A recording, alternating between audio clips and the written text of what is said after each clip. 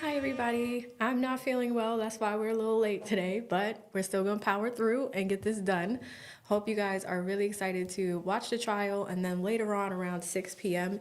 Angela D. Williams is going to be joining us as well. Really excited. Without further delay, we're going to jump right on into the trial, not waste any time, catch up as fast as possible. The wonderful thing is we have TiVo time, so we can skip all of the breaks. Let us get started. It looks like court audio is a little low. I assume you're going to call first. Is he just introducing the songs? No, Your Honor. He's already introduced the jail calls that he and the state was going to call Mr. Springfield and say, Mr. Springfield, last year, there's some jail calls that you introduced? Yes. Okay. Play the jail calls. Okay. And that will take about how long, you think? I believe that would take about 30 to 35 minutes. Okay. And then we'll move to Investigator Viverito. Yes, Your Honor. And then after that, you'll tender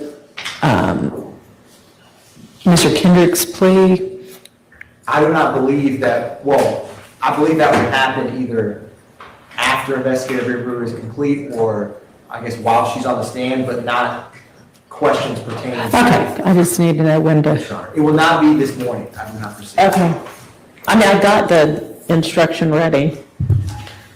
And Your Honor, when the court, I believe there's one matter regarding filming that the parties could approach. Okay.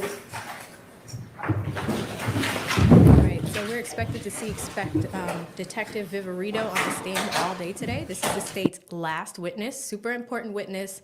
I have heard, though, that she does not want her face shown. So we're going to just be looking at a lot of stuff off camera, but she is not going to be shown on the camera today. So we're going to skip all of this, and they come back to us right around here. We, the defense, have repeatedly requested the training materials and other materials that she generated for use. We need those in our cross-examination of her. At the time of the Daubert hearing, we were not provided with that. Mr. Harvey said... what do you mean by training materials? She testified that she develops a training course, and that in that course she trains other law enforcement on gang investigation. And so we wanted the materials from that course because we believe that we need those on our cross-examination of her. You know, and of course I come from a civil background where I'm used to getting all kinds of information with regard to experts testifying, and we haven't received an expert report from her. This one doesn't exist. That's true. One doesn't exist. One does not have training created. True, and I'm not disagreeing with the court, but so training materials that she uses does exist. We've asked for it. We've not been provided with it. When's the last time y'all brought that up to the state that, hey, we still need those things? I cannot tell you, but we've repeatedly asked for them over the course of the last year, Your Honor, and we were told by the previous court that at some point that may become, actually, what did the court say? It might be something that may need to be tendered at that point or brought up if does come in as an expert.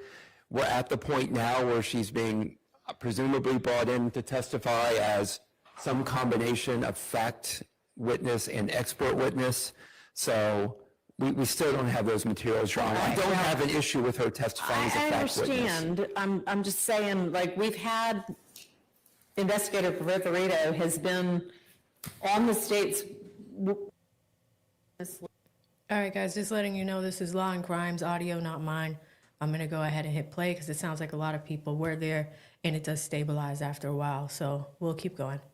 For weeks and weeks, and the time to have brought up, oh, hey, we don't have the training materials yet, would have been sometime before when she's probably already here. And if she doesn't have them in her bag, because nobody's reminded her, she's not probably going to be able to access them unless she can maybe do it electronically.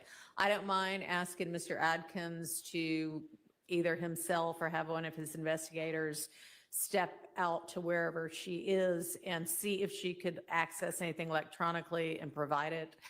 But if she can't, you know, it's kind of understandable right now since we didn't give her a heads up anytime recently, even though we knew she was going to be testifying, to search your files and find them.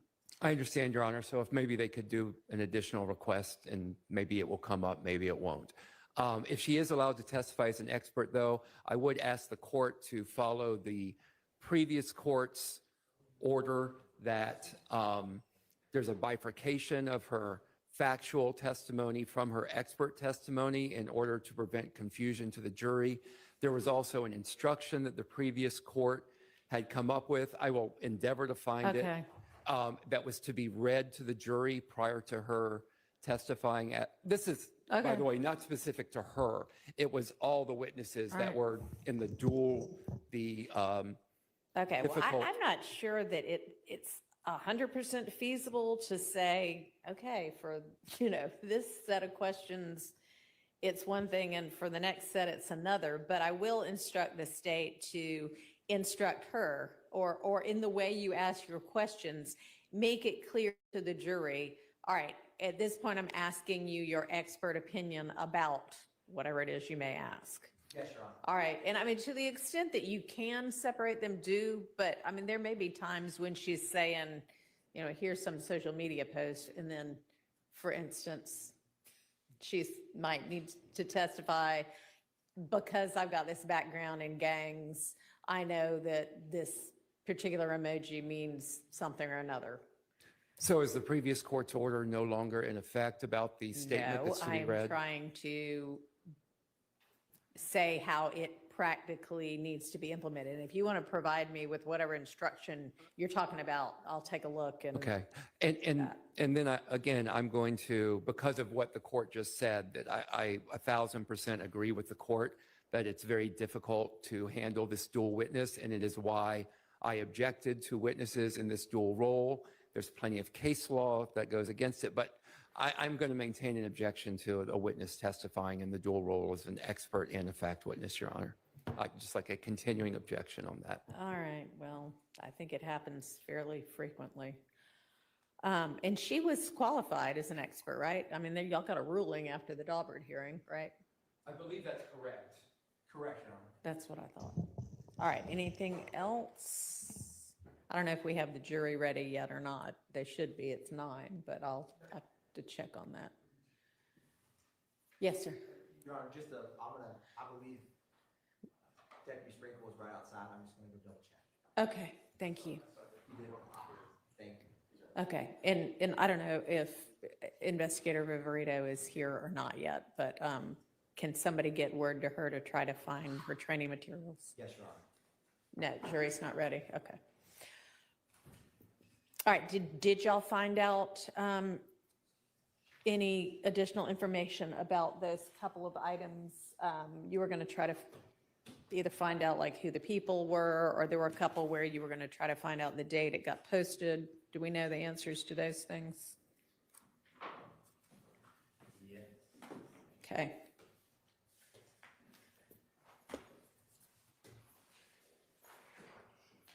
And Mr. Abate, did you get a chance to check the sound so that we at least believe it's going to be working right when Mr. Sprinkle?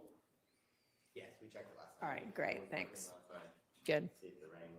Is he coming back? Y'all know I can't Goodness. stand Mrs. Sprinkle. I want to know if he followed through on his. Well- narrowed down the number of calls. I did. All right. Can't wait to see that. Mr. Abadi always fulfills his promise. Instead of an hour and 20 minutes, probably gonna be 25. Okay. Bless him. Judge, just thinking forward while we have a minute, I was thinking forward about what we were talking about happening in the near future. And regarding directed verdict motions, Right. I think it may be, we have obviously a lot of Evidence. evidence in loose paper. Yep. If I could request the state and maybe the court ask the state to typically, my understanding is with each witness they've made, that they've presented, they've made PowerPoints of the evidence that they're seeking to admit. And generally, we've complained when it hasn't happened, but generally they've given it to us before the witness testified. They've given us a hard copy. Okay. If I was just thinking last night, if the state could forward all those PowerPoints of the evidence that's been admitted to all parties, if they have them in the PowerPoint still, that may help everyone in kind of formulating and getting to the bottom of what's in evidence, as opposed to digging through this before Monday or Tuesday or whenever we. Okay, but y'all are gonna have to, or we even are gonna have to dig through, We are. you say, the evidence anyway, because we're gonna have to sort out what goes out with the We are. jury and what doesn't. But I'm sure the state will be happy to do that to the extent they have those available. Thank you. Great, and if you can provide that to the court as well. Thank you. So, Judge, I believe, and I'll let Mr. Sharp, Mr. Weinstein look through. I think I took almost all of the ones out that we spoke about, but we didn't know the origin except for one. Okay. It was a video where the name of the profile, or the Instagram profile, is Shell_Haiti44. And I did determine it was taken from speaking with Investigator Viverito on April 1st of 2022. So during that period right after the Drinks murder. And but if she told me who it was, it's slipping my mind, and she's right outside, so I can go ask her about that and training materials. But I will let them flip through this. All right. Okay, so the courtroom audio is And low, guys. I'm just going to remind the state when we're going through the wiretap, and there are the 2 spots, I think, where I need to caution them that it's only Garlington's words. Just give me a heads up. Yes, Your Honor. So we're starting the day with some jury instructions. 2 witnesses that we're expecting, Detective Viverito and, of course, Investigator Sprinkle, which y'all know I'm not fans of him. I am really not a fan of the Sprinkler. Shout out to Pyro B. Moore, who has been a member for a month, says blessings TLA, AV, and chat slat, right? Good to see you in here, brother. Shout out to Miss Crow T. Shetty, which before the stream started, she gifted 5 memberships. Thank you so much, Miss Crow T. Shetty. Those are going to come in handy today with our special guest later this afternoon. So thank you so much, Miss Crow T. Shetty. If you received a membership, please say thank you to her. Shout out to D with the 2 who says get well soon, AV. Yeah, I was moving slow this morning, but I got my tea, lots of it, lots of suggestions that you guys had. Took that vitamin C fizzy drink, had some soup, all of that stuff. So we're going to ride this out. Thank you so much, D. Shout out to KW Dread with the 20. Says, okay, AV, I see you looking like a South Florida chonga, showing your Latina side today. Listen, I literally struggled to get out of bed, but we're here. So I'm glad it looks okay. I'm glad this came together. And then huge shout out to Full Drinking and Half Thinking. Shout out to Trin. This is a YouTube channel, content creators gifting 10 memberships to the community. Thank you so much for doing that. If y'all could thank Trin and the team for those memberships, that would be fantastic. Let's go back on in, guys. I've made a specific note to. Great, thanks.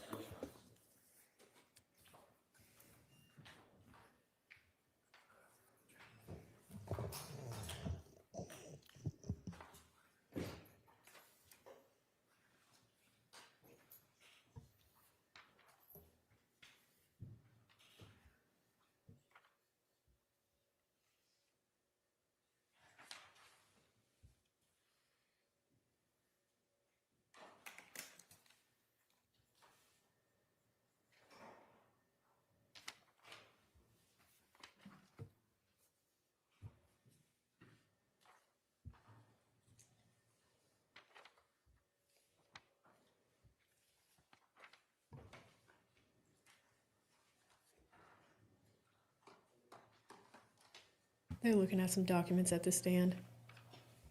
The state just handed it to them.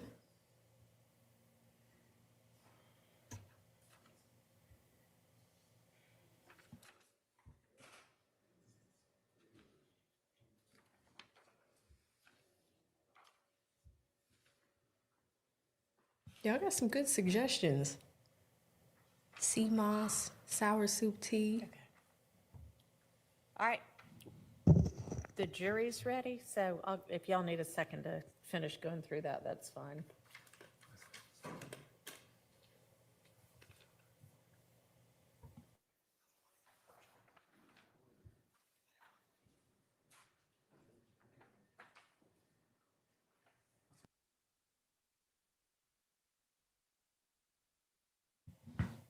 See if we could skip some of this. Bring that jury in.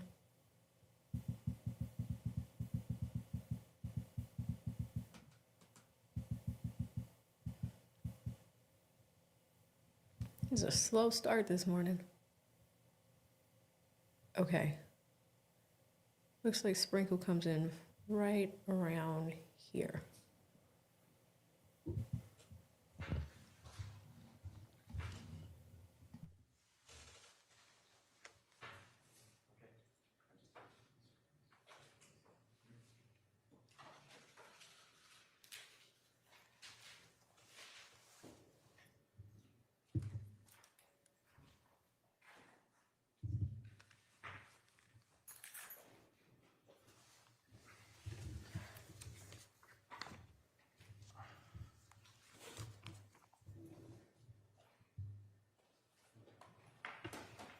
Your Honor, while the calls are playing, I'm asking the court's permission ahead of time to remain seated so I can navigate. Thank you, Your Honor.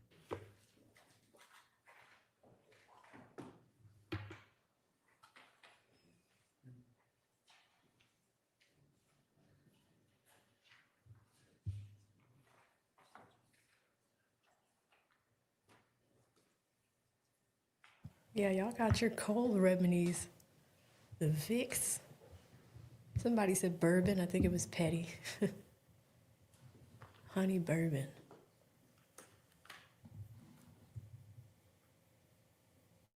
All right, they're standing, so the jury probably Good came. morning, ladies and gentlemen. Good morning, Mr. Sprinkle. You are still under oath. I'll just remind you of that. Thank you, Mr. Your Honor. Atkins, go ahead. Thank you, Your Honor. Welcome back, Deputy Sprinkle. Thank you. When you were here last, there was some jail calls that was State Exhibit 590 Yankee that you had reviewed and admitted. Do you recall that? I do. I wanted to play some of those calls that you pulled with you now. Was one of those calls an October 31st, 2015 call from defendant Shannon Stillwell? Yes. Your Honor, I'm going to play from 590 Yankee on that October 31st, 2015 call from 1 minute and 10 seconds to 2 minutes and 5 seconds for the record. All right.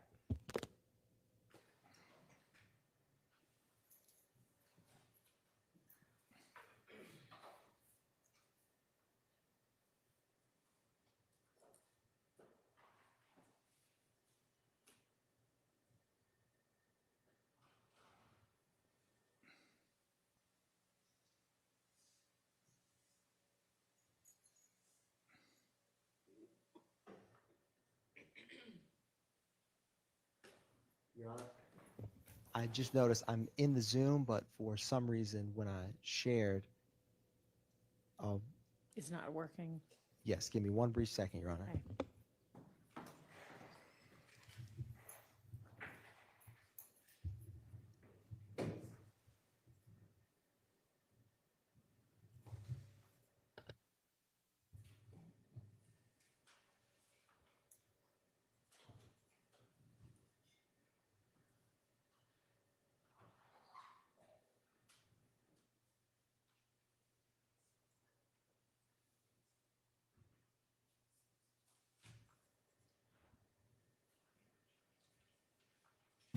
Come on, Atkins. You started us off very slow today.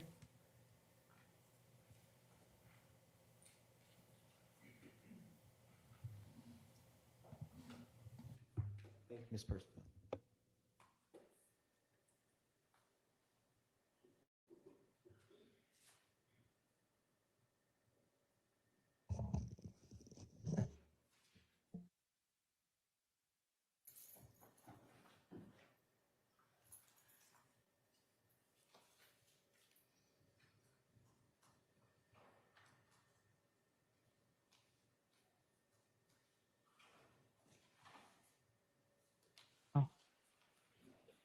Hello.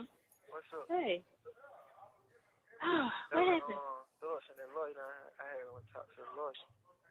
Oh, okay. What is that? Man, you just let him know he behind me, everything good. He said Doris sent him down there so I can interview him to see if I wanted him. I'm like, you feel like he handled the case, then I want him. If he feel like he can't, then don't waste my time. Oh, okay. You want him? Well, he talking like he can handle it, like everything. He can handle everything. He say he been working with all type of stars on all type of murder cases and all type of cases. Mm-hmm.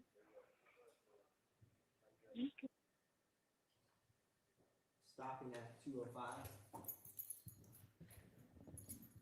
Deputy Sprinkle, was another one of the calls that you pulled a November 13th, 2015 call from Shannon Stillwell or Shannon Jackson?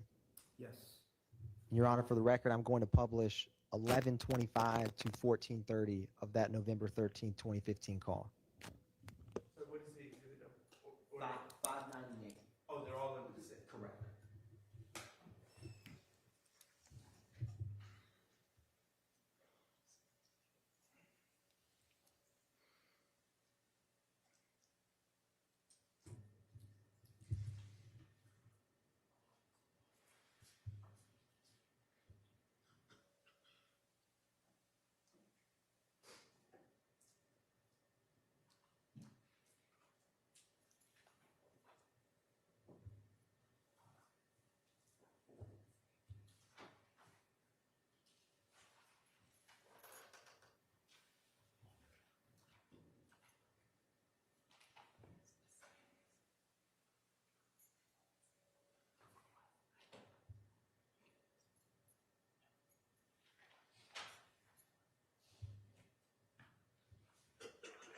You know what? I told you, I had wrote the treasure like, oh, we didn't know he had the same charge because the lawyer said he didn't. Yeah. They saying gonna fix the day. Lil Woody on the phone. He said, what did he say? I don't know. He said you told the treasure they dropped the charges on him. He want to know what was said. I said, I never said they would drop the charges on him. I said, I didn't know they had the same charges. Oh, I guess that's what Trish was talking about. Okay, thank you. But she. They trying to sit up, push that out for a nigga slap.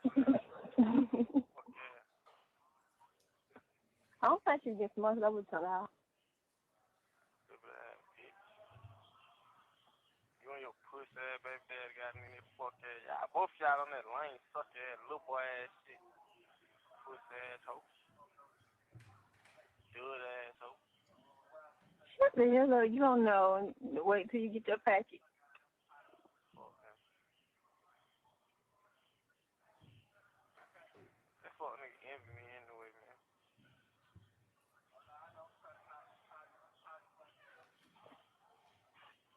Y'all got one crazy relationship.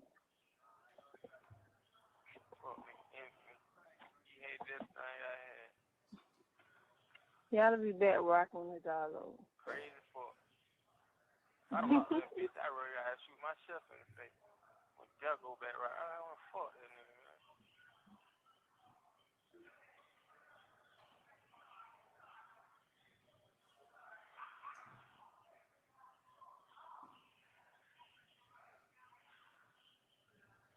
They little young nigga ass in him.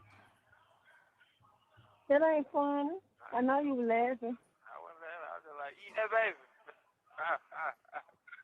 Shannon shit. Oh. Let me find him first. I hear blood and he ain't real right. He what? He ain't real right for his blood. He what? He ain't real right. What? Shit, you know your oath? It be different shit. Like, niggas push up on different niggas. And the wrong way. Nigga pushed up on me the right way. They pushed up on him the wrong way. Like, hey, bro, you got to go and do this. Man, we finna goddamn gonna get at you, man. And that's what they did. They pushed up on me like, shit, bro. You know, they saying, man, listen, man, do you want to talk to these people because you stressing these big homies, but you ain't on the phone with these folks. I got these folks, man, you want to talk to these folks. Yeah, bro. Now these niggas be goddamn. I be asking them, I like, bro, you locked up for rob, bro, but you ain't help panhandling, bro.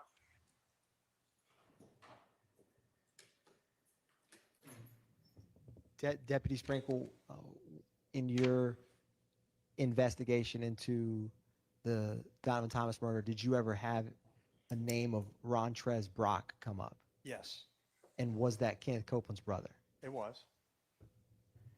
Was there another call that you pulled and when you had introduced from November 23rd, 2015 at 16:08 or 4:08 p.m.? Yes,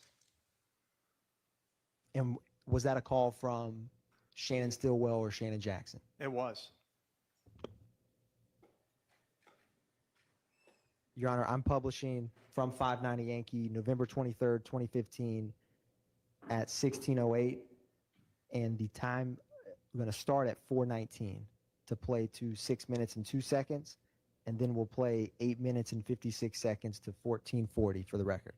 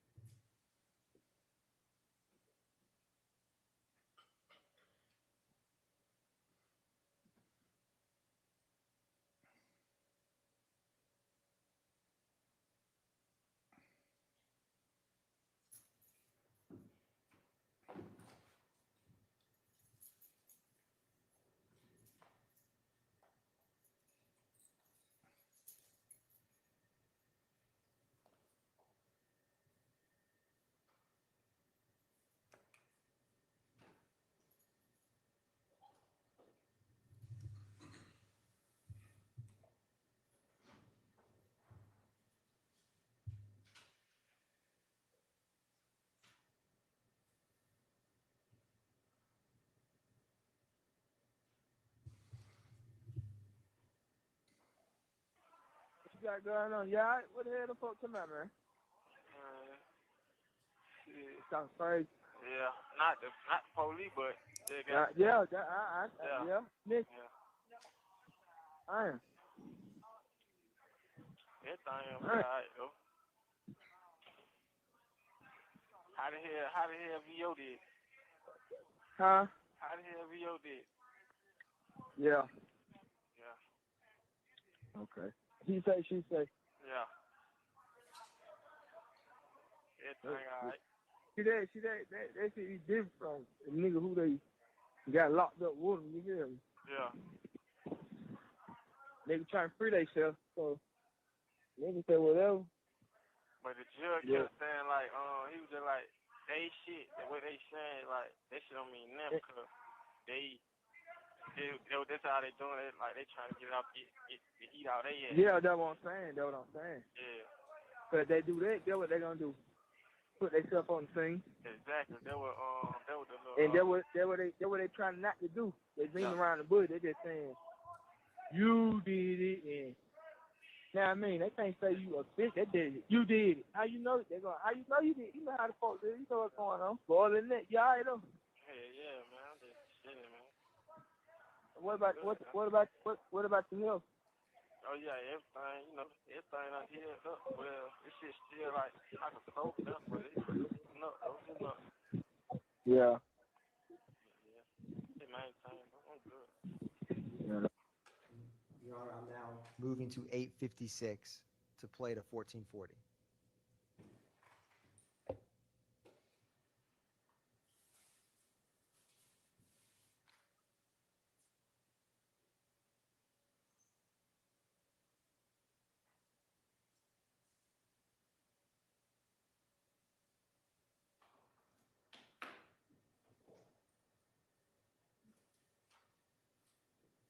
You look like you straight.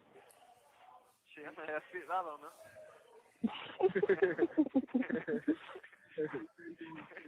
So when y'all go back to court? On the 18th.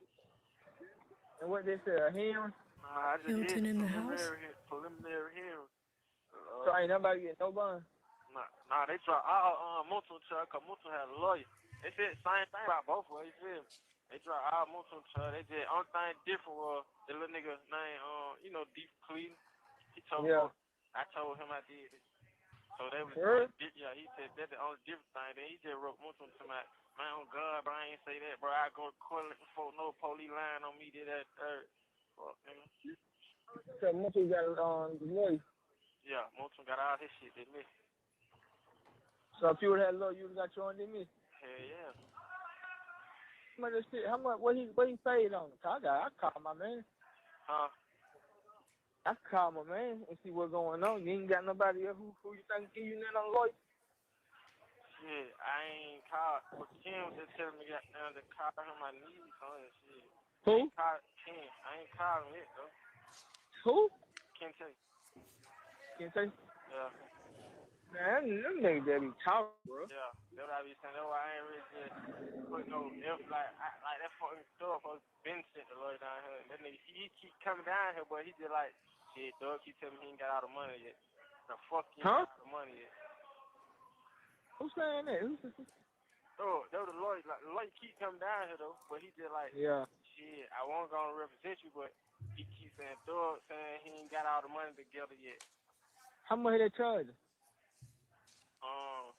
And this nigga, he ain't telling me the price. He just like, I told Young Thug he gotta give me everything or nothing. It's everything or nothing. That's all he kept saying. Oh, so he want all his money at one time. He don't want I believe he's doing that. He doing that because of Thug. You feel me? Cause he knows home got money, so hey man, I want all my money. You ready? Yeah, that's what I'm saying. Cause most lawyers, they do a payment plan, bro. Yeah, exactly. New Wave talked to some lady and she was like 4,000 some shit. She was 4,000 for it. Start. Man, that nigga I had, he want them money, bro. Yeah, nah, nigga who beat my brother's murder case. You know, I'm cool with him. He don't even want that much. 4,000 to start, that's too much. Yeah. I probably give him about 2,500. He probably put me on a payment plan like every 2 weeks. Probably pay like $350. Right, what? That's cool, no?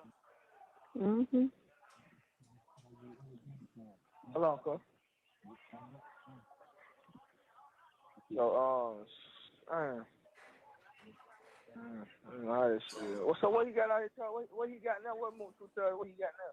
Most of they got now, he just got all them aggravated assault shit that they had. Aggravated assault, aggravated battery, all that shit, them gun charges. You know, they had what part of that dropped? That murder charge? Yeah, they just dropped the murder charge off him. Man, that ain't shit. That's aggravated assault, just like that. Yeah. That's how he got like, you know, they got like 9 charges for he. Dropped that murder and stacked some on the aggravated assault. Cause they're like 20 years. Yeah, what? That's what I'm saying. Them aggravated assault charges and all that shit still the same thing. Yeah. Well, murder, they just make niggas say, woof, at least I ain't got this. Still got to fight the aggravated assault. You know, that shit, they be better though, like the murder, you facing the murder charge and them all of aggravated, that shit better because them folks, aggravated assault. Them folks telling on them, like, the nigga mama, she was like telling them folks, like, yeah, they did it. And then Lil D telling them folks, like, yeah, home with me that night. And they said Lil D already told him folks he did it. And Lil D told him he did it when he left the club. Lil D? Yeah, he told him he did it. And he told them that most of them were with him when he left the club. So they like, shit, he with you, then he had to do that too. I don't even want to talk about that. Yeah.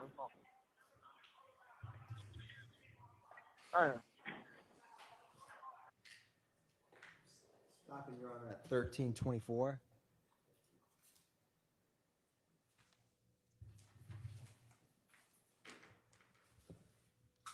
And Deputy Sprinkle, did you also pull a December 4th, 2015 call from Shannon Stillwell or Shannon Jackson that was made at 5:31 or 17:31? Yes. Your Honor, I'm going to publish from 590 Yankee that December 4th, 2015 call from 8:10 to 8:30.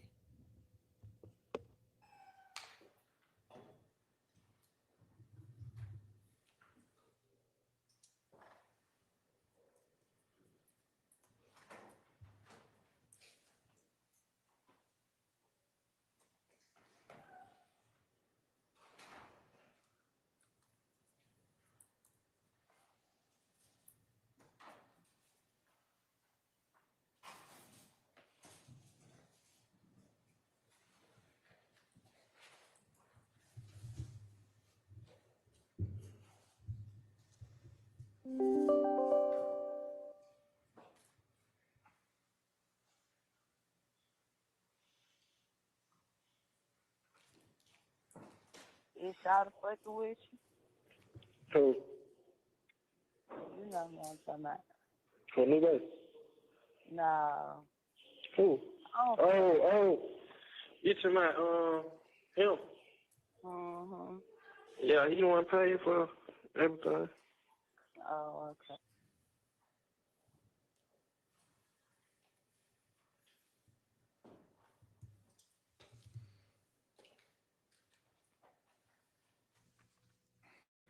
Now, Deputy Sprinkle, did you also pull a January 10th, 2015 call at 7:42 p.m. that was placed by Martinez Arnold? I did.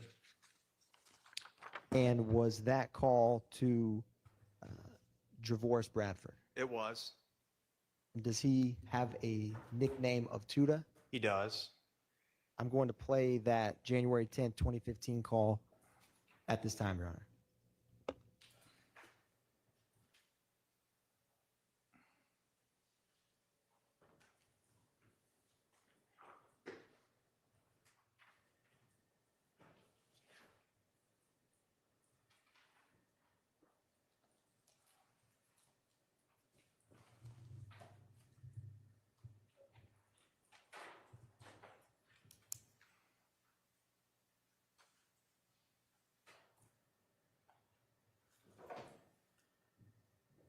This is a prepaid collect call.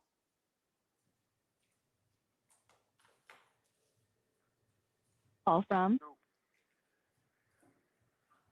an inmate at Fulton County Jail. This call is subject to recording and monitoring, and your location information may be collected and used by corrections and law enforcement personnel. To accept charges, press 1. To refuse charges, press 2. If you would like to permanently, For a limited time, visit an inmate from the comfort of Y'all gonna set me up like Securus, you may start the conversation now. Dude. Put him. What's down? Call right back. Y'all gonna set me up like that? Nah, hell no, nigga. Which time you got there? Some shit there. Nah, hell no. Y'all good? Yeah, hell yeah. Hey, Goldie Mott. Who that is? Boosh. What's up, short stuff? What are you doing? Yeah, brother. We going on.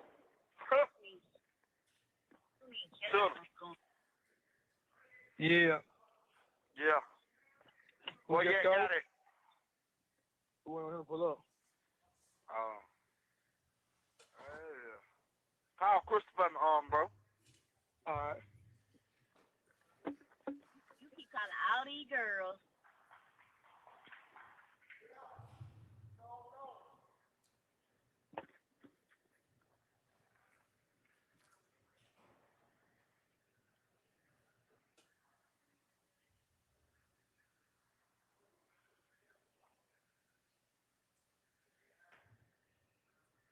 M.A. Yeah. Crystal, Yes. I'm on your nerve. No. Why you acting know, bro. today? No. Oh. You feel like you're getting on my nerves? No, a little bit. No, but I ain't talked to you earlier, so you had to threw me off. You said call you later on. No, because I was at work. Earlier you said you don't want to talk. Call you later. Because I was with a client, so. You with a client now? Crystal is my friend. Well, yeah. And she's pretty, so. I don't want nobody in my business. Crystal's my friend. She know you, so.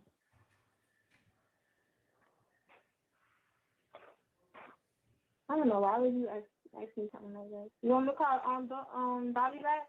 Yeah, she answered. She called you back. Yeah, but she had went to the bathroom because you said something that she was gonna go eat or something. Hold on. Call her. Okay.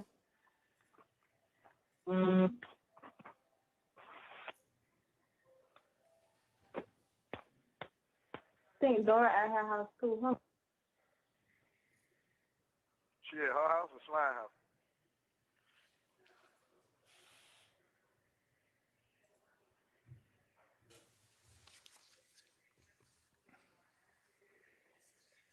Dude. Yeah. Dude. Yeah. You hung up. She hung up? Yeah, she probably didn't try to. Her slow ass. Damn, Yo, bro. slow ass. Huh? Yo, slow ass. Who that, Boosh? Duh.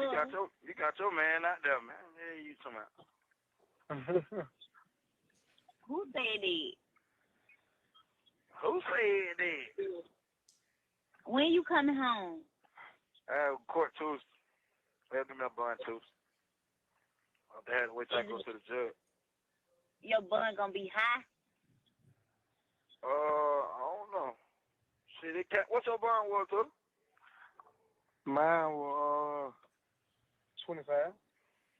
They might do 25,000. You did. No, Right, what makes you think it's gonna be? What make you think it's gonna be the same as Twitter? I'm saying elevator something at 20, 30. I ain't gonna go no higher than 40, 50. It ain't gonna be that high though, 'cause they only do that when you dead ass wrong and you don't got them shit. Shit be 300. There goes City go right there. Don't be. Call Chris. What they do? Crystal don't want to talk to you, man. I ain't gonna talk to you last 2 days. The girl don't want to talk to you. She hung up for a reason. Nah, she happy. Every time I call, she get even happier. You dig what I'm saying?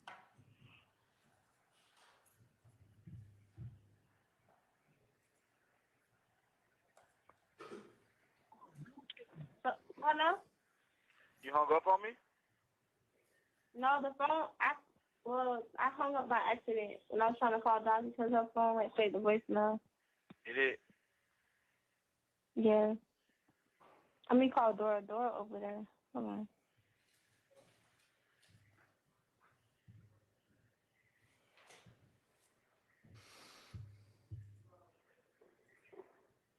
Hey, you slide that tray over here, bitch out. Kick it over here. Yeah. What you say? Hell no, I ain't eating that shit. I gave it to nephew. It's on you next.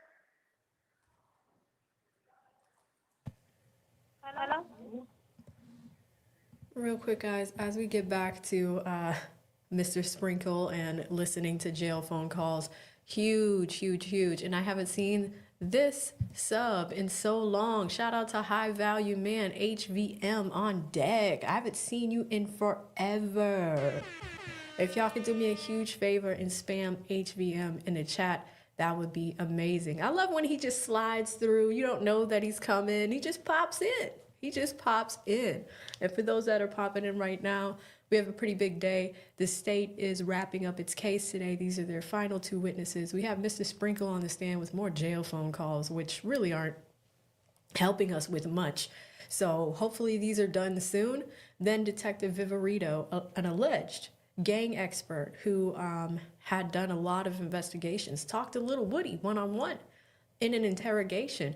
She's going to take the stand and she is the state's final witness. Now, remember, last night we stayed on here. I think the judge had us on here until like 7 p.m. Eastern.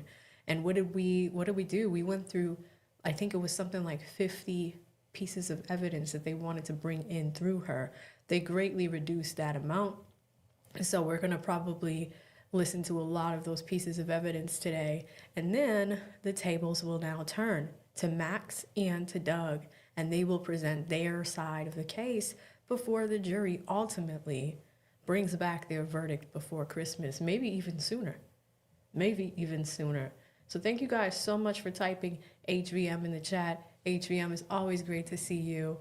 Even under the weather, I'm always grateful, I'm always thankful, but you guys power this community and HVM is one of the pillars of it. So thank you again for sliding through and for the super generous super chat.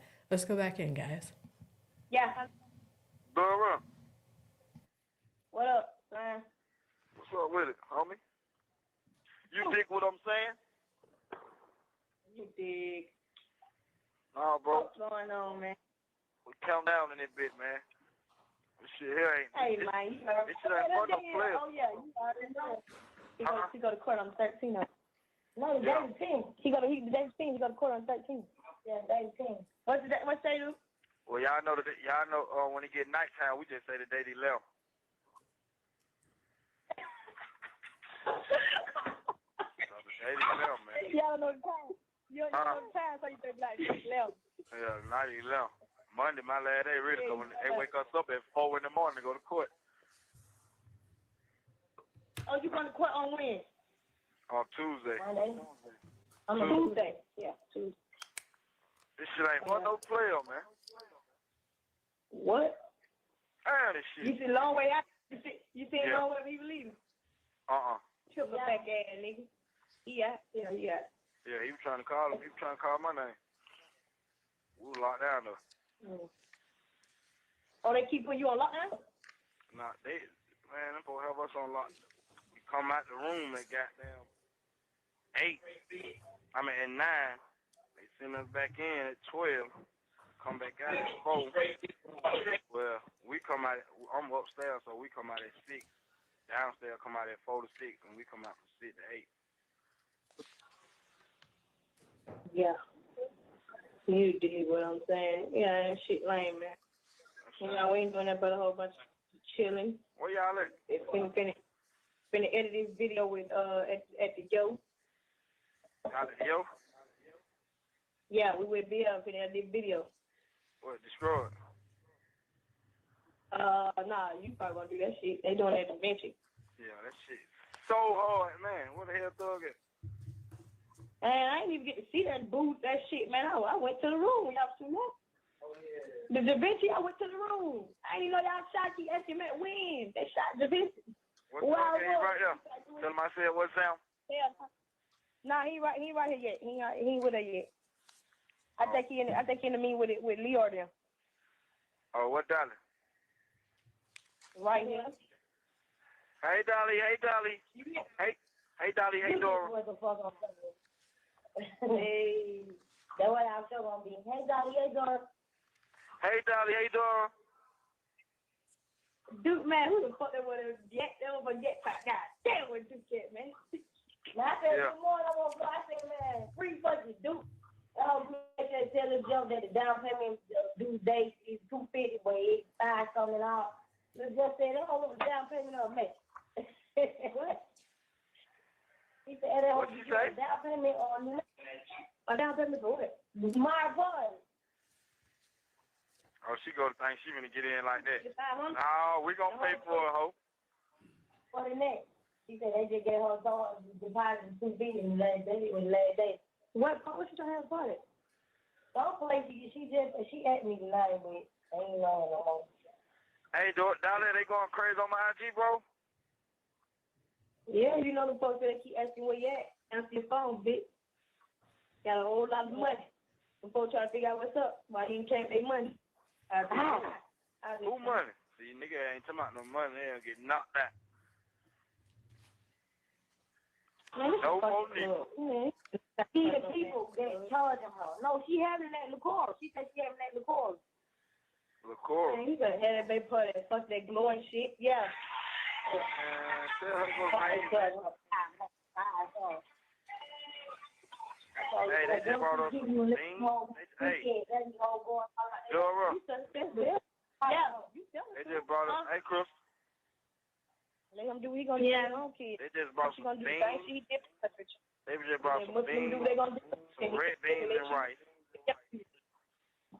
Red bean and rice, man. Man, they just brought some red beans and rice with no sauce, no Yeah. seasoning. It tastes like water. When I just tasted a little bit, I just licked a little bit.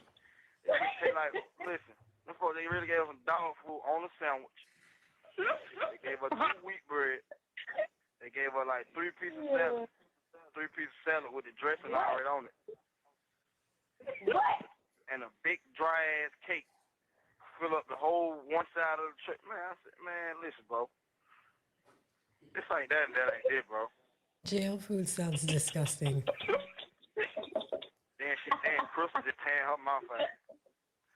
No, Ain't that girl? about trying some dog food. Sometimes the red beans and rice look like dog food. The red beans and rice.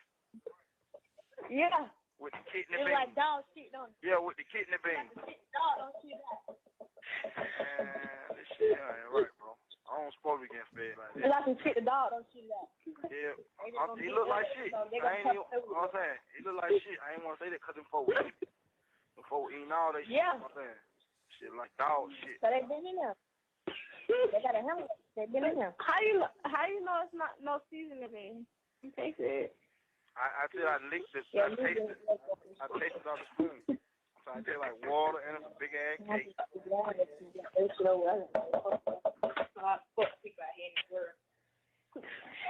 Crystal is cracking up, baby. Yeah, she said time. What Crystal is your friend? Yeah, she's cracking up. Oh, give a nigga some dog shit, man. Hey, dog. Straight up, yeah. Hey, I need y'all to make it done. There you go by, man. Man, what? Hey, listen, man. We just Amina getting that money to your sister, put the money on your book, or you don't want that shit? Yeah, she said she's gonna give it to. My sister said she called her in. Yeah, no. She putting 100 on your book and 100 on the phone. Don't keep trying to put that on my book. I ain't finna be here for that, man. Yeah, that was look. I was just just thought maybe you might want to make store some shit. You know what I'm saying? We can't even make it go down there where I'm at. You can't. Can't even spend it down. They don't even come to us with stuff. Oh, well, let me tell you, damn. I mean, they put it on there, they gonna give it to me when I get out. Hold on, Slime.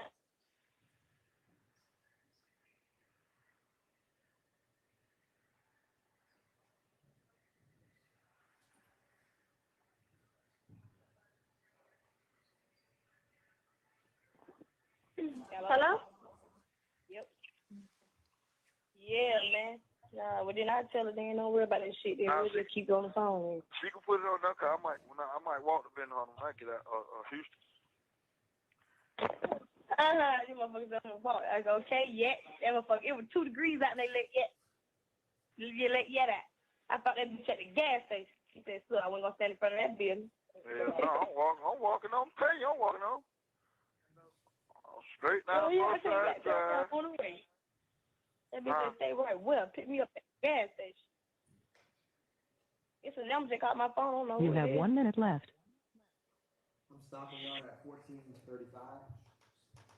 And Deputy Sprinkle, was this the call you had referenced that after, when you listened to this call, what was the next step that you did? I reviewed the surveillance video from the Texaco station next to the incident location on McDaniel Street. And was the one of the other calls that you pulled a October 4th, 2015 call from Diamante Kendrick? Yes. Your Honor, the state is going to play from 590 Yankee.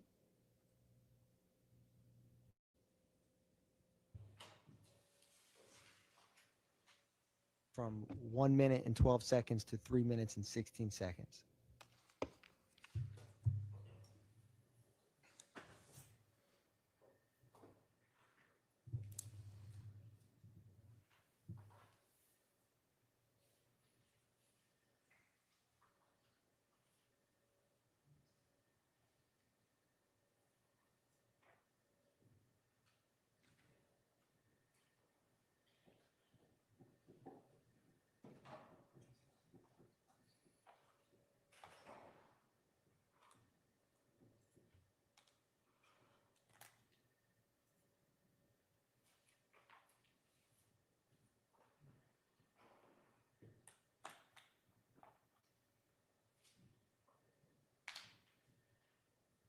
Yeah, I've been on lockdown, man.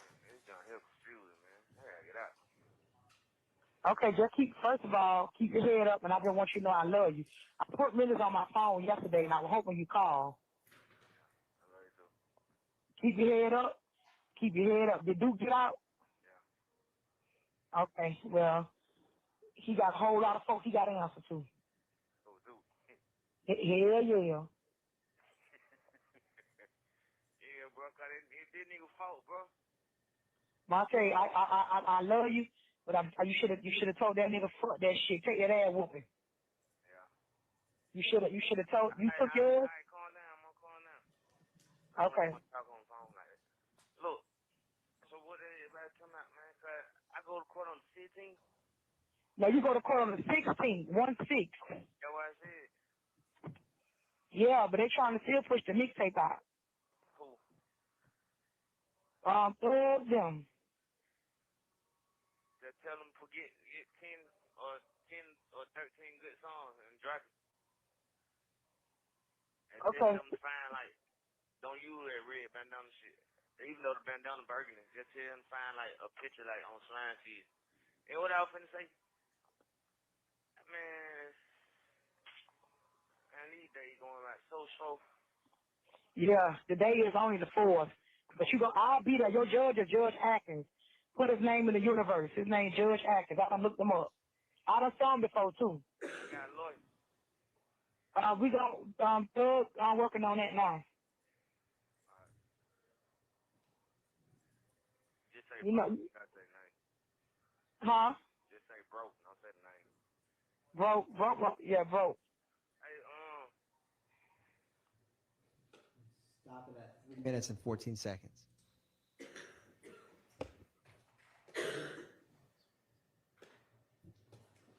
Thank you, Deputy Supreme Court. No more questions by the state, Your Honor.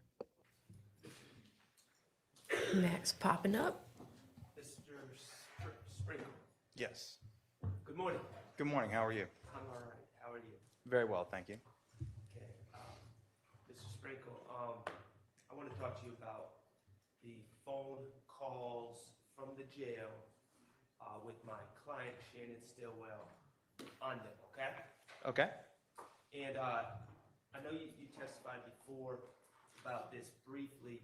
How many total calls did you review involving Shannon Stillwell? I don't know how many I reviewed. It would probably been around 30 to 50, somewhere in there. I his downloaded voice. over Irks 700, me. though. All right. The first call that we heard was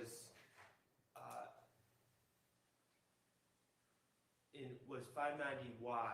What date was that first call that we heard? Well, if we're talking about today, it was October 31st, 2015.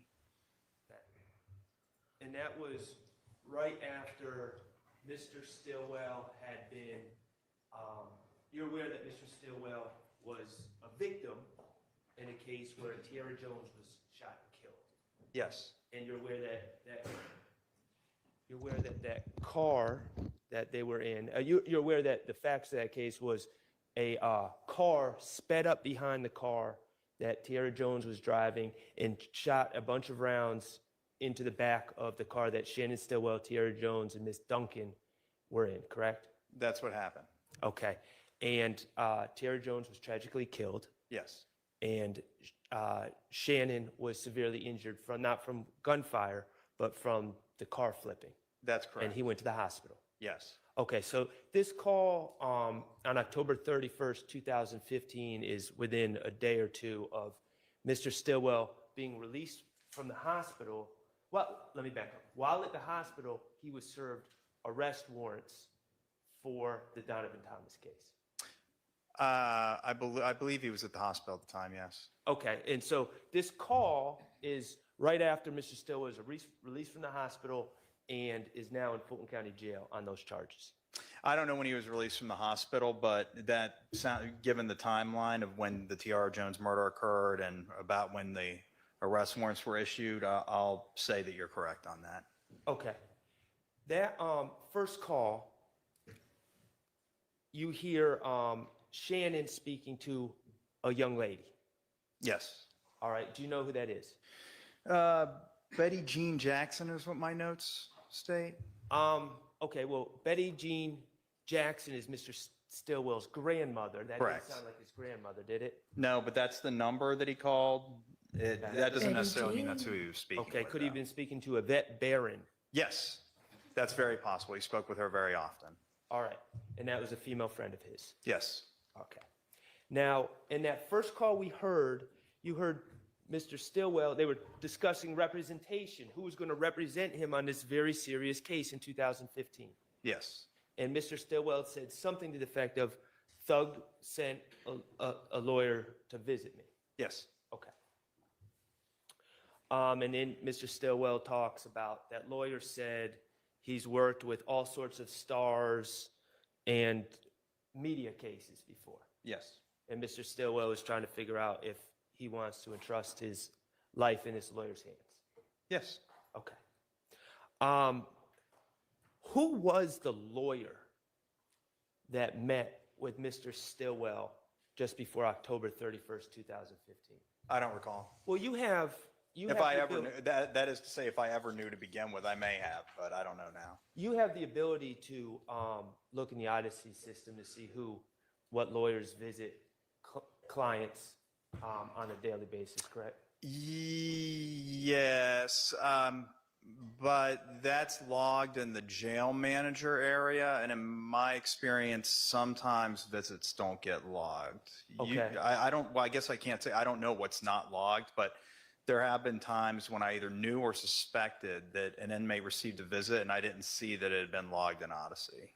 But this visit may have been logged. I don't recall. If it was, it should still be in there. Could it have been a Michael Bixon? Yeah, that name sounds familiar. I think that you're right. Okay. In fact, you know that Michael Bixon filed your office, the district attorney's office, did not indict this Donovan Thomas case, the alleged murder. You did not indict this case for several years. That's right. Okay, and several of those years, Mr. Stillwell was in jail, unindicted, charged with the Donovan Thomas homicide. I don't know how long he was in jail, but it was certainly unindicted for a number of years. You know that Mr. Bixon, on behalf of Mr. Stillwell, filed a constitutional speedy trial demand. Objection, Your Honor, to the relevance to this. Okay, are you aware that Michael Bixon filed objection, Your Honor. motions? Sustained. Do you have any evidence that I, Max Shard, went to visit Mr. Stillwell in October 31st of 2015? No, I don't believe it would have been you. Okay. You don't have any evidence that I ever spoke to Mr. Stillwell before he was arrested on this RICO indictment in 2022, correct? You have no evidence of that. I don't know who you were speaking with in October of 2022, or if you had spoken with him or you hadn't. I have no idea. Okay. But you have no reason to believe that he was speaking about Thug sending me to see him in October 31st of 2015. No, I don't think you would have been even in a position to represent him then, if I recall correctly. Okay. Thank you. Now, moving on to the third call, November 23rd at 4:08 p.m. We hear Mr. Stillwell speaking to another man in that call, correct? Yes. Okay. And now, that was a day there's a thing called preliminary hearings, correct? Yes. And preliminary hearings are when someone's arrested, the case is not indicted. There's a court date where an investigator comes in and testifies as to the evidence in the case. That's usually, it doesn't have to be an investigator, but probably over 98% of the time it is. Okay, and you're aware that Mr. Stillwell had a preliminary hearing on the Donovan Thomas case in November of 2015. Yes. Okay. Have you reviewed the transcript of that hearing? No. Okay. Well, let me ask you this. In that hearing, it was Detective Thorpe who testified, correct? Yes. Okay. Kenneth Copeland didn't testify at that hearing. No. Okay. Quindarius Zachary did not testify at that hearing. No. Okay, so when Mr. Stillwell is talking about what happened at the hearing, he's not talking about what Kenneth Copeland or Quindarius Zachary said at the hearing. He's talking about what Detective Thorpe is testified that they said. That's right. Okay. Now, I want to be very clear on this.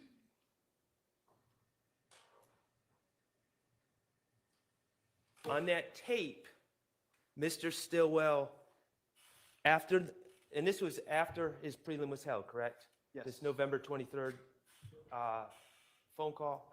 Yes. In fact, it was right after his prelim was held. I don't recall the exact date of the prelim. I remember it was in November, and given some of the contextual details of that call, it sounds like it was very close in time to this phone call that we listened to. Okay, and that phone call we just listened to, the volume was a little low and the audio goes in and out a little bit. You would agree? Yes. Okay, I want to be very clear. Shannon, on that phone call to that other gentleman, says, little D, and this is right after the prelim, little D is saying that I said I did it, correct? Yeah, that's right. He did not say, let's just clear this up because the tape's not the best. He did not say, I told little D I did it. That's right. He did not say that. He merely said, little D is saying that I said I did it. That's right. Okay.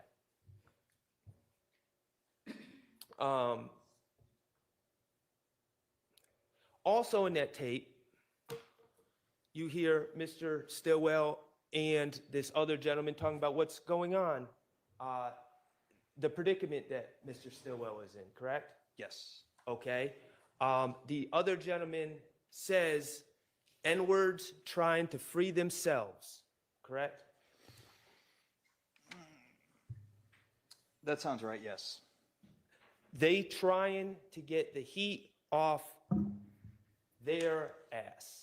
Yes, that was said. People trying to point fingers at others while not putting themselves at the scene. Yeah, I believe that's a verbatim quote, yes. Okay, and trying to free themselves, trying to get the heat off their ass. This is after Mr. Copeland gave statements against Mr. Stillwell on June 1st of 2015, right? Yes. And in the context of that interview, he was facing federal charges. Mr. Copeland was, yes. He was facing gun charges. Yes. He was facing theft charges for stolen merchandise that were in the mother of his child's apartment. I don't recall that part. Okay. Computers, where he was claiming Lil Mike and Quez. I'm objecting to this. Shout out to Little Mike and I don't know Quez. the relevance of that question. You're not aware of, it's in evidence. All right, then overruled. You're not aware that Mr. Copeland tried to blame a Little Mike and Quez for stealing things that ended up in. Hang on just a second. Are you saying whether he I knows, should've- whether this witness knows or not is not I guess I should relevant? have said foundation, Your Honor. Okay. Okay, you don't have any knowledge of those things that Mr. Copeland said? I don't remember that part of his Okay. statement now. Okay. Also, trying to get the heat off their ass. the statement by Mr. Zachary claiming that Mr. Stillwell confessed to him, that was made when Mr. Zachary was in jail for shooting up several houses. Yes. And was facing federal straw purchasing charges as well. Yes.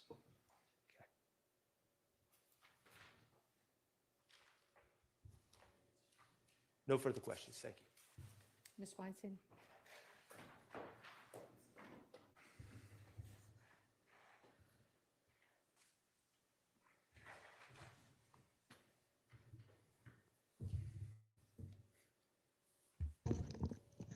Good morning, Mr. Sprinkle. Good morning. Regarding the call that you played, that was played between Mr. Kendrick's mom, Tasha, and himself, you recall listening to that just now, right? Yes. And Mr. Kendrick says, do you hear the language about the mixtape about to drop in that call? Yes. Did you investigate that mixtape about to drop? If I did, I don't recall now. Okay. And associated with that, do you recall if associated with that mixtape is an image of my client wearing a bandana? I do not. Okay. But there is a reference in that call where my client informs his mother to change that bandana away from a certain color. I think he says a red color, correct? That's right. That's what was said. And given that the state seems fixated on seeing burgundy as red and orange as red, Sustained. do you think it's reasonable for my client to want a bandana viewed as red to be changed to another color? Objection, Your Honor. Sustained. Did you know that in your investigation, did you find my client being signed to Young Stoner Life Records in 2015? I believe so. Yeah, that sounds right. Okay. And then again, that mixtape being associated with that. Yes, I believe. I don't recall exactly, but that sounds right. Okay. There's also a reference in there of my client's mom, Miss Tasha, speaking to, I think she said speaking to Thug about a lawyer, correct? Yes. Do you have, and I believe it was Mr. Bixson that represented my client at the time. Do you have any evidence that anyone other than my client retained? It's not missing. Anyway, let's forget whoever the lawyer was. Okay. That's okay. Thank you for your help. The lawyer that was retained for my client at the time, do you have any evidence that anyone other than my client retained that lawyer? I don't know who paid for the attorney or no, I don't have any evidence. Okay. Would you find it unusual that somebody would ask a friend to recommend an attorney? No. Okay. Thank you. Redirect. Yes, Your Honor. Now, Deputy Sprinkle, as part of your current job, do you handle a number of preliminary hearings that was discussed on cross? Yes. And were you at that hearing that was referenced on cross-examination? I believe so. If it was the same hearing in which Antonio Sledge his hearing was held, then yes, I was absolutely there. And I believe that Mr. Stillwell and Mr. Sledge, this was not over 9 years ago, or 9 years ago, almost probably to the day. So I'm pretty sure I was there. Now, on cross-examination, there was reference about the information at the preliminary hearing comes from, in this case, Detective Thorpe. Do you recall that? Yes. Now, if you remember, and there was reference about, on cross-examination, what little d or someone said at that hearing. Do you recall that? I do. At that preliminary hearing, for witnesses who, such as little d, were names used or were something else used? Well, their legal names would have been used. And is there any times in preliminary hearings where witnesses are referenced by something other than their name? Sometimes Yes, I'll often ask that the detective reference the witnesses by alphanumeric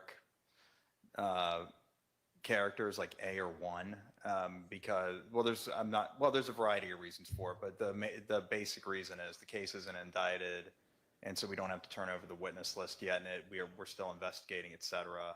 And so the witness is not compelled or isn't required to recite the legal names or any name of the witness on the stand. Yes.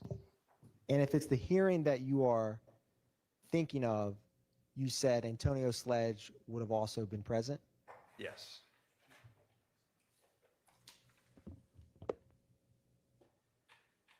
One brief moment, Your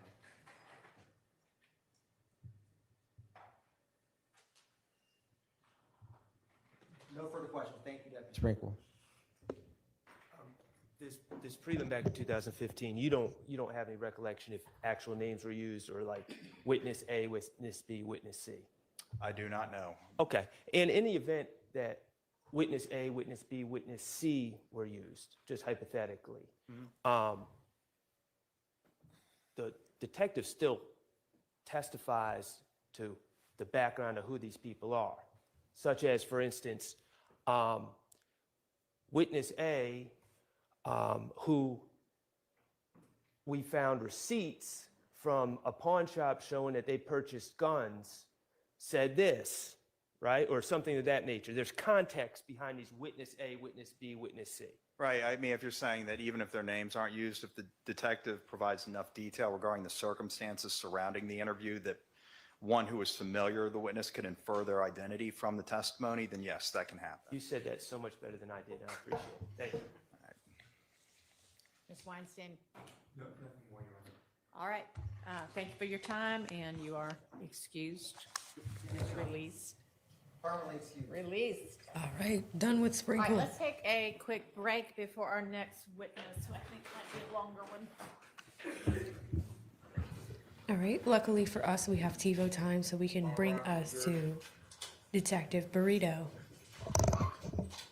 But it looks like they talk about something real quick before the jury leaves.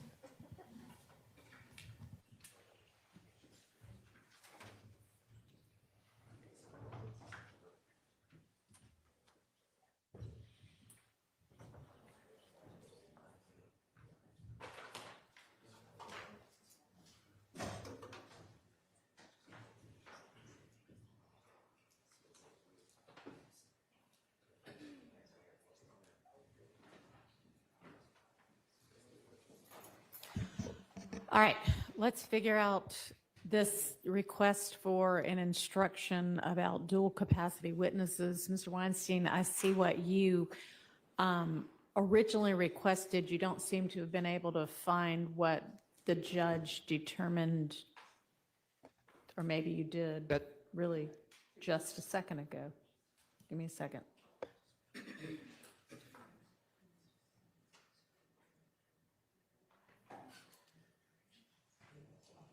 So they're working on a limiting jury instruction for the jury members. Okay, anyway, you weren't able to find the language that the court apparently decided upon. And this is kind of a fish or cut bait point, since we're about to have this witness on the stand. And I think Ms. Persfield has, just in the last few minutes requested if anybody has access to what exactly the language was to come up with it now. But in the absence of that, I think that what you originally requested, Mr. Weinstein, and I don't know if you want, I guess you filed that at some point? Or do you want me to read it into the record? You can read it into the record. I Okay. believe that was an email that was sent to the Okay, court so back on January 31st. your request is that the court instruct the jury, the testimony you're about to hear is the witness's opinion based on training and experience, not firsthand knowledge, and that it is for the jury to determine how much weight, if any, to give that opinion. And then after the witness has testified in the dual capacity, to say, You have heard the testimony of this witness who testified to both facts and opinions. Each of these types of testimony should be given the proper weight. As to the testimony to facts, consider the factors discussed earlier in these instructions. As to the testimony on opinions, you do not have to accept the opinion. In deciding how much weight to give it, you should consider the witness's qualifications and how the witness reached their conclusions, along with other factors discussed in these instructions for weighing the credibility of witnesses. One problem with that is we don't have whatever those prior instructions that whomever this court was would have given. So it would be a little not helpful to give them that instruction. Your Honor? Yes. I was very close to finding the instruction. I found the state's previous. Okay. When Detective Belt that. Okay. So I'm going to forward that to the defense counsel in the court, and I think near that time, I'm hoping to see another email of what the court actually. Okay. But this is the state's previous proposal. That would be great. Thank you, Mr. Adkins. I believe that's around January 31st, 2023. So I'm looking. I mean, in the event we can't find it, I've tried to fashion something Thank you. that might work, but first of all, I guess we can see whether it can be located Thank you, Your Honor. quickly. Oh.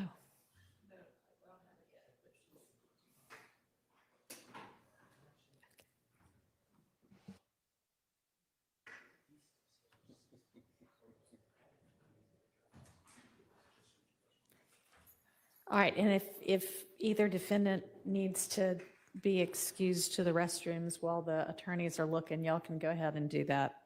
I'm going to do the same, and I'll be right back. All right, they took a little bit of a potty break. I'm going to skip that. Bring us to when they return here. Witness's opinion is an expert based on training and experience, not her firsthand knowledge as a fact witness. Other testimony will be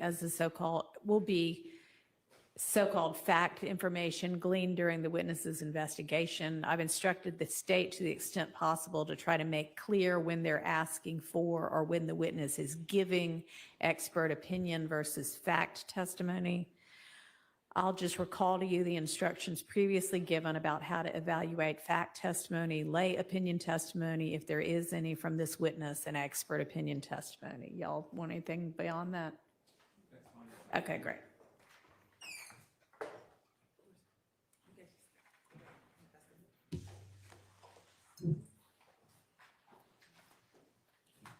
Also note that Detective Viverito will not be shown on camera. Are you ready for the jury? Okay.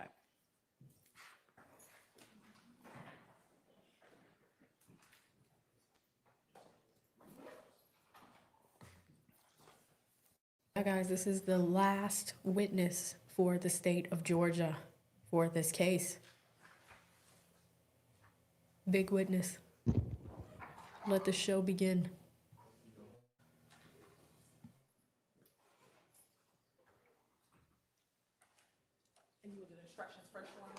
Yeah, I think as soon as they come out, I'll do that. You can tender, then we'll get the witness, and I'll give those instructions, and off we'll go.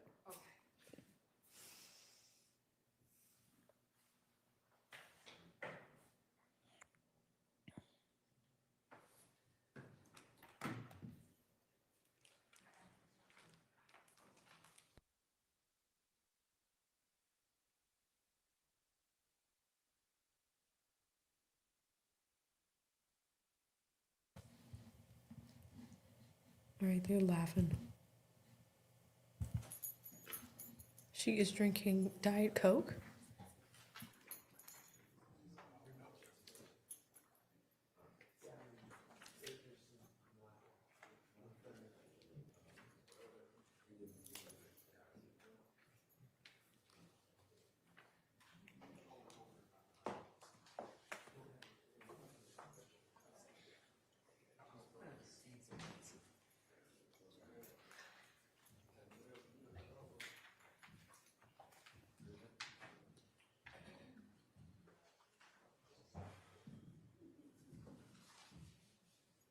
When it's the defense's turn, yes, they can call witnesses.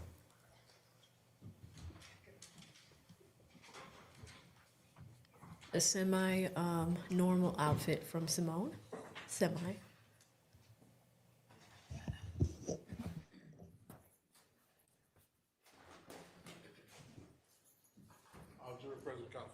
Thank you.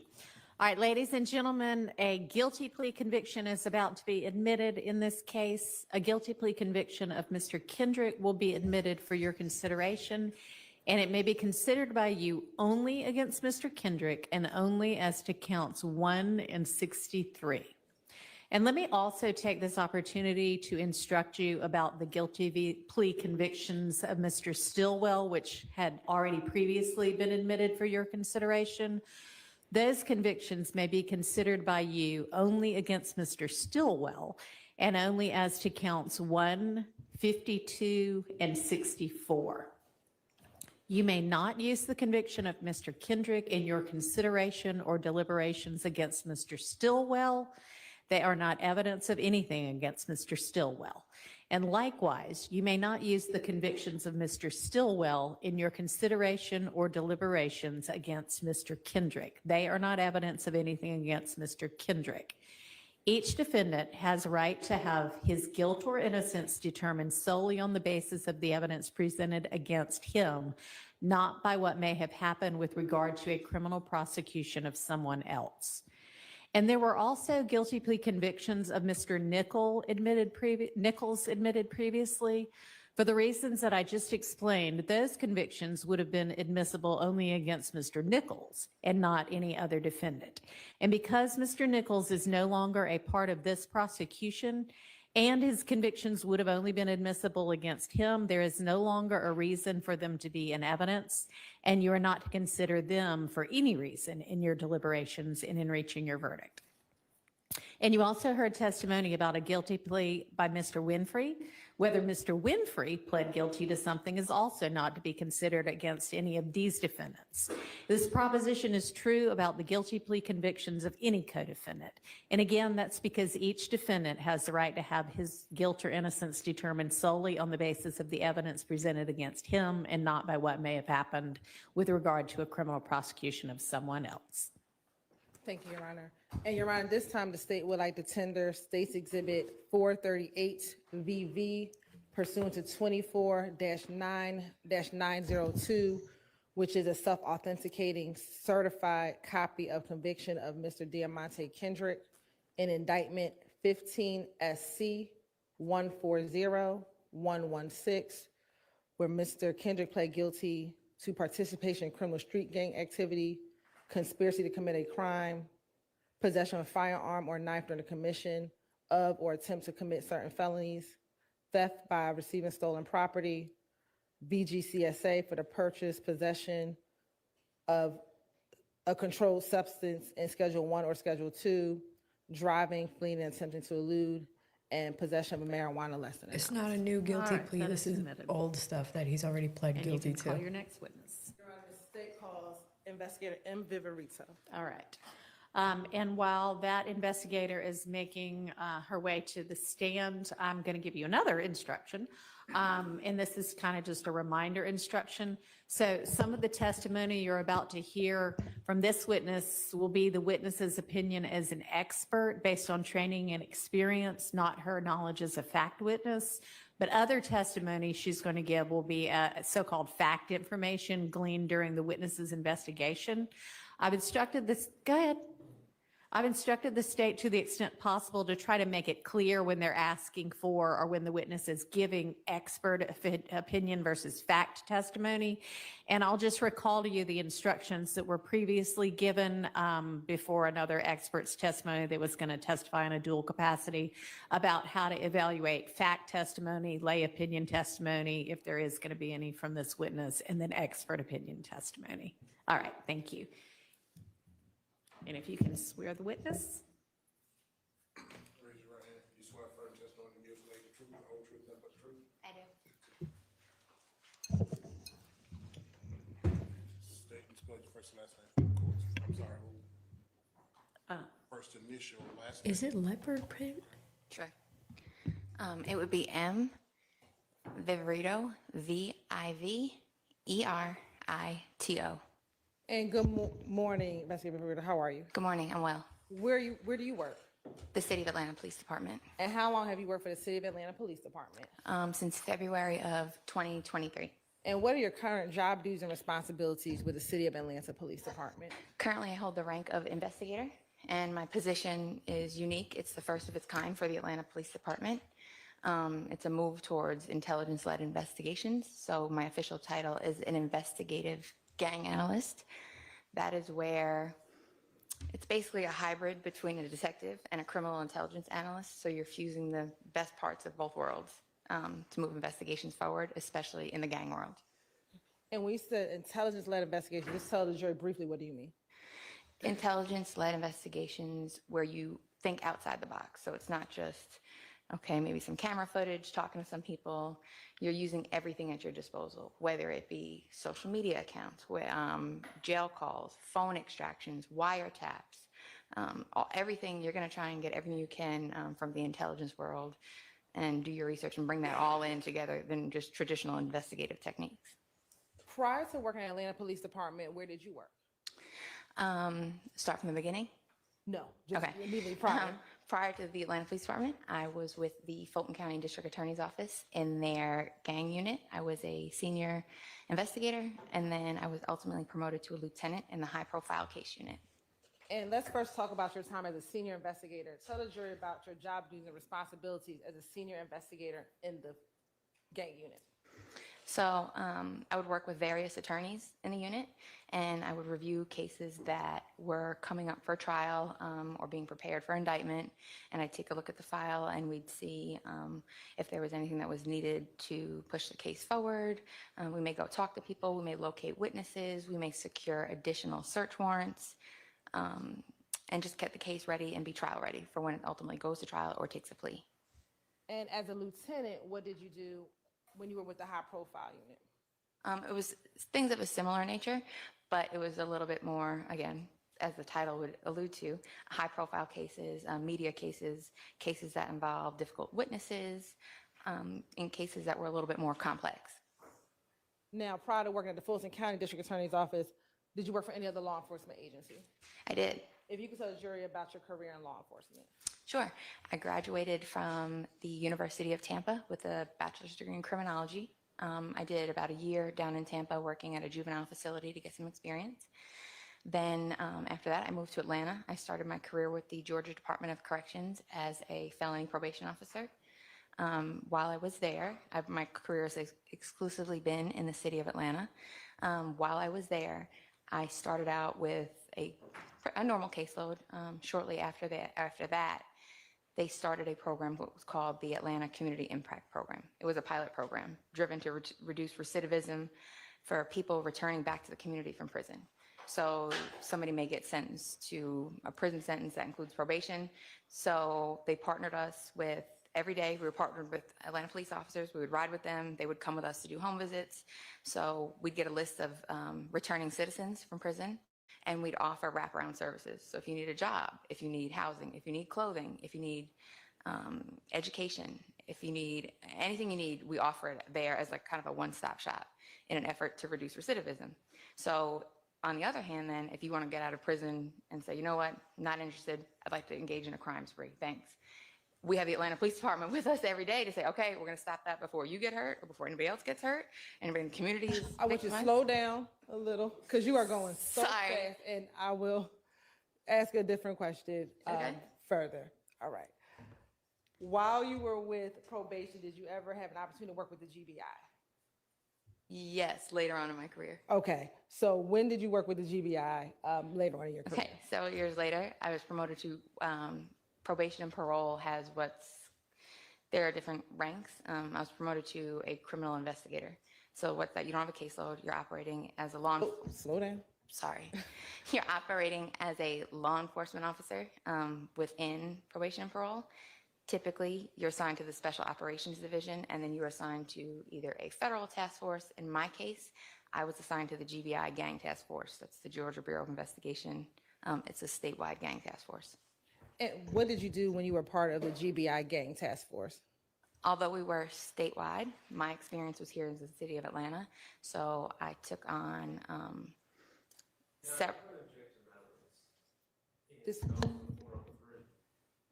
You're right, this is her training to qualify her as an expert in gangs. Do you want to stipulate to it? To her expertise? I mean, you may.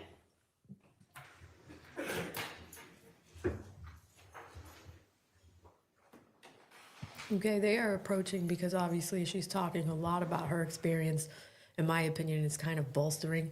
We saw this with Sprinkle. He was just like, and yeah, I did this and that, and I'm an expert in this and that. And this is all my background training and experience. This is how you qualify them, though. But Max wants something stipulated. So, scrolling ahead, you guys had me thinking about chicken noodle soup, so I went to go get some. All right, they're back here.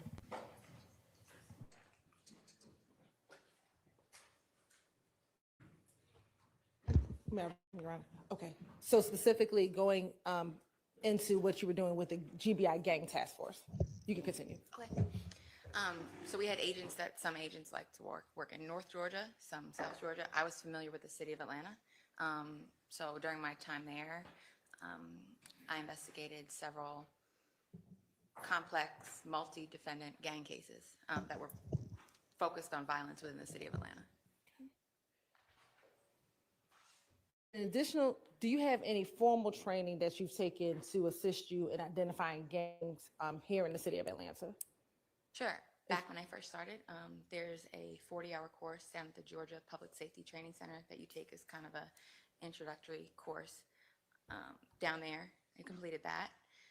I'm also a member of the Georgia Gang Investigators Association and completed the beginner and intermediate certification through them. I attend there. They have a biannual conference, a summer and a winter typically, where it's a week full of just training. Every year the topics vary. They bring people in from all over the country to teach. I attend both of those. I attend various trainings throughout the year and just keeping myself abreast of the topics and trends in the gang world. And just briefly tell the jurors, what type of courses are you taking in these training sessions? It just depends what they offer at the time. It could be best practices in gang investigations. It could be technology focused. It could be narcotics focused. It could be focused on street crime enforcement. They try to keep a good variety so their members are well versed and have a well-rounded training background. Yeah. Can you pull that? Yeah, it worked great for a minute and I don't know what happened, but just pull that mic towards you. Yeah. Is that better? Yes, Okay. thank you. In addition to your formal training, do you have any other training or experience to assist you in identifying criminal street gangs and determining gang culture? I'd say my experience here in the city of Atlanta, working here, my career has been exclusively here. Probation and parole gave me a great knowledge base to start my career. I do have a lot of in custody and custodial, non-custodial interviews with people. I like to talk to people. People talk to me. And I do listen to a lot of jail calls. I feel they're great to get information, phone extractions, wiretap calls. You kind of learn from the gangs themselves. And you just talked about speaking with individuals. At your time, have you had the opportunity to speak with gang members and or their family members while you've been working in law enforcement? Yes, multiple times I've talked to gang members. I've talked to the mothers of their children, their mothers, their grandmothers, brothers, sisters. Sometimes I remember one time recently I was out at a crime scene and somebody's sister came up to me and said, "Hey, how you doing?" Sustain. Yeah, that's not relevant. You're Do you talking too gain much. information to assist you in your investigations with your cases? Absolutely. And then you talked about jail calls and wiretaps, and listening to those jail calls and information you get from the wiretaps or intercepted calls. Does that help provide you information, assist you with your knowledge of gangs and gang investigation? It does. Now, as your time as an investigator and working in all of your law enforcement capacities, have you had the opportunity to use social media to assist you in your investigation? I have. How does social media assist you in your investigations? So typically in the past with gangs, graffiti used to kind of be the newspaper for the gang. You go to neighborhoods and you look at graffiti and see who's been dead or who they're disrespecting, who's claiming the territory. Now, modern day, that's all basically shifted to social media. It allows you to still do that and not assume much of the risk that you have standing out there doing those kind of things. Gangs love social media, and it's probably one of the most important things you need to pay attention to in gang investigations. Now, do you use certain tools in order to assist you with investigation that the general public does not have access to? Yes. What are some of those tools? Of course, we'd have our jail call system. We'd have phone extractions are a huge thing. So any cell phones that we recover during arrests and we secure a search warrant, I'll have them extracted by a qualified examiner. Interviews that wouldn't be available to the general public, the access to certain people. There's a lot of people that I've talked to that not everybody has access to talk to. So there's several things. As a gang detective with Atlanta Police Department, were you trained in the method and protocol of the Atlanta Police Department in determining whether or not a person is in either associated or a member of a criminal street gang? Yes. Now, when you were with the other agencies, were you trained in other methods or protocols to determine whether or not a person is either associated with or a member of a criminal street gang? Yes, the different agencies have their different methods, but yes. As an investigator, have you had the opportunity through your work in Atlanta to interact with persons who claimed association with a gang called Young Slime Life? Yes. Can you just tell the jury generally about your interactions with individuals regarding the Young Slime Life gang? Objection, Your Honor. Hearsay. Let me just ask generally, then I'll go specifically. Have you had conversations with individuals who are a member of Young Slime Life? Yes. Have you had the opportunity or occasion to view social media accounts of individuals who claim affiliation with Young Slime Life? Yes. Have you had the opportunity to listen to jail calls of individuals who associate themselves with Young Slime Life? Yes. And have you had the opportunity to intercept phone calls with individuals who associate themselves with Young Slime Life? Yes. Now, I want to ask you, through your work as well in Atlanta, have you had the opportunity to interact with individuals who claimed association with a gang called YFN? Yes, I have. And I ask the same series of questions. Have you had the opportunity to listen to jail calls of individuals who associate themselves with YFN? Yes, I helped investigate and was part of the team for the YFN RICO indictment, and jail calls were an integral part of our investigation. And we're going to talk about that indictment in a moment.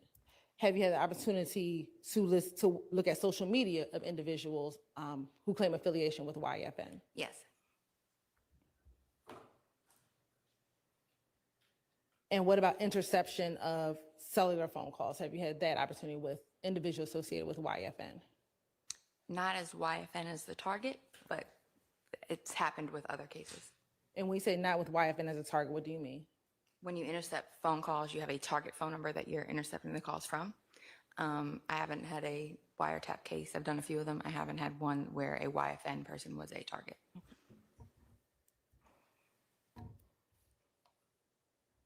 Now, through your work with working with YSL and YFN, have you had the occasion to learn about alliances with both YFN and YSL? Yes.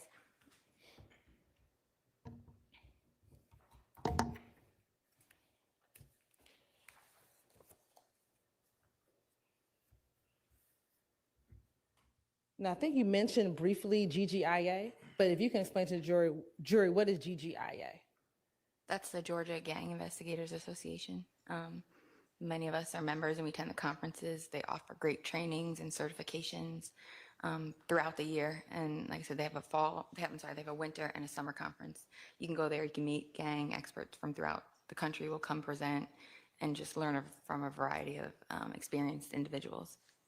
And I think briefly you mentioned, have you had the opportunity to teach courses in gangs? I have. What type of courses have you taught? I serve as an adjunct instructor for the Georgia Gang Investigators Association. Typically, I teach social media investigations and advanced investigative techniques.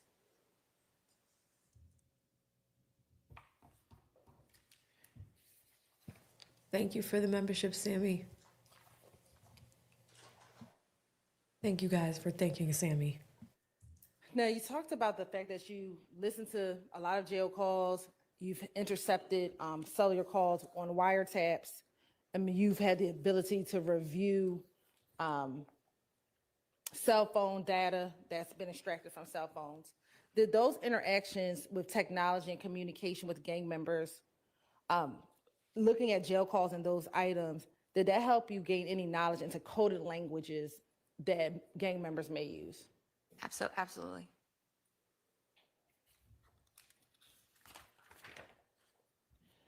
Have you had any training on gangs and music? I've had, at the Georgia Gang Investigators Association, I believe a few years ago, they had some blocks on music and gangs. And have you had the occasion in your experience to investigate gangs with people who have ties to the music industry? I have in Atlanta. It is very common. And is YSL and YFN both of those gangs that you've been able to investigate?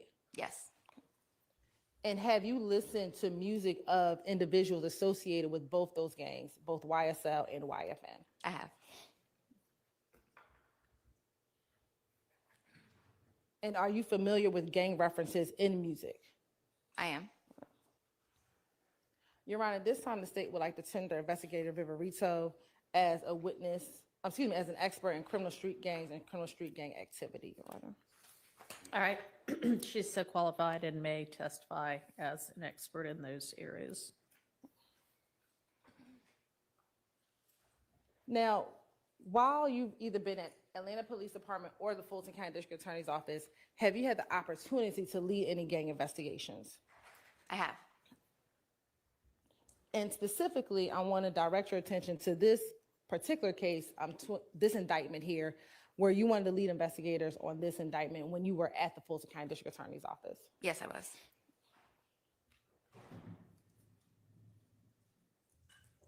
Now, as an investigator on this case, did you have the occasion to investigate any crimes involving an individual by the name of Marquavius Huey? I did. Shout out to the Quays, Free Quay. And specifically, did you investigate an armed robbery that occurred in October of 2020? I did. All right.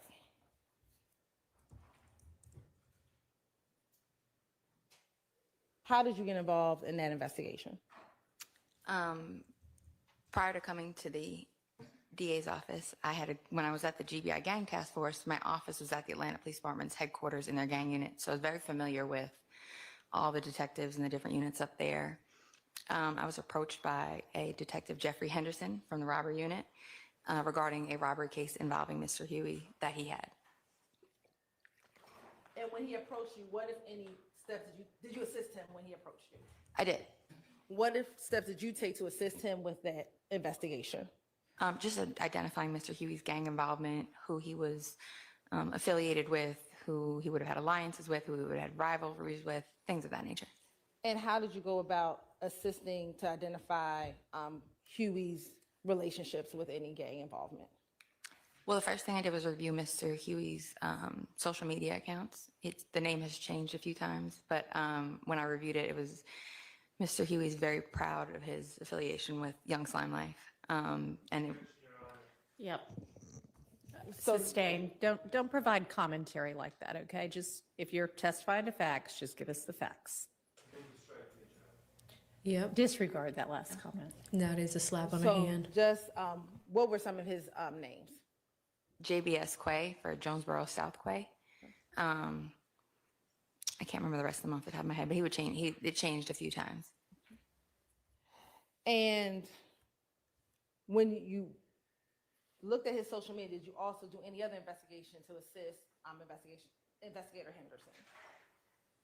When Investigator Henderson, following Mr. Huey's arrest, obtained his cellular devices, Investigator Henderson did a search warrant for his devices with a scope of 30 days. So what that means is when the phone is extracted, it's permissible to review 30 days worth of data. I think the time frame was just around the time of the robbery. Within that time frame, there were additional crimes and evidence in the phone, I secured search warrants to expand the scope of what was allowed to be searched to the entire phone on 2 phones. And once you were able to secure a search warrant, did you then look into the phone, the expanded phone? I did. And in preparation for your testimony today, have you had the opportunity to look at some of the contents in that phone? I have. You want permission to approach? You may. Thank you for always, forever, for life. Appreciate you, sis.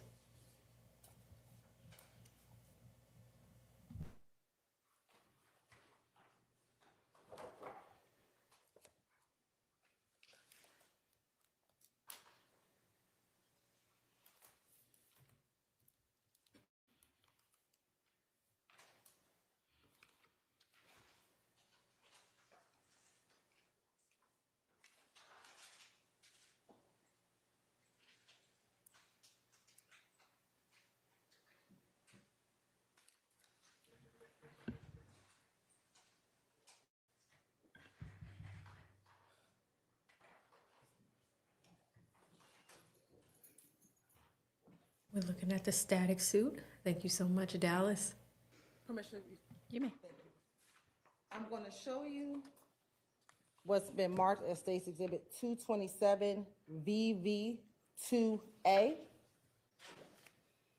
227 VV2B, 227 VV2C, and 227 VV2D. If you can look at those and tell me if you recognize those items. Sure.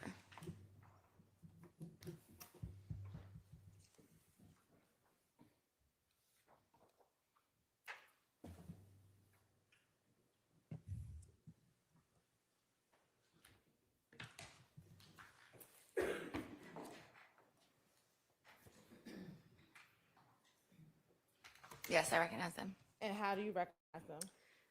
They are text messages that were extracted from Mr. Huey's phone, his phones, as well as 2 contacts that were stored in the phone. Okay.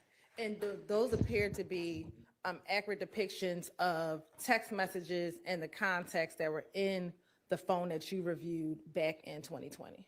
They do. Right. Your Honor, this time the state would like to admit State's Exhibit 227 VV2A, 227 VV2B, 227 VV2C, and 227 VV2D into evidence. Admitted.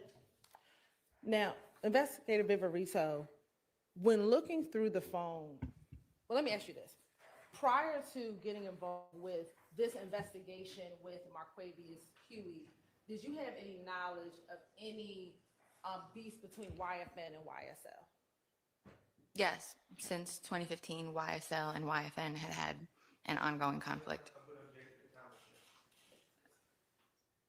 Overruled.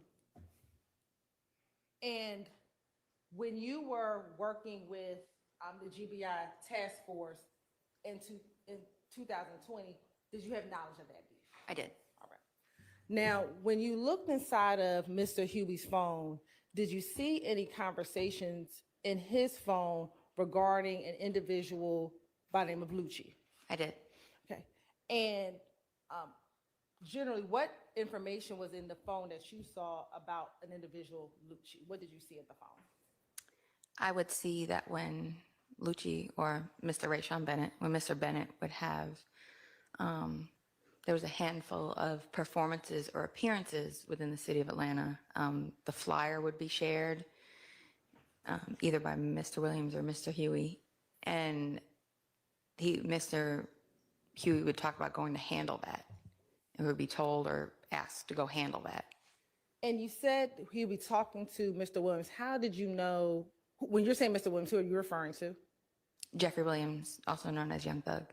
How did you know he was speaking with Jeffrey Williams? Based on the phone numbers that he was in communication with, as well as how they were named in the phone, but the phone numbers themselves.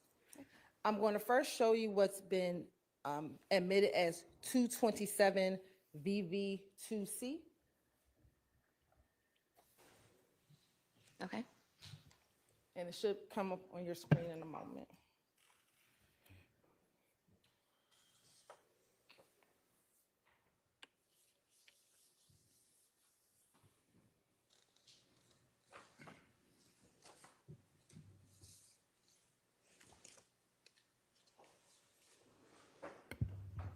Now, first, looking at 227 VV2C, what is the jury looking at? You're looking at when you extract a phone. If you go to your address book in your phone, you'll pull up contacts or a contact card.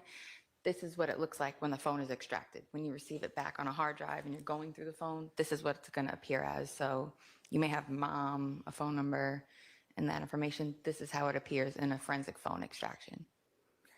And for 227 VV2C, do you see a name associated with this contact?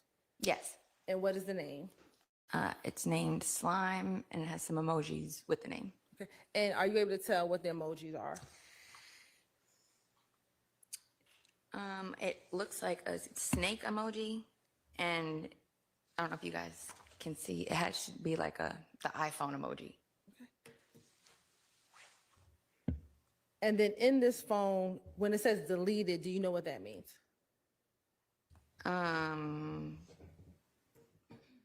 I would assume that they kind of don't see it on my copy where it says deleted. Does that mean the number was deleted? Where it says deleted in the left-hand column? Oh, okay, there you go. So yeah, that would be, I would assume that means that contact was deleted or removed from the device at some point, but still stored in the memory of the device somewhere. Okay. And where it has other, what is in the other category? That would be the number associated with that contact. All right. And then for the created category, what's the created category? That's going to be the date that the contact was added to the phone. So say you meet somebody, you add their contact to your phone, you put them in your address book, that's going to be that date. Okay. And then if it was modified, what does that mean? Modified could be you change their name, you add a last name, you delete the contact, or you modify the number in any way. All right. And what was the phone number associated with this contact in the phone? 213-910-1192. Now I'm going to also show you 227 VV2D. Okay.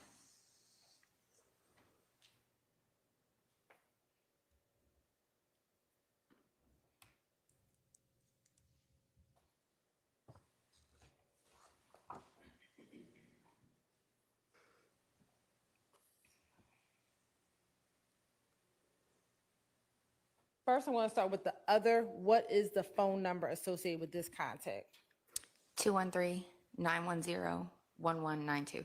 And is that the same phone number from 227 VV2C? It is. Right. And when you look at the name, what is in the name section?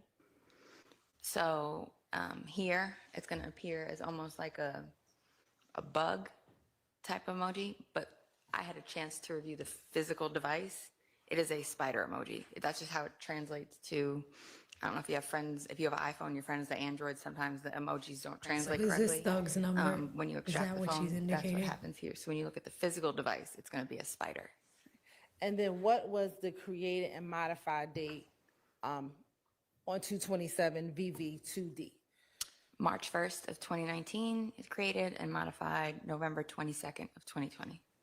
And through your investigation, did you associate this contact with an individual? I did. And who was that? Jeffrey Williams. All right. Now I'm going to publish 227 VV2A.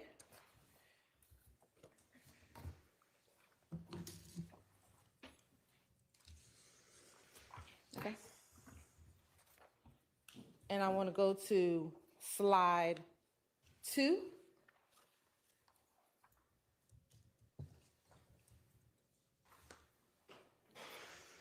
What's being depicted in slide 2? And if we can zoom in, because I know it's pretty tiny.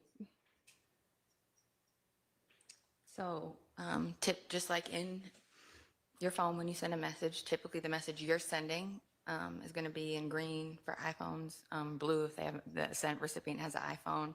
It's going to be on the right-hand side of the conversation. What that is going to be is it's a flyer for a YFN Lucci performance or appearance. Okay. And who sent the flyer, and to whom did the flyer get sent to? Mr. Huey sent that flyer to Mr. Williams. Right. And looking at slide 3, in the middle, what is in the middle? Is that the attachment of what the flyer is? Yes, Now, looking at slide number 3, is that the attachment? it is. All right. And for the record, what does the attachment say? It is a flyer. I think it was a performance or an appearance. It was, or I'm sorry, it was a mixtape release for Mr. Bennett at the Diamond Club, which, from my experience with other investigations, is a YFN stronghold. And if you need to, you can use the screen Okay. to help point out as well. Yeah, so you'll see it's just he's saying he has a mixtape release, and this is at the Diamond Club on Northside Drive. Now, looking at slide 3.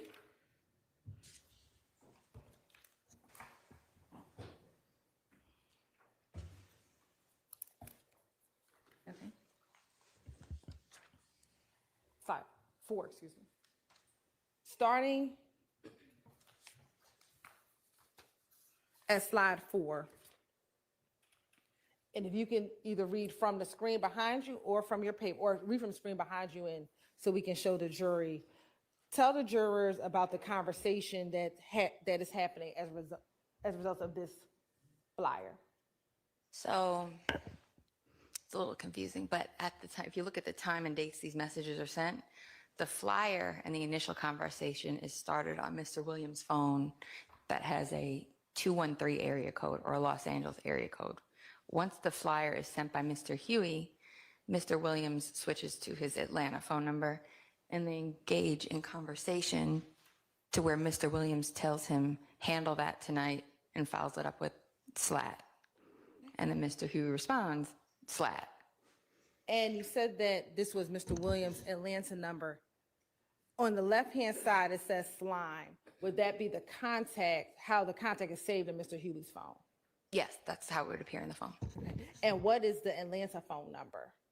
It is 404-789-1371. And what is the date, roughly the date and times of these text messages? January 19th, 2020.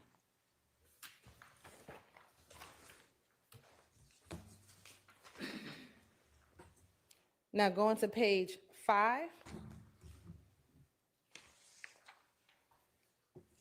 What is being depicted on slide 5 of this PowerPoint? That is Mr. Williams using his Atlanta number to tell Mr. Huey on August 15th of 2020, go handle that, and he responds, slat.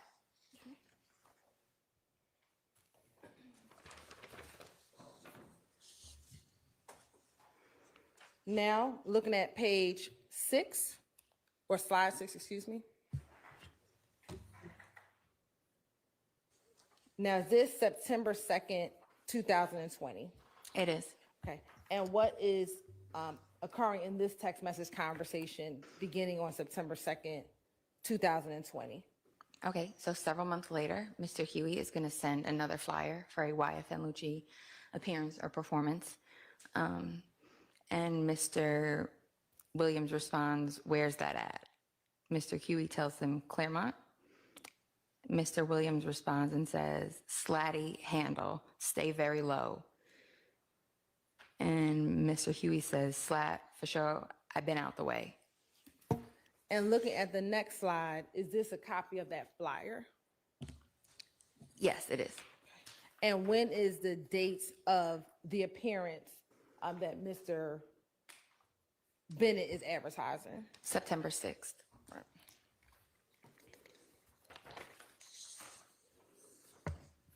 Now, going to the next slide. Does that conversation continue? It does. Okay. And if you could say for the record what the conversation is as it continues. Mr. Huey tells Mr. Williams, I appreciate you for everything, my brother. Never about money with me. I'm built on loyalty. He sends the 100 emoji, which kind of means like, I'm for real about it. Mr. Williams says, slat, handle that, I got you. Mr. Huey responds, slat.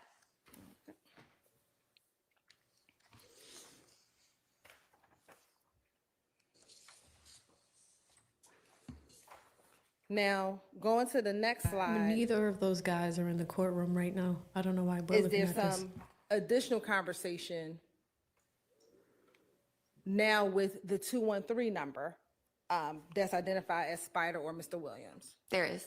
Okay. And when is this conversation? July 20th of 2020. Okay. So this is after the first Lucci conversation, but before the second Lucci conversation. Yes. All right. And what is occurring in this conversation?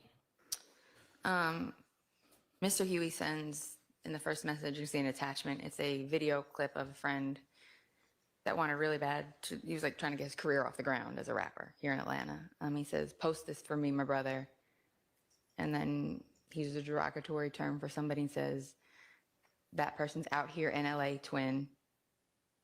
Not referring to his friend, he's referring to somebody else, somebody of the opposition, it appears. Sustained. Yes. And is that just generally the context of this conversation? Correct. All right. I want to move to the next slide. I'm sorry, the next slide. Specifically, on this slide, do you see a message with an individual by the name of Javon Fleetwood? I do. And are you familiar with that individual? I am. And how are you familiar with that individual? He's a member of YSL. Okay. And as a part of your investigation, have you had the occasion to investigate a shooting involving Mr. Fleetwood, where he is been charged with aggravated assault? Yeah, I wasn't the lead investigator, but I had a chance to review the investigation. Okay. And did you have an opportunity to prep that case for trial at any point? I did. What were the charges that he was preparing for to go to trial on? I believe it was aggravated assault. Okay. And do you know the approximate date of the incident in which he was being charged with? I believe it was May 10th of 2019.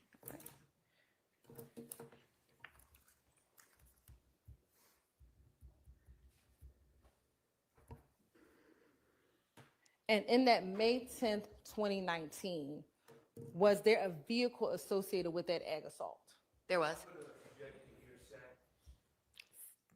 Well, we haven't heard it yet, but avoid hearsay. Yes. As a part of your investigation, when you were investigating that case for trial, I'm going to get the hearsay. Don't elicit hearsay. I won't elicit hearsay. Because right now it sounds like she's testifying as a fact witness, right? Yes, Your Honor. Okay. Did you get social media account for Mr. Fleetwood? I didn't obtain records for it, but I reviewed some posts from his account. From his public account? Correct. And have you had the opportunity to view those posts prior to your testimony today? I have. Thanks again, Trin, for the 5 memberships.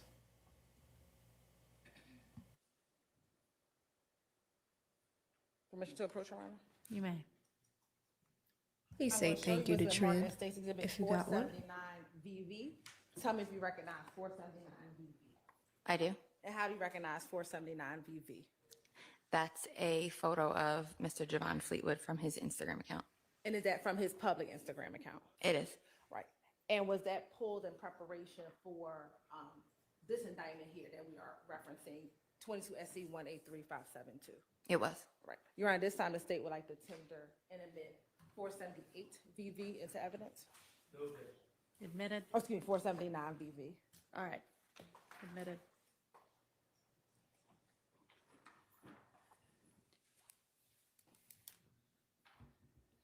And we'll publish that in a moment.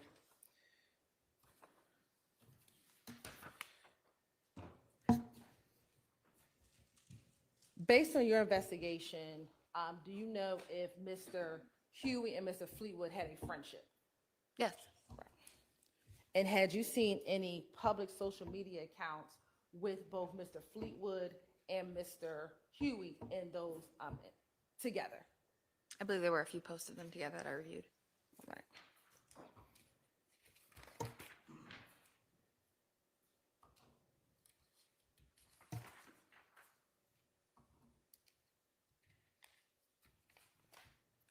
Now I want to go to, I think, slide 10.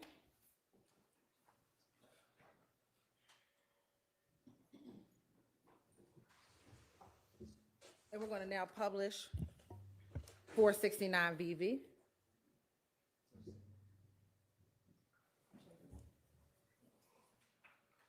Four 471, 479 VV.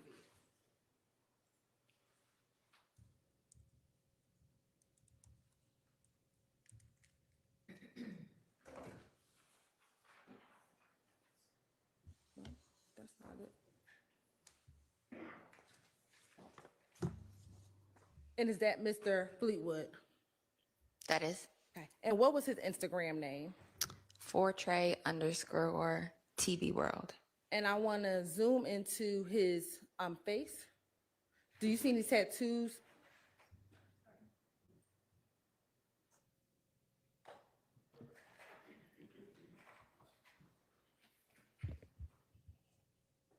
Did we just see a picture of Little Rod?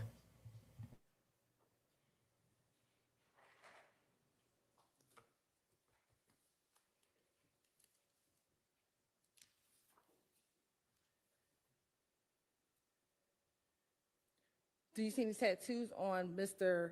Fleetwood's face? I do. And specifically, do you see the tattoo with the star? I do. What is the tattoo next to the tattoo with the star? So down the right side of his face by his temple, you'll see he has YSL tattooed on the right side of his face.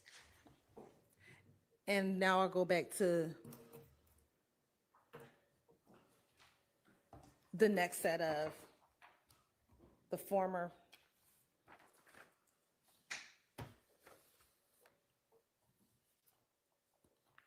States Exhibit 227 VV2A.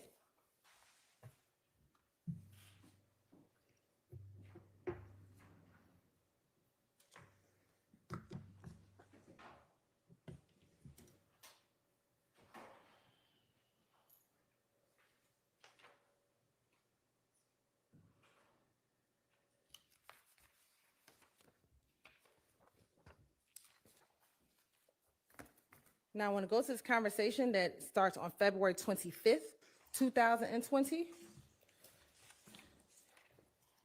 Okay. Who is Mr. Huey speaking with? Mr. Williams using his Los Angeles area code phone number.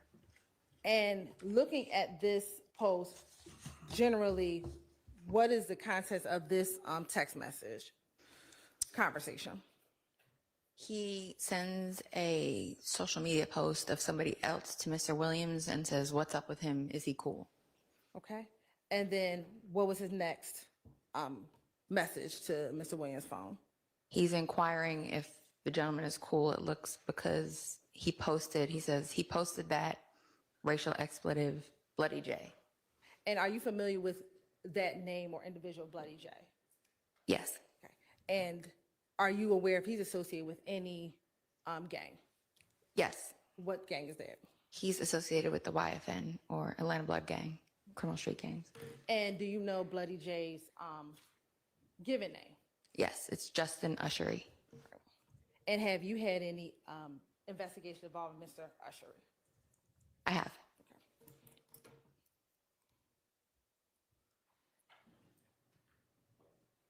And then did Mr. Williams respond to his to Mr. Hugh's inquiry? He says, "Who is that?" To which Mr. Huey responds, "Duct Tape Dave." And are you familiar with the individual by the name of Duct Tape Dave? Yes. How are you familiar with that name? He's a pretty prominent guy within the duct tape criminal street gang.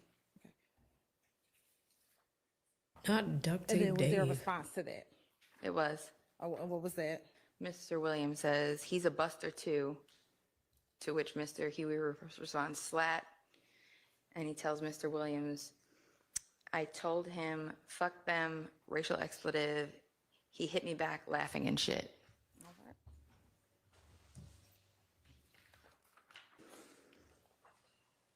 Now I want to go to a tweet that begins on March 12th, 2020. Okay.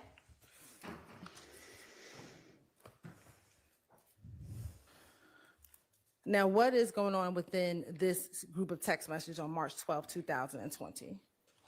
Mr. Williams initiates a conversation with Mr. Huey. Okay. And what does Mr. Williams say in his initiation? What y'all got going on? And then is there a response? He says, them, racial expletive, no, I ain't play no part in that slime. And then is there a response from Mr. Williams back to Mr. Huey? He says, take that shit back. And is there a response from Mr. Huey back to Mr. Williams? Mr. Huey says, I ain't get nothing out of that. I ain't even pull no gun on nobody. I'm finna tell them though. All right. And does he make another response? He said, I told them I ain't finna do that shit. He went on and did it. I couldn't stop him. And then does Mr. Williams respond to that? Mr. Williams says, if he don't take it back, he's gonna die. Whoa. Whoa. Young Thug said that? Oh my God. Oh my God. These are interesting text messages to look at. Because I love Huey here. It says, I told him I ain't even finna do that. We on did it and I couldn't stop him. And then Huey puts the went. Like, I bet he tried to say went and corrected himself, but I ain't even is a new word for me. I've never seen this word before.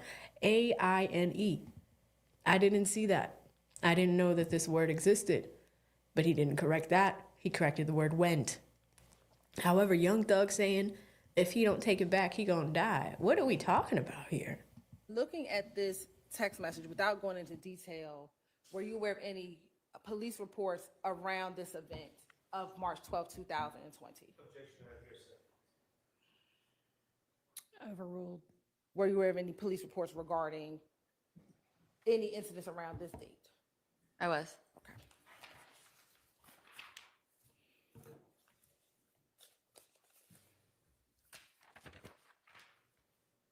Now, I want to go to 227 VV2B.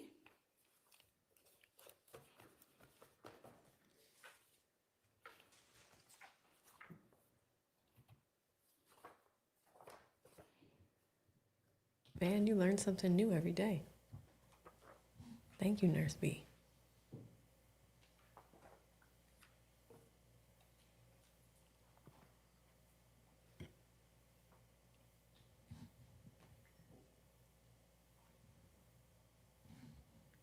Girl from Texas in the And building. looking at 227 VV2B, was there a text message on November 14, 2021? There was. Okay. And who sent the message? Mr. Huey sends the message to Mr. Williams' LA area code phone number. Okay. And what does the message say? It says, you know, I'm ready to handle the business and go sit down if I got to about any one of y'all on my mama. Now I'm going to approach, I'm going to show you what's been marked as 428 VV. Tell me if you recognize Stacey Dibbitt 428 VV. I do. And how do you recognize Stacey Dibbitt 428 VV? This is a photo from Mr. Huey's public Instagram account. And is that, what was his account name? __ Quay1. And were you familiar with that Instagram post for Mr. Huey? I was. And were you able to pull that Instagram post in preparation for this case here today? I was. You know, at this time, the state would like to tender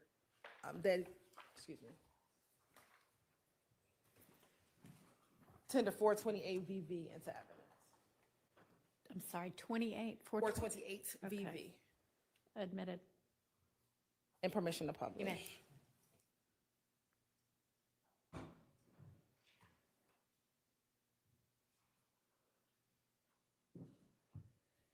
And who is depicted in this picture? That's going to be Mr. Huey standing with Mr. Williams.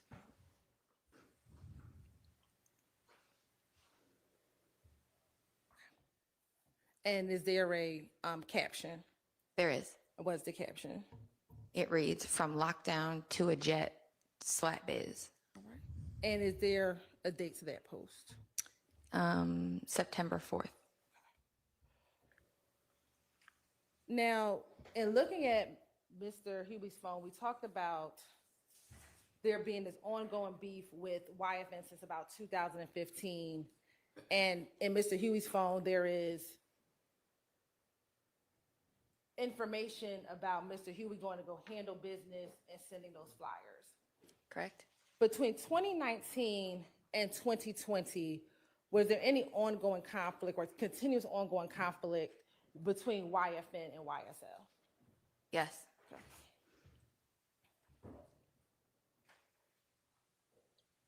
And through your investigation, were you made aware of incidents that occurred between 2019 and 2020 between those two groups? Yes, several. How did you learn about those incidents? In 2019, when I was working, at that time, I wasn't yet promoted to the gang task force, so I was assigned to the Atlanta Police Department's gang unit as a probation officer with a gang caseload. So I worked on their investigations with them.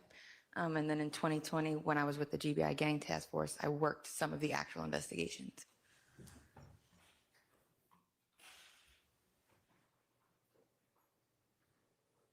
Specifically, did you ever work an investigation regarding a May 2019 incident involving YFN Lucia or Mr. Rayshawn Bennett? I was aware of the incident, but I was not an investigator on it. Okay. Did you investigate any shots fired call from May 22nd, 2019 in the Cleveland Avenue area? Yes. How were you involved in that investigation? Can I refer to a timeline? Yes.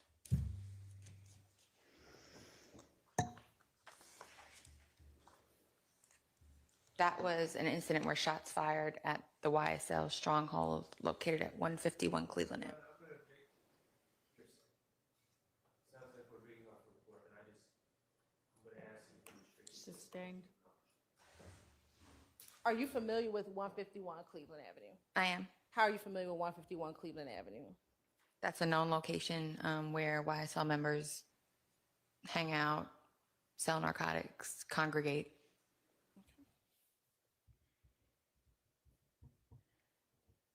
And have you had your own opportunity to investigate crimes that occurred in that area of 151 Cleveland? I have.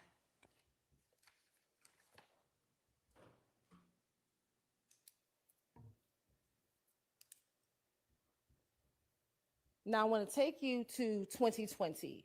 Did you have the occasion to investigate any specific incidents involving YFN incidents towards YSL members or YSL members towards YFN members? I did.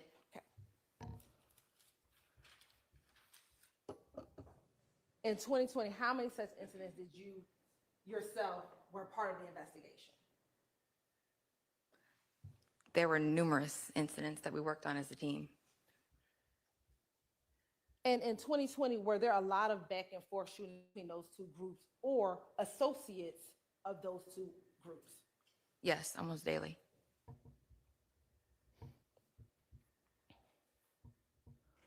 In 2020, were there also social media posts of antagonizing between one group, posting on social media, antagonizing the other group?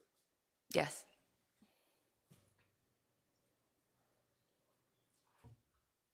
Do you know of an individual by the name of Tinquarius Mender? I do. How do you know that individual? How are you aware of that individual? I want to make sure I answer that. Is it okay to answer? Let me ask you this. Is Mr. Mender associated with YSL? He is. Have you seen social media posts of Mr. Mender driving around in YFN territory? Yes, he would post himself driving around and he would tag, in case you didn't recognize it from sight, he would tag Summerhill.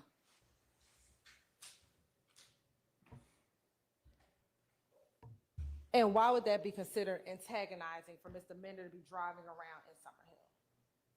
Because Mr. Member was also a member of YSL.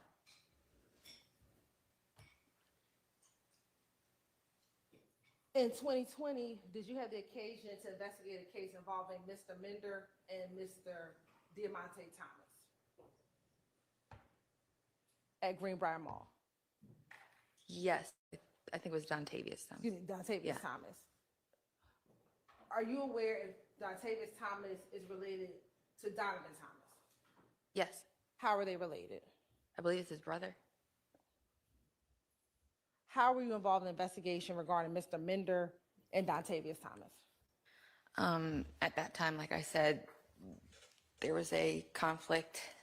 The conflict had reignited. So almost daily, every day we had incidents happening. I remember that day we were at work, we got a call about a vehicle that was fired upon while it was driving on the highway, and it had flipped over, had 2 victims inside the vehicle. Myself and Investigator Storno of the Atlanta Police Department's gang unit began to look deeper into that case and realized that the victims on the case were Dontavius Thomas and Reginald Carter, the brother and cousin of Donovan Thomas. And you said you began to dig deeper. What else did you do as a part of that investigation? Once we got into the investigation, we located a suspect vehicle that I knew to be associated with Mr. Mann and his cousin, Wayne Alford.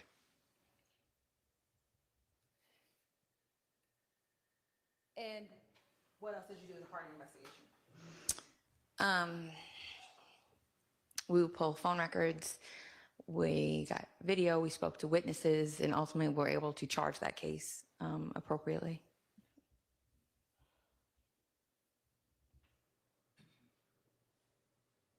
Were there other conflicts that occurred in 2020?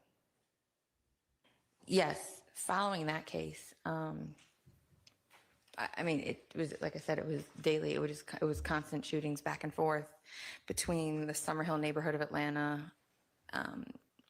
and some of the other areas where the YSL associates would hang out. It resulted in murders. It resulted in aggravated assaults. There were numerous incidents.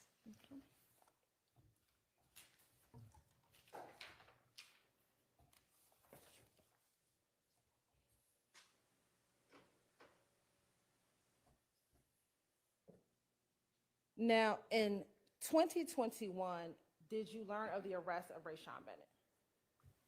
I did. Okay. And when he was arrested, where was he housed? At the Fulton County Jail. And while he was in the Fulton County Jail, did you learn of a stabbing of Mr. Lucci in February of 2022? I did. Right. How did you become aware of that incident? I believe one of the investigators from the Fulton County Jail had mentioned it to me. And once you learned about the incident, what, if anything, did you do? Once I learned about the incident, I inquired about who the suspect was, and I found out that it was a Mr. Jaden Myrick. When you found out it was Jaden Myrick, what did you do at that point? I was familiar with Mr. Myrick, so I began to listen to his jail phone calls and look at his jail. In the jail, I don't know if they still do, they used to have tablets they could rent, and they could text friends and family members through the system with the tablets. So I began to review his text messages as well. And you said you were familiar with Mr. Myrick. How were you familiar with him? His involvements in the case that we had at the office. Okay. And we say the office, talking about the Fulton The Fulton County District Attorney's Office. And in your understanding of who Mr. Myrick was, did you know if he was associated with any gang? I knew he was a blood gang member that was associated with YSL. Now, you said that you started looking at their tablets. Were you able to get the contents of that tablet? No. The text messages of the tablet? Well, when you log into the system, you can review their text messages. So I was able to review some of the text messages from that relevant time period. And have you had the opportunity to review some of those text messages in preparation for your testimony today? I have.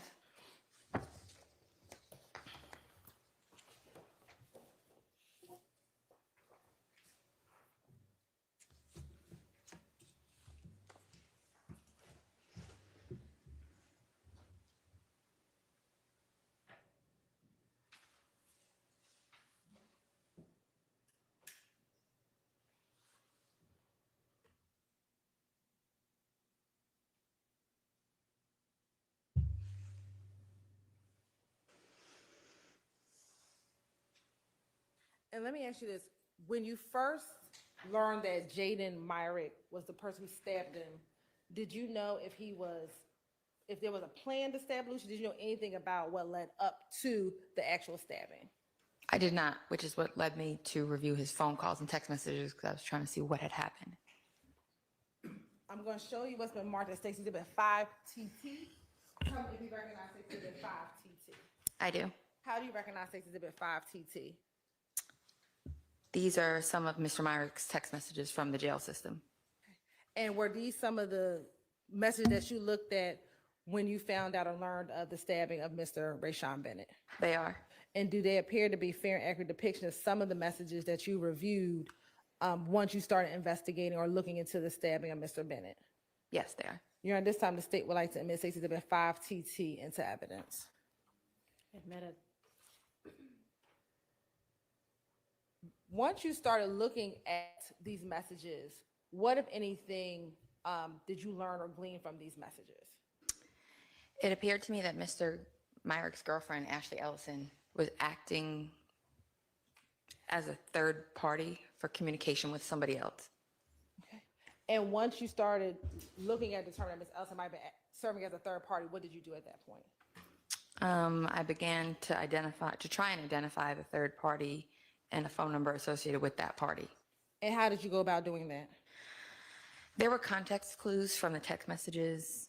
On a text message from February 6th, she says, your folks, this message is from your folks, 706, which is an area code that I know. So I think, okay, maybe that's a clue. Maybe that's the person has a 706 area code. Okay. And what did the text say? It does.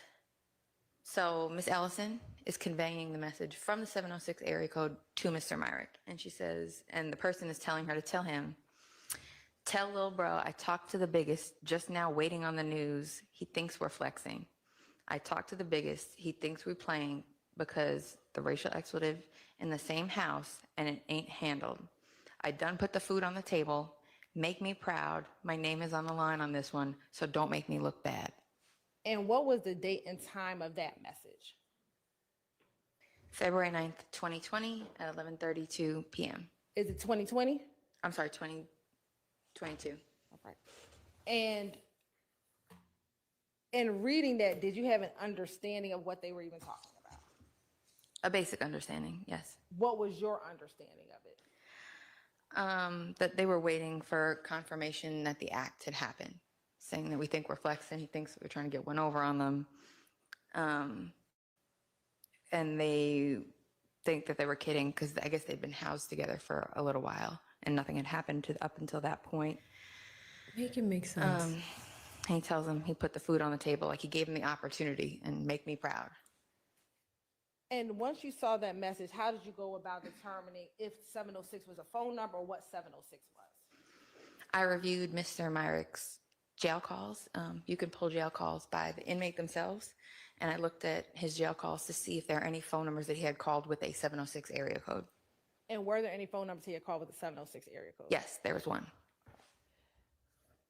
Now, once you saw the phone number that he had called, what, if anything, did you do about the phone number? I requested the records for the phone number. I learned that it was a Verizon phone number. When you have Verizon, they retain what is called text message data. As long as it's not an iPhone, if you have an iPhone, as long as it's not iMessage and it's Android to Android or iPhone to Android, for 7 days, they will retain the contents of those text messages. So I secured a search warrant and requested the call records as well as the text message content for that phone number from Verizon. And were you able to get that information? I was. And once you received the information, what, if anything, did you do? I tried to, it just comes in as a big spreadsheet. So I went through and sorted and identified the calls. I'm sorry, the texts and read through them. And when you said you sorted, how did you go about sorting and identifying the text messages? To make it comprehensible and able to be read, I color-coded the messages from each person so people could kind of track and follow along with what was being said. And have you had the opportunity to review a copy of a demonstrative showing how you kind of color coded those text messages to help determine what people were talking? I have.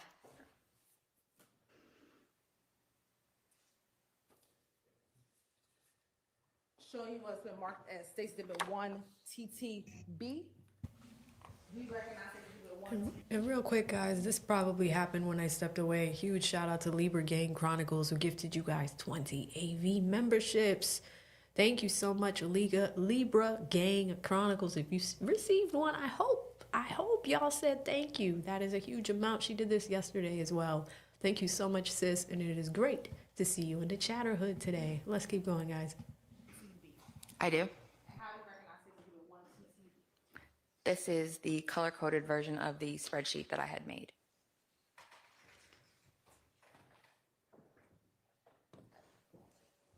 And I'm going to show you here States Exhibit 1 TTC1, 1 TTC2, 1 TTC3, and 1 TTC4. Do those appear to be enlarged versions of your color-coded copy of your text messages? Yes. Your Honor, this time the state would like to tender and admit first States Exhibit 1 TT. Sorry, guys. Something and happened 1 there. TTC1 Here we go. through 4. B as evidence and C1 through 4 as demonstrative, Your Honor. All right, those are admitted. And permission to publish. You may.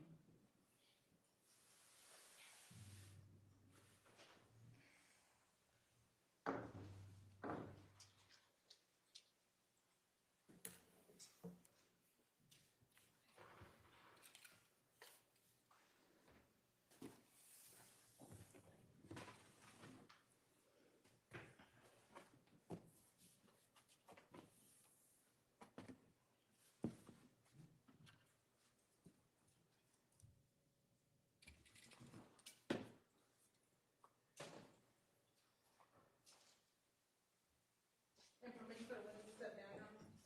Yes, you may.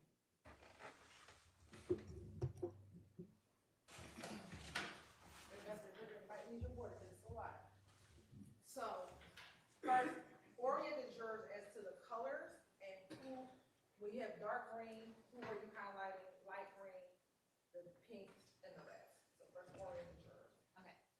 So the greens are going to be. And talk loud so that everyone can hear you. Okay. So the greens are going to be members of, or somebody associated would appear to be YSL. So to make it easy, I associated that stuff with green. Why did you say that it appeared that they were associated with YSL? Based on the context of the conversation, what was being discussed, how people were being referred to, things like that. Okay. The red. We can barely hear is going them. to be a conversation She's not using the with mic. Ashley Ellison. That's Mr. Myrick's girlfriend. So the darker red is the originating member. It's going to be Mr. Myrick. And then the lighter, the pink is going to be Miss Ellison. And then the yellow was an unknown member that was inserted into the conversation. It was still involved. And when you went back and started investigating the case, what do you recall what day the stabbing occurred? February 9th. So when you went back, why did you start at February 6th, 2022? Because that's what the jail text messages, that's kind of when they had started. So I wanted to go back to get, usually when a crime happens, sometimes it's premeditated, sometimes it's not. But I wanted to catch the planning phase if there was any planning phase. And did you ever associate any of the other phone numbers, for example, this 404-293-3244, did you ever at some point identify that phone number? I did. And who did you identify that phone number to belong to? That belonged to Demikion Garlington. And did Demikion Garlington have a nickname? D for Little League. And were you ever familiar with his social media accounts? I was. And did he ever go by the social media account Scarface? He did. So let's start with, on February 6, 2022, is there a text message from the phone associated with the Demikion Garlington to that 706 number? No, it's going to come from the 706 number to Mr. Garlington. Okay. And thank you for clarifying that for me. The 706 number, let me ask you this, did you ever identify that individual? I did. And who was that? That's going to be a gentleman that goes by the name Cleve Adams. He's an inmate with the Georgia Department of Corrections. He also goes by the name Bobby Hunt. That's his nickname, his moniker he likes to go by. And based on your investigation, was he conducting these text messages while he was incarcerated in prison? He was. All right. Now, looking at the first message, what is the date and time of the first message? February 6th, 2022 at 10:22 a.m. 10:20 or 19? 19:25. Okay, so that's 7:20 p.m.? Yes. All right, and what is the text message? It says, yo, And is there a response from the phone associate, Mr. Garlington, to the phone associate, Mr. Adams, or Bobby? yes, Mr. Garlington says, who is this? Or who's this? All right, and is there a response? He says, Hunt. Now, you have a red call here, what does that signify? That's going to be a text message from Ashley Ellison, Mr. Myrick's girlfriend. And who is she communicating with? She's sending a message to Mr. Hunt, the gentleman in prison. And what does she say? She said, hey, this is Red. Cedric Ruby, can you talk? He wanted me to call you. Now, Cedric, do you know who that is? Mr. Myrick, that's the nickname that he goes by, Cedric. And have you ever heard the term, this is Red Cedric Ruby? Do you have heard of that term before? Yeah, Ruby is a slang term or a name that's given to a female primary associated with blood gang. They go by a Ruby, like somebody's Ruby. And at any point, did Mr. Adams respond to her? Yes, a little bit. Okay, and just to make it easier, when did he respond to her and what was his response?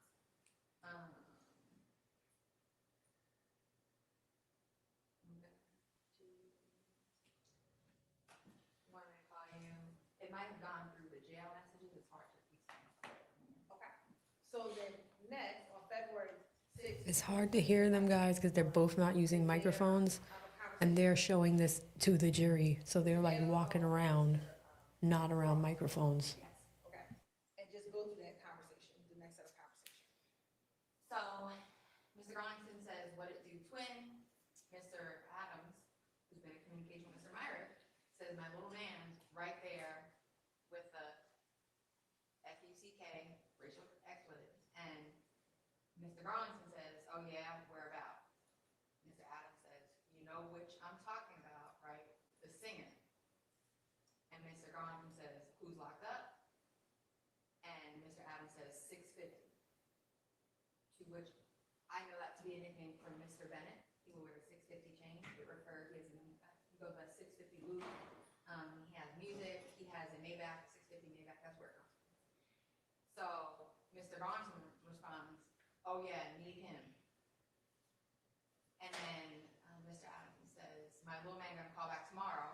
Mr. Garlington says, okay, let me know. Mr. Adams, attempting to use coded language, says, I'm gonna let you know. He's been ready to get an autograph for the gang. And then Mr. Garlington says, okay, let me know ASAP. To which Mr. Adams responds, red. And when you said he's using coded language, what do you mean?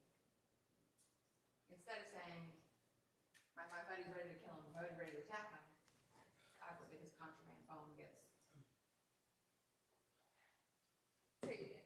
Right. Okay. This whole time, if the calls were getting intercepted, when phones get taken, it's an attempt to conceal the activity to the person that receives it. So they're not really trying to get an actual signature autograph for the guy? No, I'm not trying to get autograph. Okay. Now, after that conversation, is there some conversation between Ms. Ellison's phone and Mr. Adams' phone? Yes. Okay. When does that conversation begin and take the jury through that set of conversation? It begins on the 7th, and they're talking about trying to put Mr. Myrick in communication with Mr. Adams down in the prison system. They're talking about emailing him, texting him. They're asking about stamps in the Fulton County jail system. You have to purchase stamps, they're called stamps, to be able to send and receive text messages. So you may buy 30 stamps that will allow you to send a certain amount, it's not free.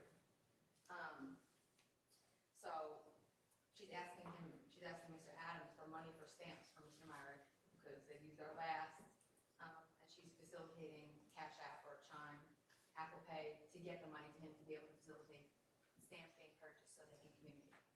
And is that communicating via phone? It's going to be through the jail system. All right.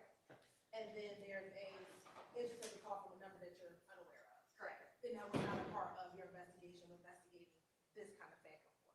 Yeah, it was just someone trying, like a third party trying to send the money. Maybe somebody didn't want to use their cash app, cash app locked or whatever might happen, so somebody else trying to help out. And then do they pick up that same conversation trying to get stamps for Mr. Myrick? Yeah, the unknown number says I sent 15, I'm trying to get in contact with, or Mr. Connolly in the jail, they'll send one inmate may have a cash app account they're using in the jail, and everybody can send money to, and it might change if somebody's phone gets taken, if the cash app account gets shut down. So Mr. Adams, in his text message, sends the $15 to somebody for section. And then he tells Ms. Allison, I sent the 15. And she says, I got it, I'm gonna get the stamps now and tell him to call me. Okay. Now, going to February 8th, 2022, is there more conversation between Mr. Adams' phone and the Garlington phone? There is.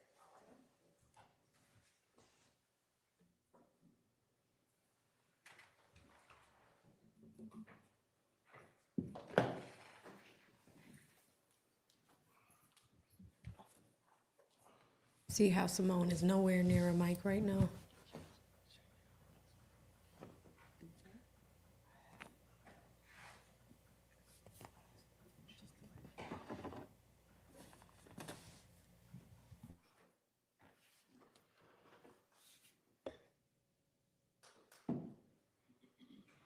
Now showing you what's been admitted as 1TTC2.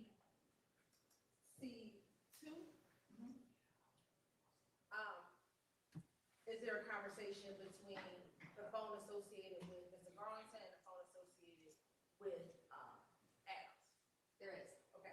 And what is said on February 8th, 2022? On February 8th, 2022, there's a message that goes out from Mr. Adams to Mr. Garlington where he says, I talked to Lil Bro, he's gonna hit me when the food is done. And does that mean when the food is actually cooked and finished or something else? No. Is this your- Sustained. Is this your understanding of coded language as well? It is. And is your understanding of coded language, does it appear to be coded language? It does. Now, is there conversation then between Ms. Allison's phone number or Allison's phone number and Adam's phone number? Yes. Okay, just tell us your generally the date and time and what's the general context of what's going back and forth between them two. So it starts on February 8th, and you'll see Miss Elson saying, Sextrip wanted me to tell you Chris got locked back up, and he made the news last night. And he says, I seen it when it happened, that shit's crazy. Now, in your understanding, investigator, do you know what they're referencing? I do. And what is it? They are referencing the incident where Christian Effinger shot Officer David Rogers, and he was arrested for that.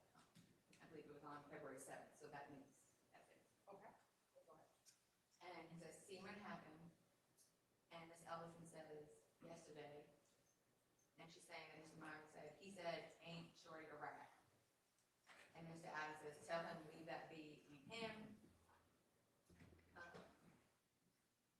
And Mr. Adams says, focus on the bag.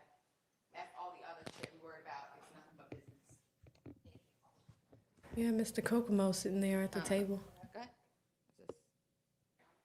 The president.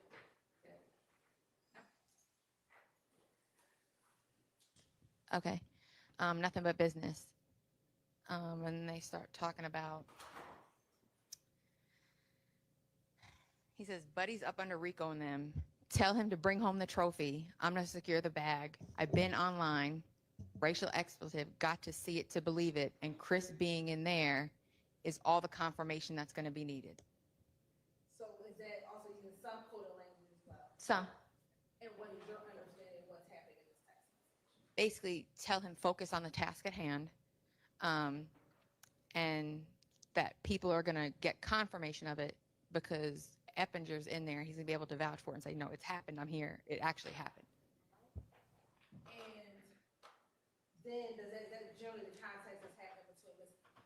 Allison passing messages to Myrick from Adams in this February 8th conversation? It is. February 9th, is there any messages between Mr. Adams and Mr. Garland? He just reaches out to him. To me, it appears that maybe Mr. Garlington may have attempted to call him and he couldn't answer. And he says, yo, 12 is on the floor. 12 being a slang term for police. When you're in the prison system, the guards should come around, do rounds. If that's happening, he wouldn't have been able to answer his phone if the call came in. And then are there conversations between Ellison and Adams, also now on February 9th, 2022? Yes. Okay. And tell us the general, what's the conversation happening here on February 9th, 2022? Mr. Adams is engaged in a conversation with Miss Ellison, and he says, yo, and she says, what's up? And he says, tell little bro, I talked to the biggest, just now waiting on the news. They think we're flexing. And she says, okay, I'll text this to him. And then Mr. Adams says, my name's on the line on this one. Don't make me look bad. Oh, it's a follow-up. So yeah, my name's on this line. I'm sorry, the text messages, sometimes they come in a little bit out of order. It says, my name is on the line. So on this one, don't make me look bad. He said, I talked to the biggest. He thinks we're playing because the racial expletive is in the same house and it ain't handled. I done put the food on the table. Make me proud. Now, is this similar to the same text message that you saw in the JPay system when you were first just trying to pull the case? Is that same text message that was in the JPay system? Yes. And is that the same text message you read a few moments ago? Yes. All right.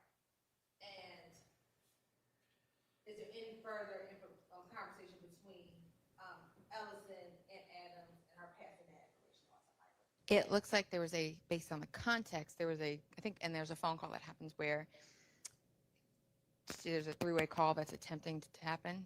Isn't great service in most of these prisons. So he wasn't able to hear him. So they're trying to get the message across about what had happened in the payment and things like that. And you'll even see he texted this yellow number. He says, nothing, just trying to get confirmation of this thing.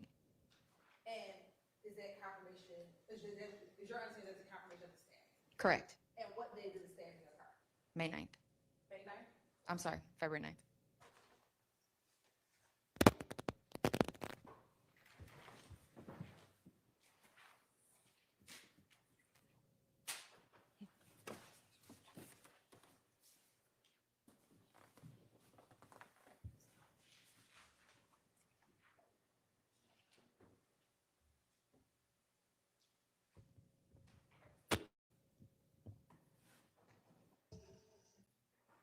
Now, on February 10th, is there some conversation between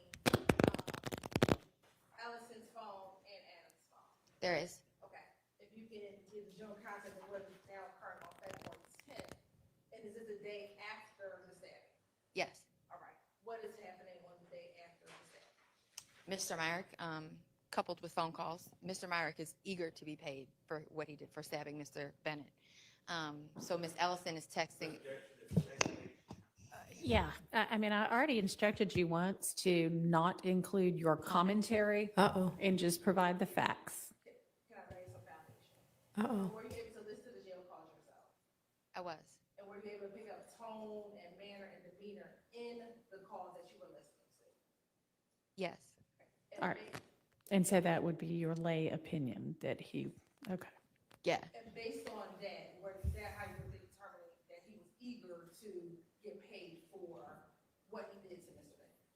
Correct. That was the purpose of his phone calls, were to seek payment for what he had done. And were there multiple phone calls for him seeking payment for what he done? Yes. Okay. And with that, Your Honor, with that. All right. Thank you, Your Honor.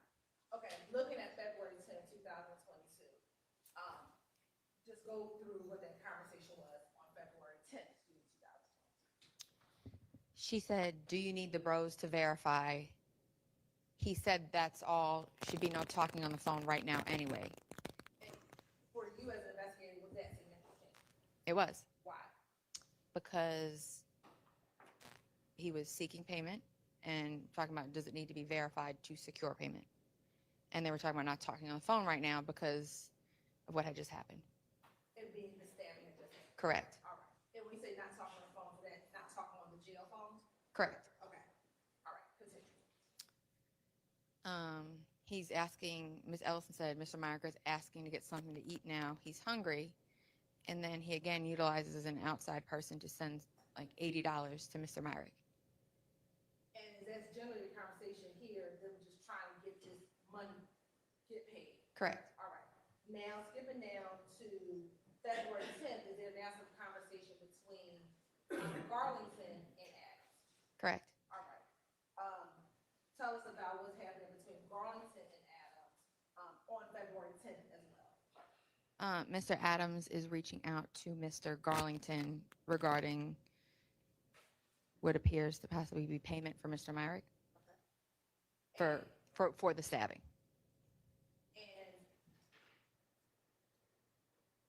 just go through the text. Okay.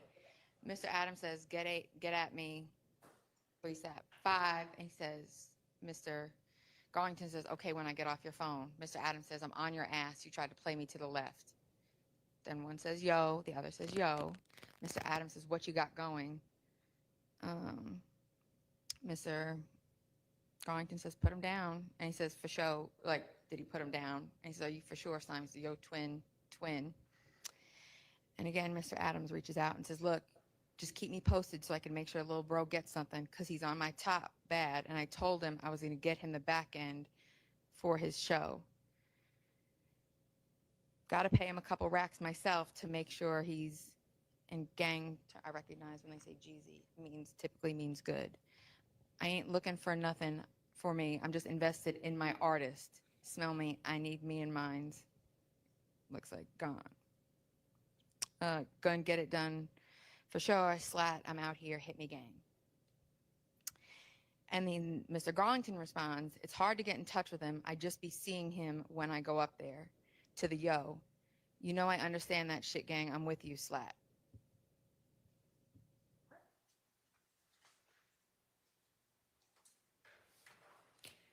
Ms. Hilton, you don't have to do it right now, but be kind of thinking about when a good lunch break would be. This is the last one, so I All put it right. right here. Sounds good.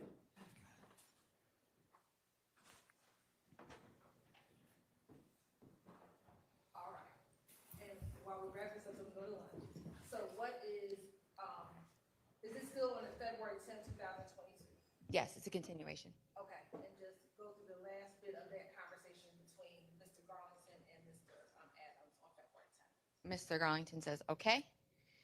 And Mr. Adams says, for sure. I know it's going to take time, bro. Bro is bigger than big, and he got to be hands off with everything. We locked in from county to 4-4 ever. Slime, I'm rocking, and mine's going with me. It's all hands on deck. And does that text message repeat itself? It does. All right.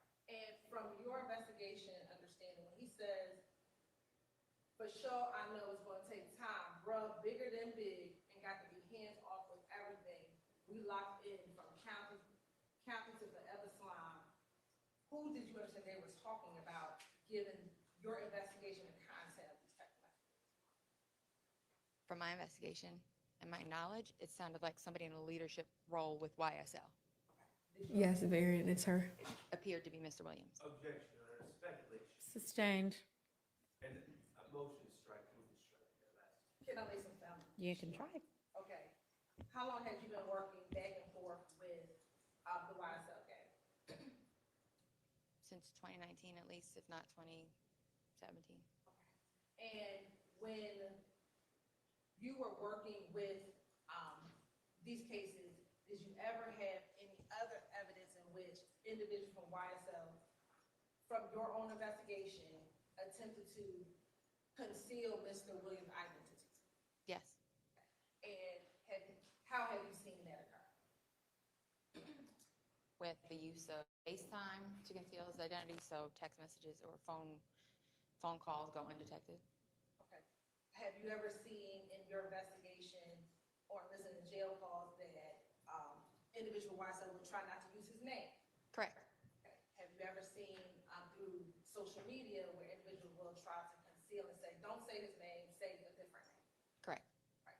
And in having that knowledge and reading this text message, is that how you determine, it is of your expert opinion, that this could be potentially could be talking about Mr.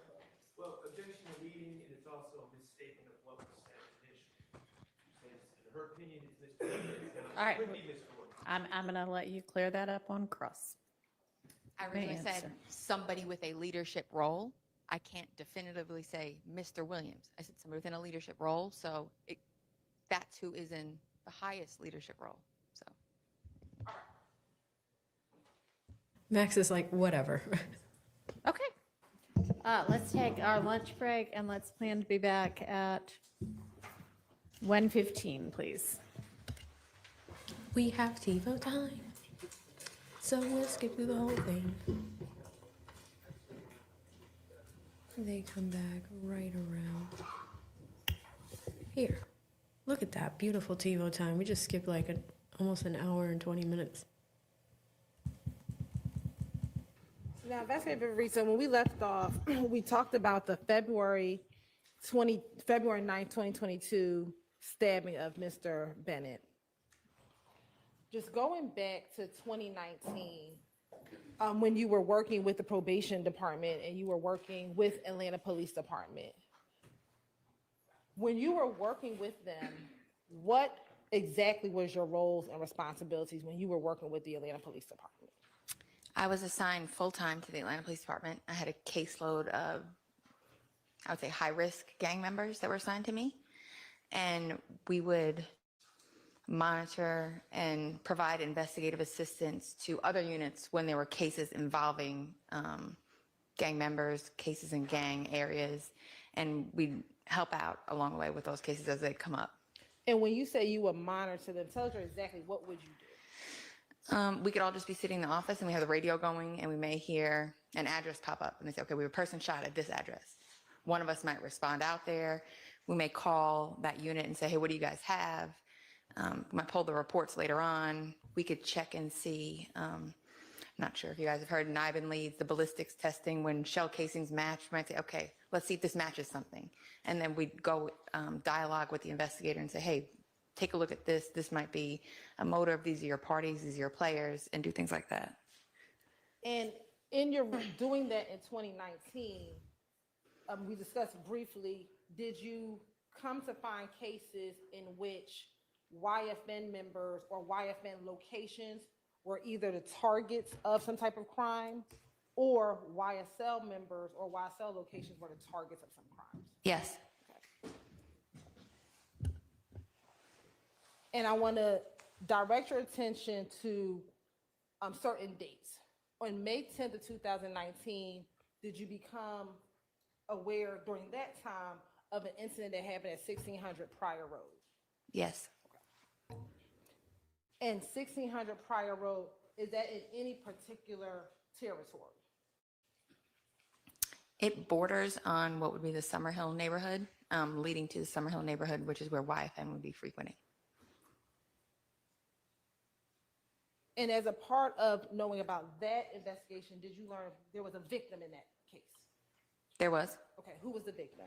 a gentleman named Milton Howard. And were you familiar through your investigation with an individual by the name of Milton Howard? Once I took a look at the case and spoke with the investigators, I learned that. Sustained. Without telling me what you learned or what anyone told you, did you determine if that person was associated with a gang?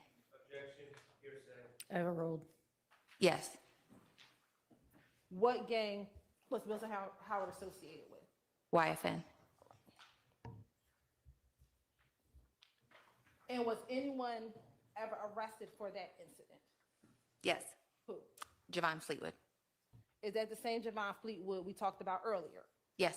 Is that the same Javon Fleetwood that had the YSL tattoo on his face? Yes.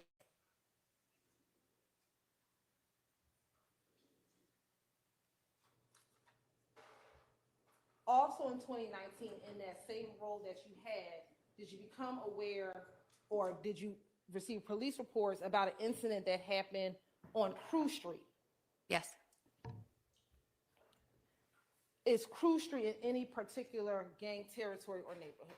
It's in the Summerhill neighborhood of Atlanta. Say that one more time. It's in the Summerhill neighborhood of Atlanta. And is that the neighborhood affiliated with YFN? Yes.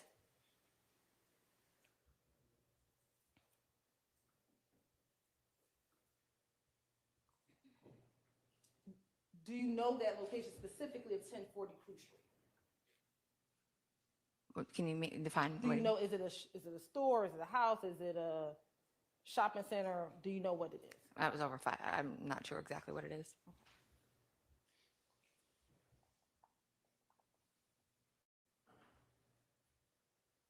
And were there any victims at the location? I believe there were.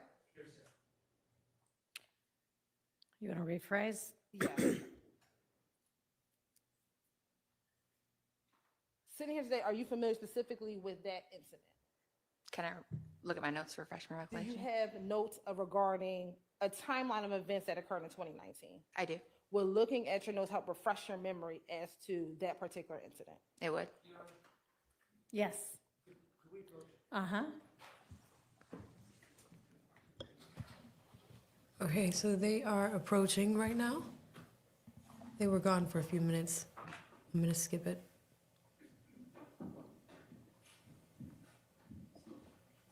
Looks like it's a brief one. Okay, they're back.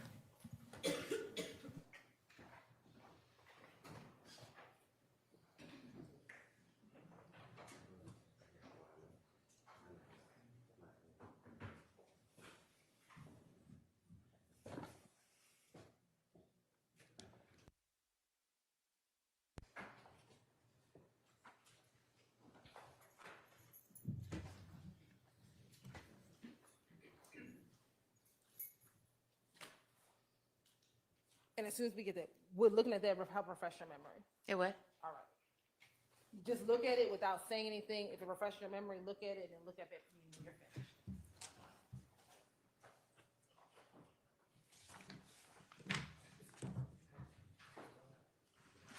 Okay. Okay. Did that help refresh your memory as to whether or not there were any victims at the location? Yes.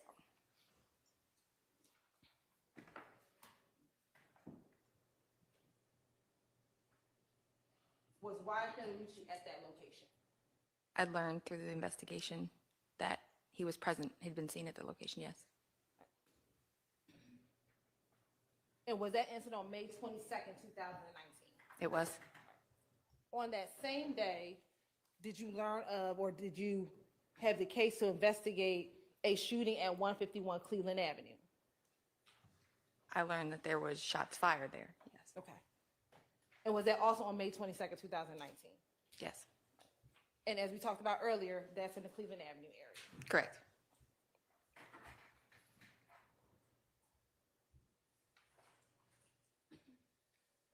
Again, back in 2019, was there this, again, kind of back and forth of shootings, back and forth between YSL areas and YFN areas? Correct. On May 25th, 2019, was there a shooting at 211 Cleveland Avenue? I believe there was a shots fired call that came up at that location, yes. Yeah. And is that in the Cleveland Avenue YSL area? It is.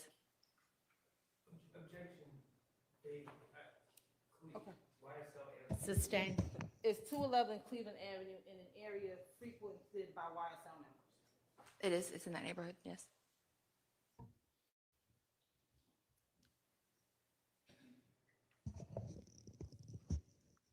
In May 27, 2019, was there another shooting at 355 Bellegarde Place? There was.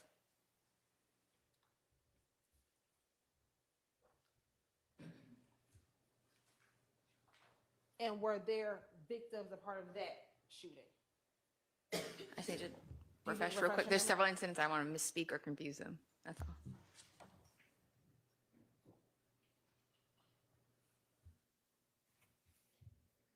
Yes,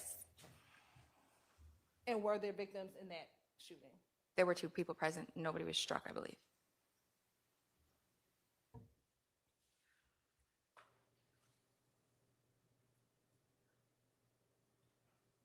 Now, with the instance that we just referred to, outside of the one that happened on Pryor Road, for the Crew Street and the 2 Cleveland Avenues and the Bellegarde Place, was there anyone ever apprehended, to your knowledge? To my knowledge, no.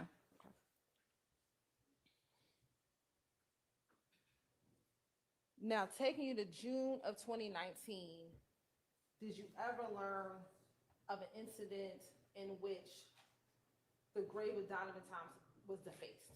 Yes, And was there a police report associated with that defacing?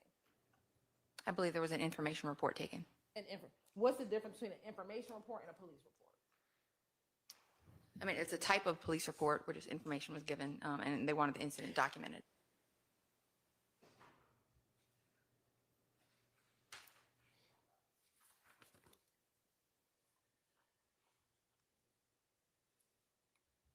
And as a part of this investigation here in this indictment, did you pull any social media accounts from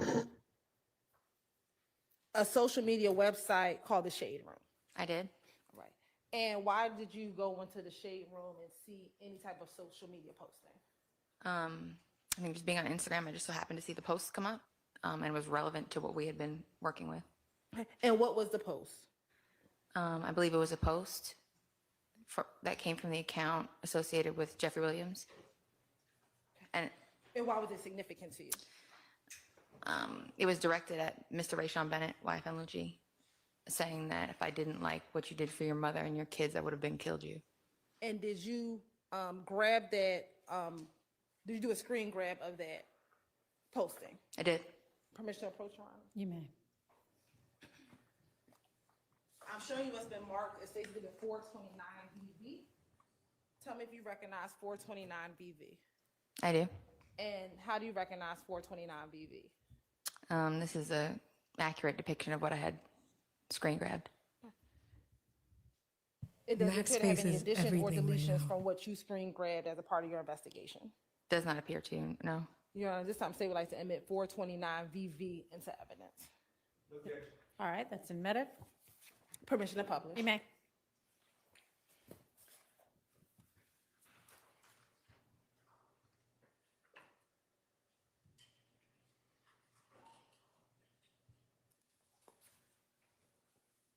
And what was the date of the post? When it was posted on the Shade Room, I believe it was August 19th of 2019. That's the date that they had reposted it. And it's saying 46 minutes ago on the original post, but I can't give you an exact timing of the original post. This is when I saw this. And you said August 19th. I see a date on there. It's August 18th. 18th, I'm sorry, 2019. And do you know, to your knowledge at all, if that particular post was ever deleted from the actual account of Thugger Thugger One's account? I believe it was. And do you know if this was captured in a Shade Room just prior to it being deleted or before it was deleted off of the Thugger Thugger One account? I believe right before it was.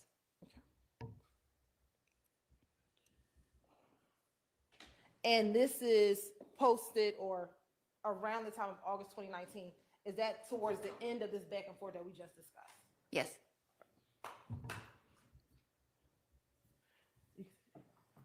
Now, you talked about in 2020, there was some transition in employment or what you were doing initially in 2019, and then you transitioned to something, a new role in 2020. What was that transition in 2020? What was your new role? So I had been promoted to criminal investigator, and I was sent to the special operations section, to where typically once you arrive there, you're assigned out to a task force. Could be the ATF, the FBI, the DEA. I went to the GBI gang task force. I then went through a police academy associated with that position. I graduated and then went to, because my whole career had been spent in Atlanta, I was assigned to the Atlanta Police Department, and I worked out of their gang unit. And what were you able to do now that you weren't able to do in 2019 with those 2019 cases? What were you able to do with the 2020 cases? I was freed up from supervising an actual caseload, so I was free to, and now that I'd been through the academy with them, charge and work criminal cases. And did you end up then working criminal cases, again, associated with the conflict that was happening between YSL and YFN? I did.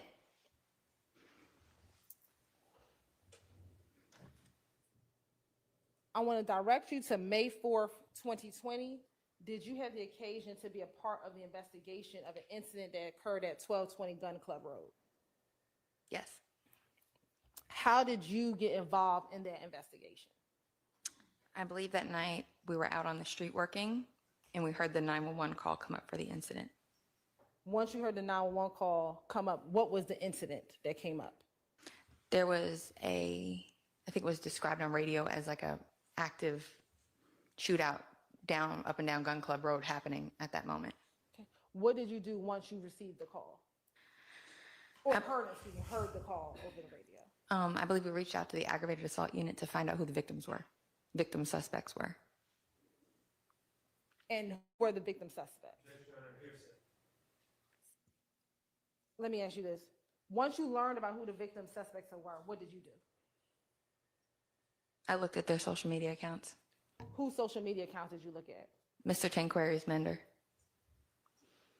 And had that name come up before? Were you familiar with that name? I was. How were you familiar with Tanquarius Mender?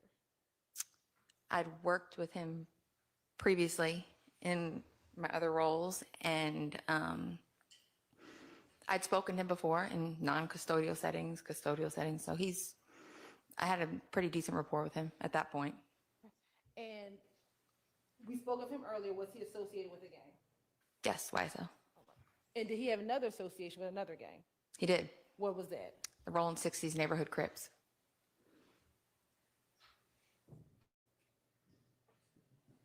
And did Mr. Mender have a nickname? He had two. What are his nicknames? He would either go by Nard or Stunna.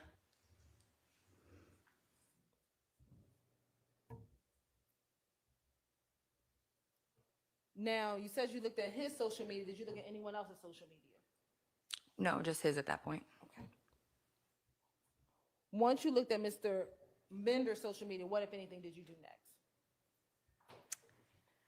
When I spoke with the aggravated assault unit, I let them know about a post I'd seen the day before.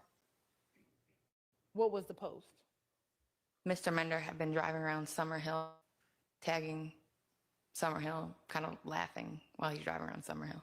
Is that the post that you talked about earlier this morning? It was. Okay.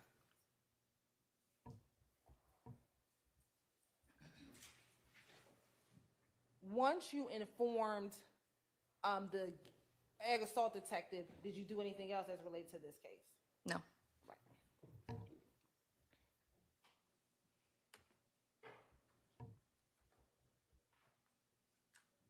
Did you ever look in Marquavius Huey's phone around the time of this investigation? No. Nope.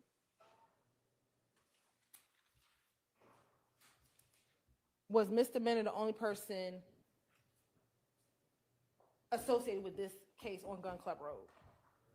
At that time, yes. Okay. When you say at that time, what do you mean? Later on, I had reviewed Mr. Huey's cell phone extraction. I had learned about additional parties that were involved. What additional parties? Objection, Your Honor. You're saying. Sustained.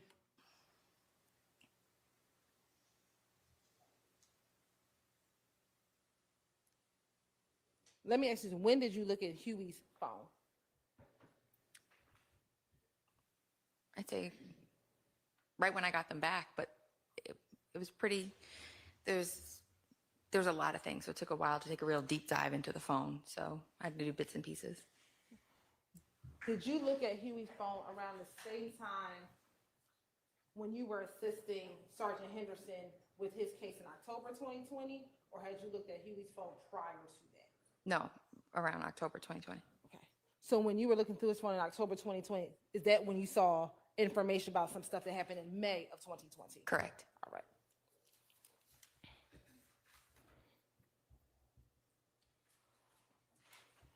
After looking through Mr. Huey's phone, did you ever look at Mr. Huey's social media accounts? Yes.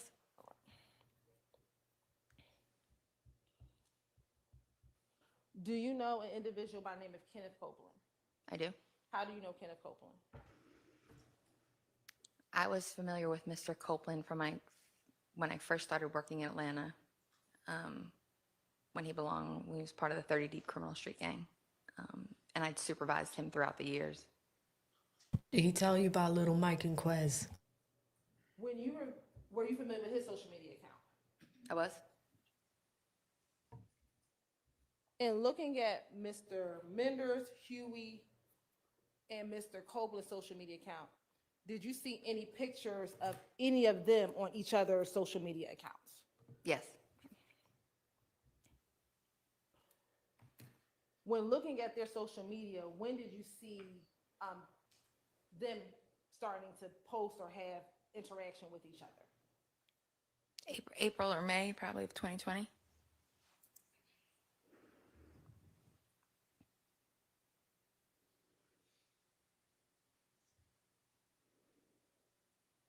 As it relates to the incident in May of 2020, Gun Club Road, was there anyone ever arrested for that incident?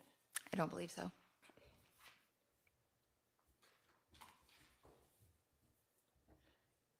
And was Mender the victim in that incident? He was. All right.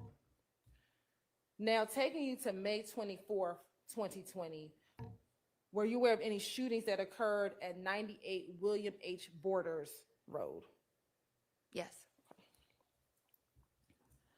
That location, is that in any particular gang area? That's an area that would be frequented by members of YFN.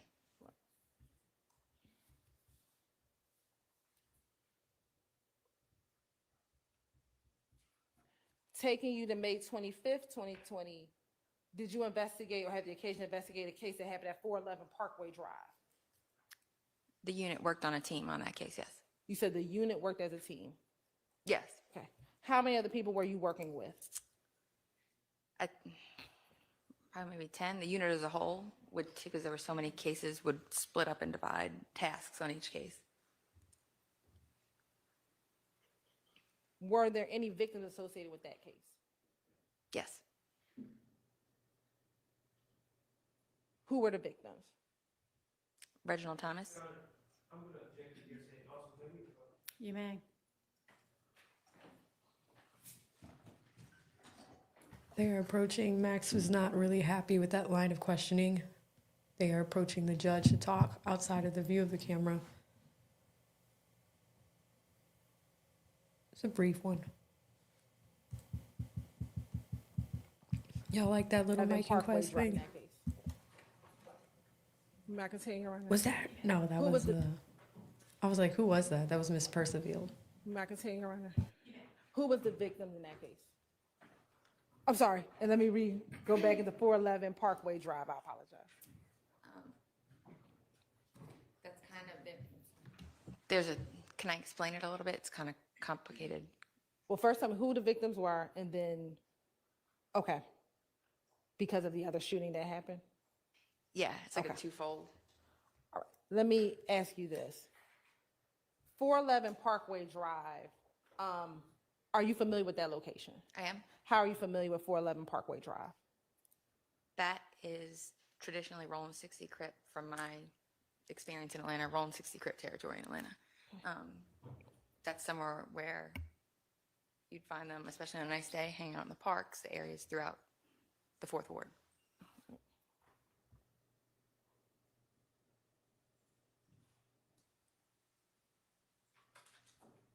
And was there a shooting at that location? There was. Was there anyone ever arrested for that incident, for that shooting? There was. Who was arrested for that shooting?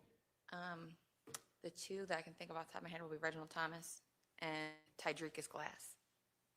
I'm sorry, I just didn't hear the first. Oh, I'm sorry. Reginald Thomas, Tydrekus Glass. And with Mr. Thomas and Mr. Glass, were you familiar with those individuals? I was. And were they associated with any gang? YFN.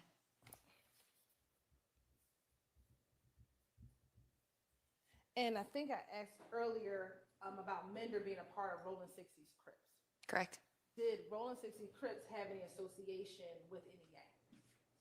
They had an alliance with YSL. And I said association, you said alliance. Why did you give a distinction? Because association would just say like, we're cool, we know each other. Alliance would be like, to me, from my investigative experience, means that they'll work together and they'll partner on things.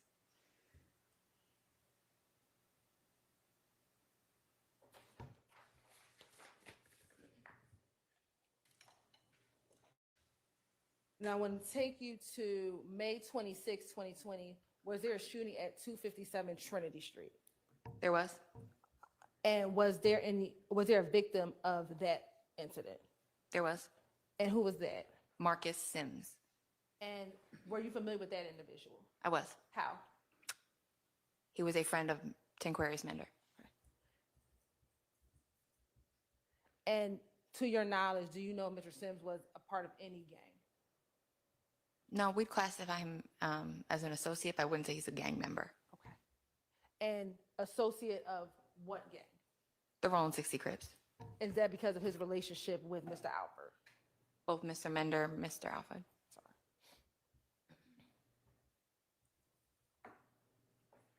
On June 1st, 2020, was there an incident at 361 Edgewood? There was. Are you familiar with that location? I am.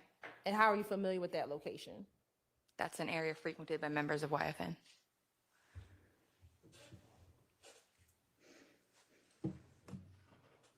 Was there anyone injured during that shooting? I don't believe anybody was injured, but I think 2 people were shot at. I want to take you to June 3rd, 2020. Was there an incident at 600 Martin Street? There was. And did you have any part of the investigation of that incident at 600 Martin Street? May I just look quick to make sure we're speaking about the right incident? Yes.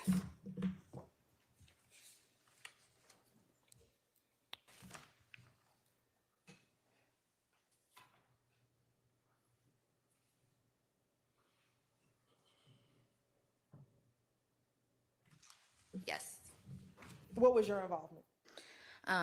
That was a case handled by the aggravated assault unit, but based on the location of where it occurred, we assisted with some information on that investigation.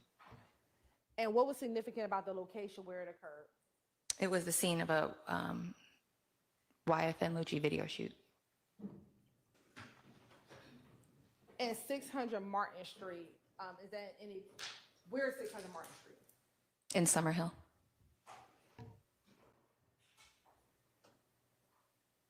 And were there any victims in that case?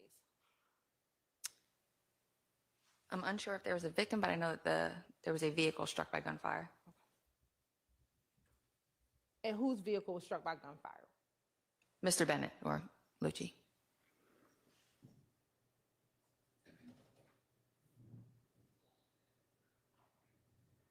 I want to take you to June 4th, 2020. Was there an incident at 1044 Hank Aaron? There was. Okay. And where is 1044 Hank Aaron? In the Summerhill neighborhood of Atlanta. It's an apartment complex.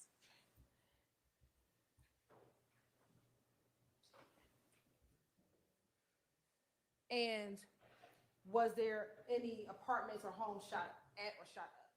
There was. Who do you know whose home was shot at or shot up? It was the home of, for a family home of Sabian Cluster, better known as YFN Fat.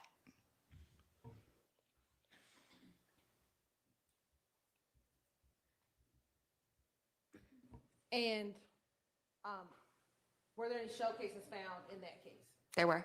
And were there any shell casings found at the incident at 600 Martin Street on June 3rd? There were. And was that this incident just a day apart? There were.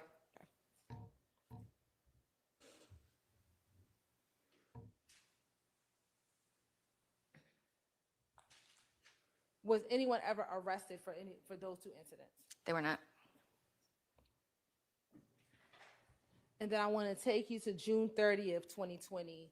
Was there an incident at 639 Parkway? There was. Okay. And is that in the same or similar location as the incident that happened on May 25th, 2020, near 411 Parkway Drive? I'd say it's several, like maybe 6 or 7 blocks north of where that happened. And would you still consider that area the area of the Rolling 60s stronghold? That was the area, in the Fourth Ward neighborhood, that was the 600 block is the area that they liked the most. Okay. And were there any victims for that particular shooting? Yes, multiple.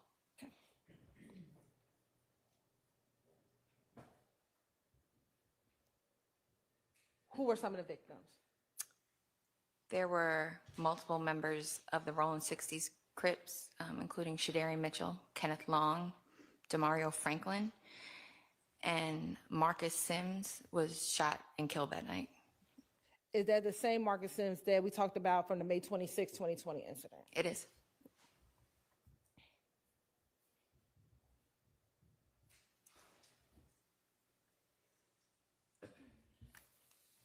And as a result of that shooting, did you look at any social media? I did. Whose social media did you look at? I believe I was reviewing the account for Tidricus Glass. And was there anything of any significance that you found while reviewing that particular social media account?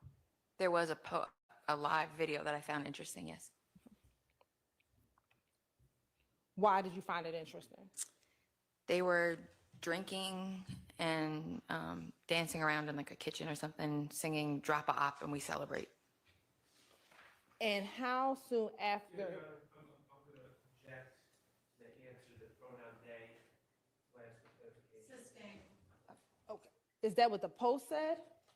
I believe that, if I remember the video correctly, there should be like maybe two people in the scene, and one of the two YFN associated individuals, or whoever's in the photo, is singing out of their mouth, Drop Op and We Celebrate. Well, they're like pouring shots, I think it was. Okay.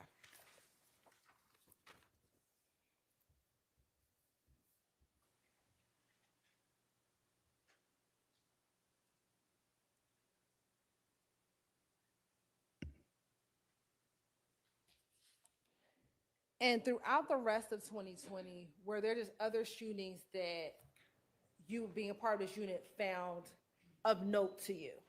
Yes. Okay. And were some of those shootings in both the YFN associated territory as well as the YSL associated territory? Yes. Right.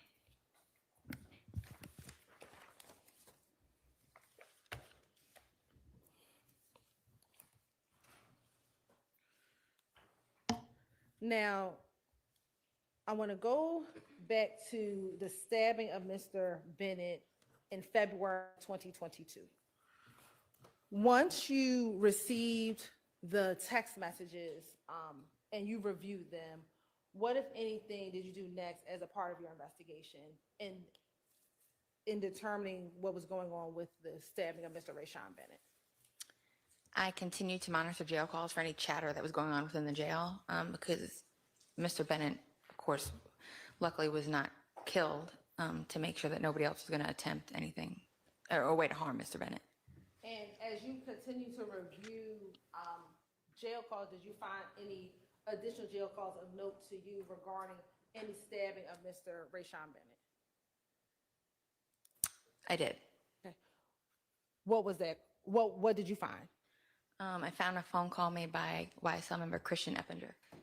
And what did you do once you learned or heard that call? As far like once you listened to the call, what, if anything, did you do? Oh, again, it was a call where a female was acting as a middleman. So to identify the person that she was reaching out to, I obtained phone records for the female, identified the number that she called at that exact time that the jail call was taking place, and then was able to identify the person being called. And who was the person being called? A gentleman named Antonio Sumlin. And did Antonio Sumlin have a nickname? Obama. Obama. Hopefully Once he's not you nervous today. Heard that jail call or learned of that jail call, what, if anything, what steps did you take after that? I then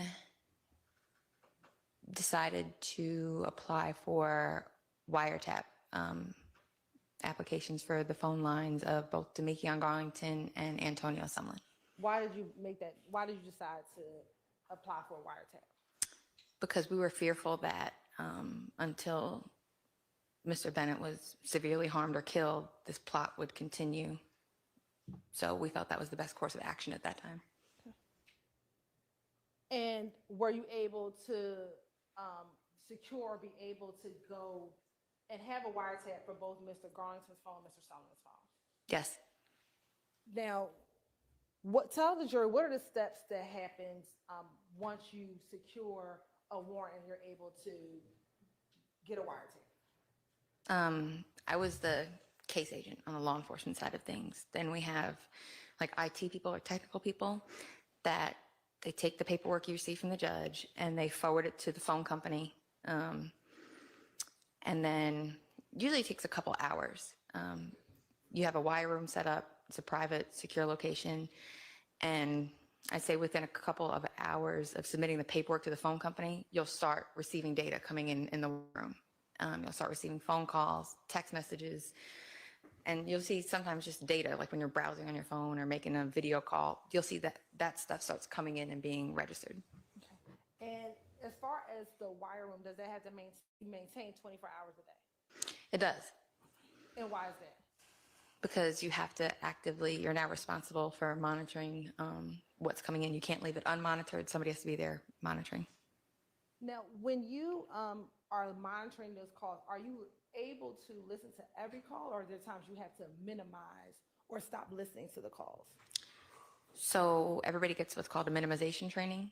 They get informed of the basis of a case. They're passed out copies of the affidavit so they know what's going on, what allowed us to get there. They read through that. We conduct a meeting. Everybody's informed. We talk about what they should listen out for, what's going on. And then they're explained on minimization procedures. So if somebody calls their grandma, for example, and she's talking about what she's going to make for dinner, or what do you want for me to buy you this year for your birthday? You listen for 2 minutes, and if at the 2-minute mark there's no criminal activity, you mute or you minimize for 1 minute. You give the full minute, you resume, you click back in, and you listen for another 2 minutes. If there's no criminal activity, you mute again. And I'm sorry, I say mute, I mean minimize. At that time, once you minimize, you cannot go back, the recording stops. And you do that. Now, if there's criminal activity heard, that's your case, you can listen. And when you got the warrant, do you remember when you got the initial warrants for both the phone from Mr. Garlington and Mr. Sumlin? I want to say we went up on the line somewhere around like the first week of March. So it should have been around there, like the 10th, maybe years, somewhere around there. As it relates to Mr. Garlington, were you able to initially listen to his calls? No. Why not? What happened? Coincidentally, he had changed his phone number. Once he had changed his phone number, what, if anything, did you do? Let me ask you, did you try to secure another number for Mr. Garlington? I did. How did you go about securing another number for Mr. Garlington? I reached out to his probation officer to see if, to remain in compliance, he may have updated her with his new phone number. And had he done that? He had. And then for Mr. Sumlin's line, were you able to go up on his phone immediately? Yes. How long were you on, how long did you have a wiretap on each of those phones?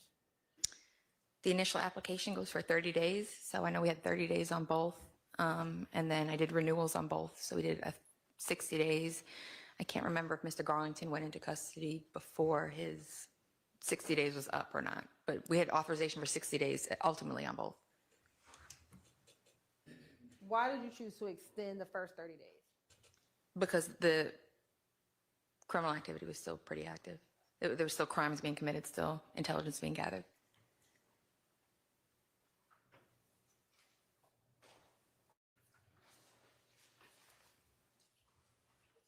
Now, I want to direct you to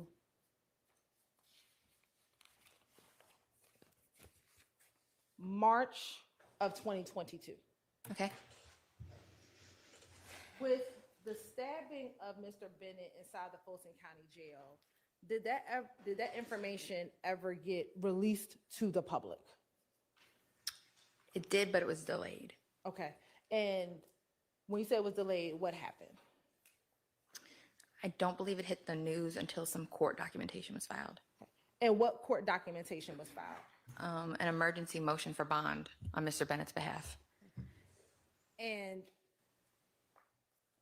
Do you know when that documentation was filed? I want to say the first few days of March, I believe.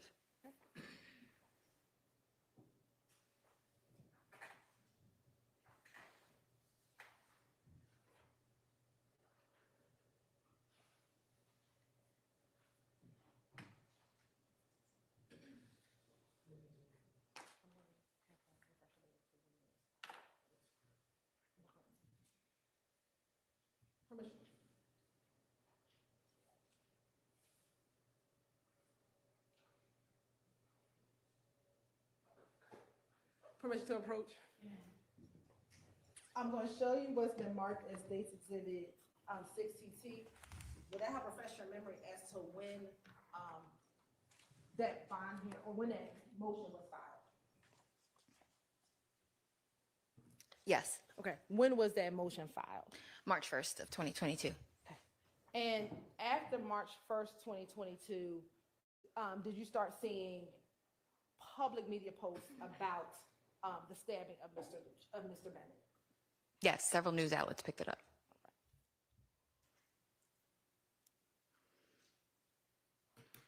Once several news outlets began to pick it up,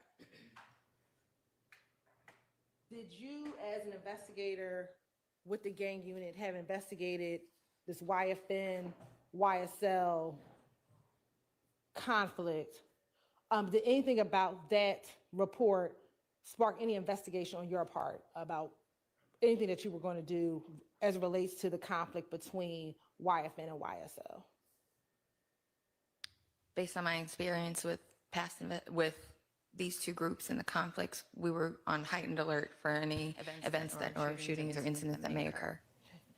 All right, guys, you all know I ain't feeling very well today, but I just stepped away to grab some ginger ale. Huge shout out to the Little Gaming channel who drops a $50 super chat. He says popping in to show some love to my sister out here in Cali trying to make this bread. I want to take a wonderful vacation next year. Have an amazing stream, AV. Thank you so much. If y'all can do me a huge favor, type TLGC in the chat. He has been popping in. He's a very, very busy person, but has been popping in and showing your girl some love. Thank you so much, TLGC. Let's get right back on into it. And by the time the media release occurred, were you already up on the wire, or did that come after the release of the information to the media? I believe it came after. Okay.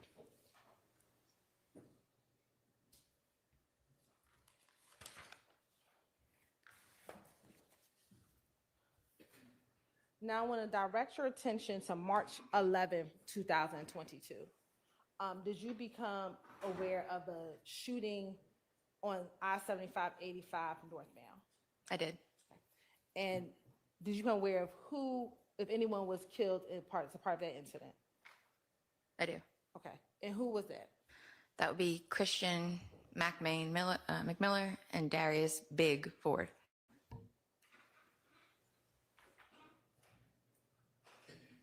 And do you know about what time that incident occurred? I believe it happened around 3:30 a.m. And have you had any involvement with any investigation as it relates to that case? I have. Okay. And is that still an open pending case at this juncture? It is.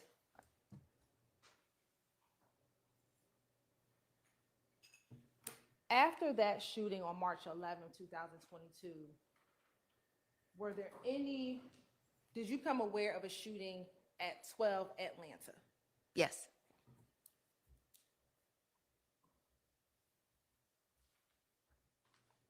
When was that shooting?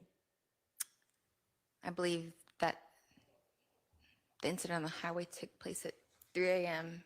Fast forward to about almost just before 10 o'clock, the shooting at 12 Atlanta took place. 10 o'clock a.m. or 10 o'clock p.m.? PM. I think the call for service came in around 9:47 And where is 12 Atlanta? in Summerhill. And are you familiar with that location? I am.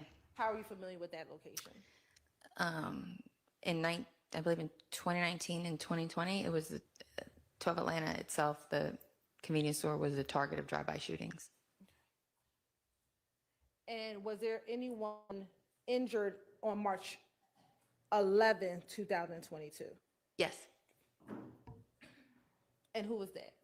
I believe the gentleman's name is Cortez Houston. He's a YFN associate.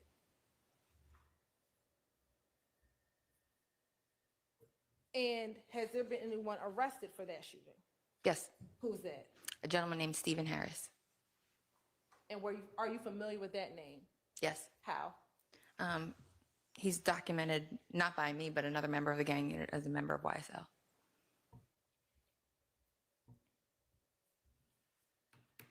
After that incident on March 12, 2022, did you become aware of a shooting, without saying any name, of a shooting on Cleveland Avenue? Yes. Without saying any names, how did you become aware of the shooting on Cleveland Avenue? I was in the wire room monitoring the calls in the wiretap, and we heard a shootout being described on the wiretap.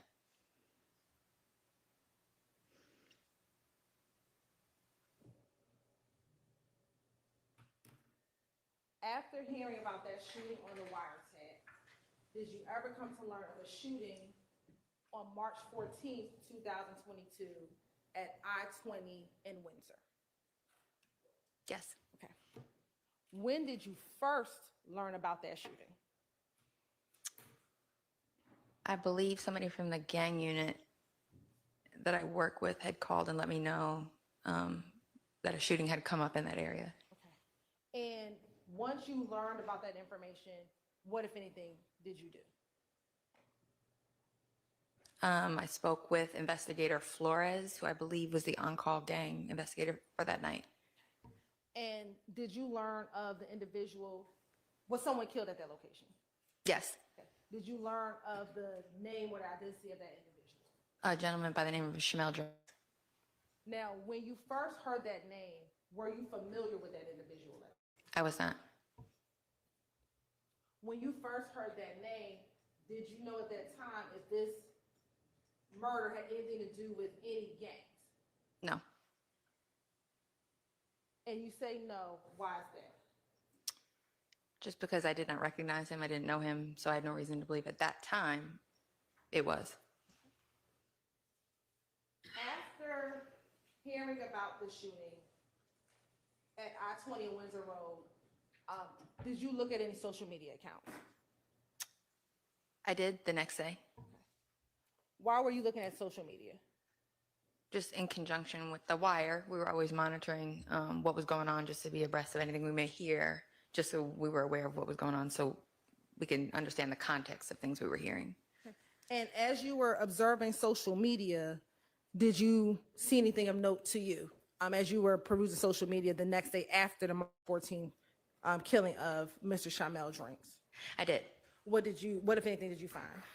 I saw several posts of a gentleman that matched the photo of what I saw of Shamel Drinks at the crime scene being made. Okay. And when you say was being made, who was it being made by? Members of YFN. And about how many posts did you see when you were just kind of viewing and observing? There were numerous posts. I don't think I could put a number on it. And when you saw those posts, did you ever capture those posts? I began capturing them just in case they were needed. You said you captured just in case they were needed? Correct. Okay.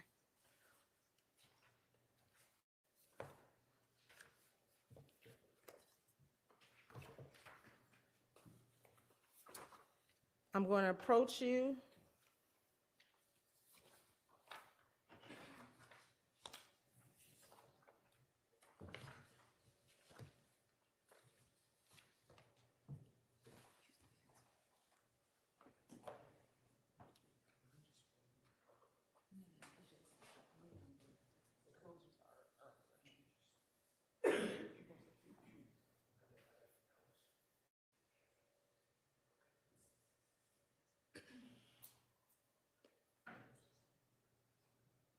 So she's been on the stand for nearly half the day, guys.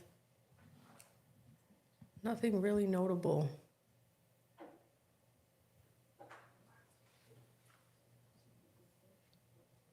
With the end of the day approaching, wondering if the state will rest today.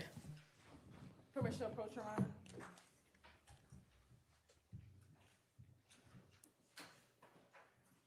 I'm going to show you what's been marked as Stacy did at 465 BV, 467 BV, and 468 BV. Tell me if you recognize 465, 467, and 468 BV. I do. And how do you recognize 465, 467, and 468 BV? These are three of the several social media posts that I captured following the death of Mr. Drinks. And are those three just some of the examples of what you were seeing being posted on the day after Mr. Drinks passed away? Yes. And do those appear to be fair and accurate depictions of the social media accounts that you observed and that you screenshotted back in March of 2022? Yes. Your Honor, this time the state would like to admit 465, 467, and 468 BV into evidence. And, Your Honor, just confirm that continuing objection, correct? Permission to publish.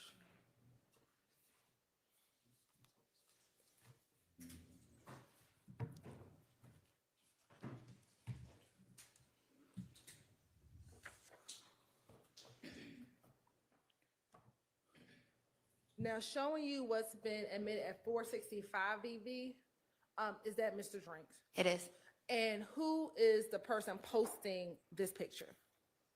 That is a gentleman that goes by the name Kelvin Watts or Shell Kill. Okay. And were you familiar with Shell Kill? Okay. And how were you familiar with Shell Kill? From past investigations involving both of these groups. Now I want to show you 467 BV.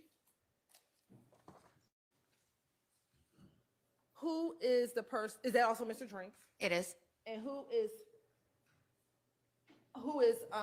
posting that? Who made the post? It's made by 44 Stevo, which I know to be Stephen Johnson. Okay. And I apologize. Going back to 465. What was Shell Kell's Instagram handle? It's Shellkel _ Nutlife. All right. Now back to 467 BV. 44 Stevo, what's his given name? Stephen Johnson. All right. And was he associated with YFN? Yes. All right. And next is 468 BV. Who made the post? The username is going to be YFNFat14. That's going to be Sabian Cluster. And is that the Sabian cluster that we talked about a few moments ago with the back and forth shooting? It is. All right. And what was that? What did the post say? I don't feel right putting that behind your name nut with the broken heart. Okay.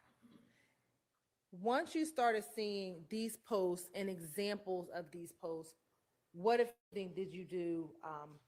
Did you assist at all with this investigation at that time on March 15th? I didn't, because when you're the affiant of a wire, it's a lot of things you have to do. You have to manage schedules and people in the room and review all the calls. So I was kind of sidetracked. So I was capturing these, working in the wire room, and then I went home to get some sleep. Now I'm going to take you to March 16th, 2022. Did you have the occasion to respond to a shooting at 2830 Waters Road? I did. And how did you get involved with responding to the shooting at 2830 Waters Road? One of my partners, either Investigator Dabney or Investigator Flores, called and let me know that there was a shooting at the location. And let me ask you this. Back in 2022, where were you working? The Fulton County District Attorney's Office. And was that a common practice that members of the APD gang unit would reach out to you if there was a shooting that they were responding to? If it was gang related and something that we had been working on, absolutely. I talked to them daily. And Did you respond to that location? I did. Sitting here today, do you recall what time you responded to that location? I want to say I made it out there probably around 2 a.m., I believe. You said about 2 a.m.? Around 2 a.m., I believe. Court $10 for 1 moment.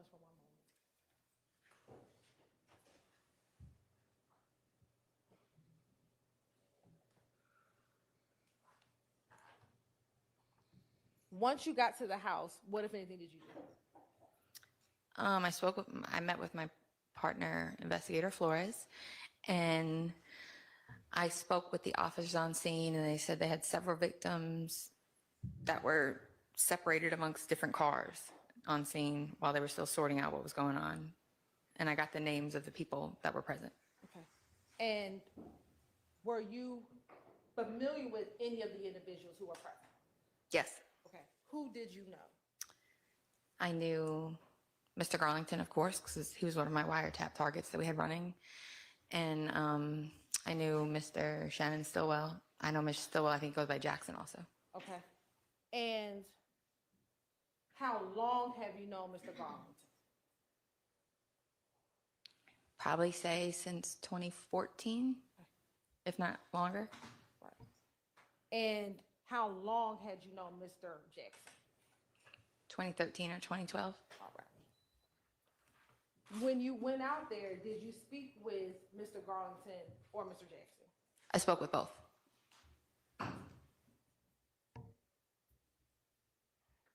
And were either of them able to provide you any information about what had occurred at their home at the home that night? Your Honor, I'm going to object. Thank you, Terica, for the memberships. Looks like they are approaching. I'm going to skip that in a second. If you guys have not checked out Terica, the one Lo-Fi, this is a YouTube creator with Lo-Fi beats, just trying to get her watch hours up. Check her out if you're listening to music, if you are doing chores around the house, things like that. I always listen to her channel personally for that reason. I do need a hot toddy. I need something. I have been on soups and teas all day.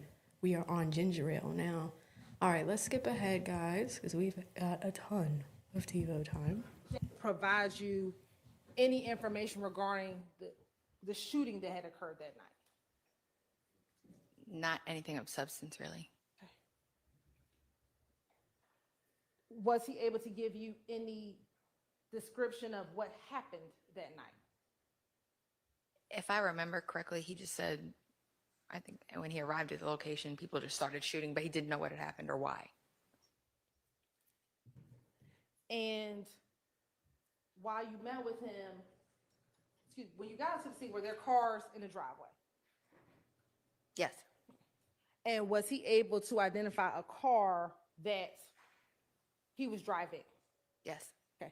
And what kind of car was that? He said a white Audi. And did he point out that Audi to you? He pointed it out, and I think he may have said like that one over there. And I looked, and there was one closest to the street, and there were cars parked in the yard on the right side of the house. And there was a white Audi that was like an Audi sedan closest to the street. There was an Audi SUV and an Audi sedan, and it was the sedan that was parked closer to the street. And did you ever take pictures of that Audi? Or you or Investigator Flores take pictures of that Audi? One of us did, yes. And did you take pictures of Mr. Garlington? Yes. Okay. And what about Mr. Stillwell? One of us did, yes. Were you familiar with an individual by the name of Miles Farley? I had seen him, but I'd never interacted with him before. Had you seen social media accounts for him? Yeah, social media accounts, music videos. I'd seen him around with the guys. Was he present on that morning of March 16, 2022? He was. And did you take pictures of him? One of us, I think Investigator Flores may have. Now, when you met with or spoke to Mr. Jackson, were they victims of the shooting? Yes. At that time, when you met or spoke with Mr. Jackson, Mr. Garlington, did you have any knowledge of who the suspects were in the March 14th murder? No, Had you on March 16th talked to investigator Hogan about his homicide? no, Excuse me, was investigator Hogan the lead detective on the homicide? yes, Of Samel Drinks.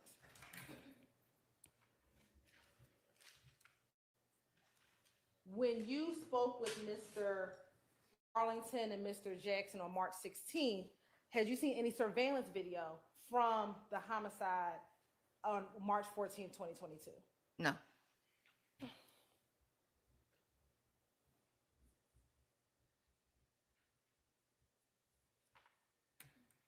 When you met with or spoke with Mr. Jackson, did you have any knowledge of the suspect vehicle as related to that March 14th, 2022 homicide?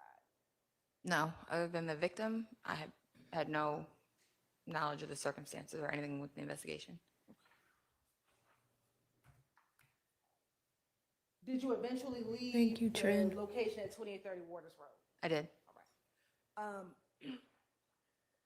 You said this is about 2 o'clock in the morning. Somewhere around there.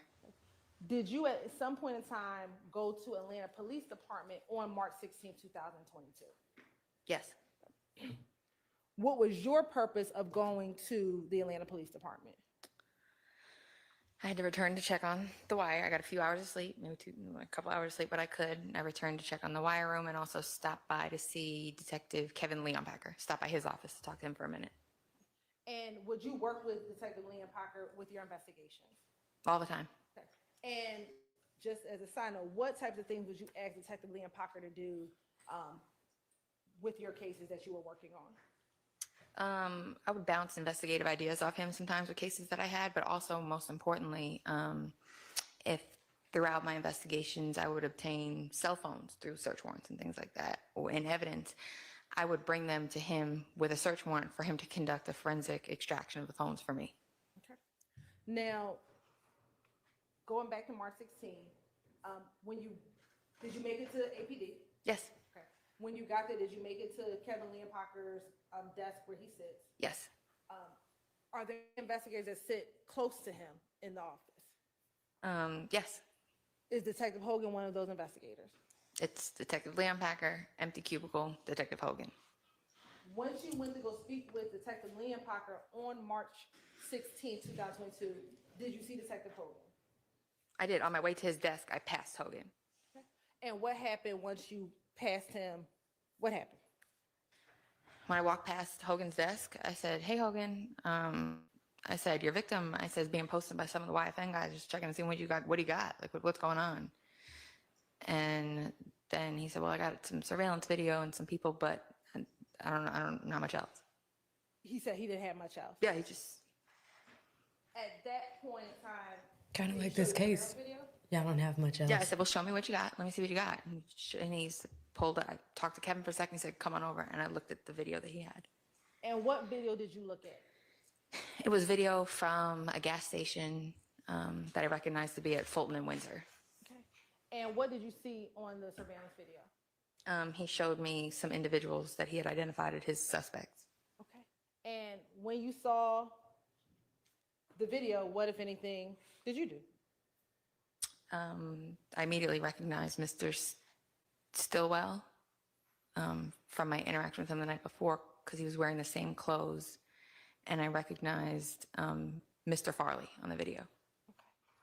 And you said the night before, were you at the office on March 16th as well? Sorry, it was the same day. It was 2 a.m., sleep for a few hours, went to the office and met with them. So it was the same day. And when you watched the surveillance video, was this surveillance video from March 14, 2022? Yes.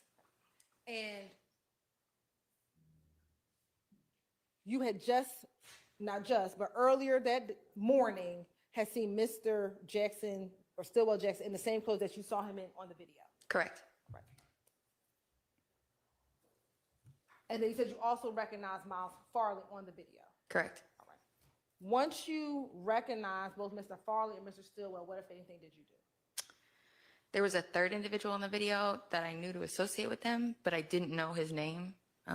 So I told investigator Hogan he may want to get with somebody else to get a name on that person. And then he showed me the vehicle associated with his case. And Did he show you the vehicle from the surveillance video or something else? I believe it was a surveillance video. And what, if anything, did you do when you saw the vehicle, his suspect vehicle? I recognized it as the white Audi with the Maryland tags from the home at Waters Road that I'd seen hours prior.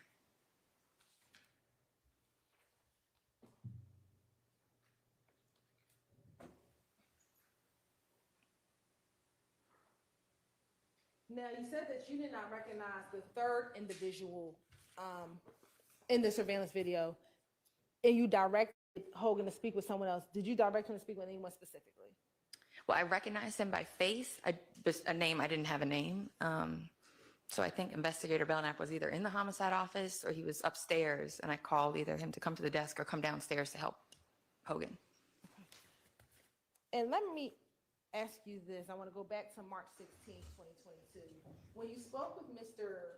Jackson about what happened that night, how did the conversation come up about what vehicle was his? Do you recall? I believe that was prompted by when he said I just got here and they started shooting, or something like that. I just got here and they started shooting, or I pulled up and they started shooting. So I said, well, what vehicle were you in? I think that's what prompted that question.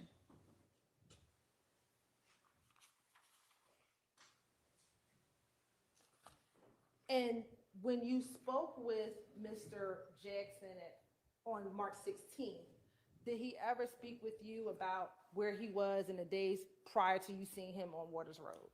No.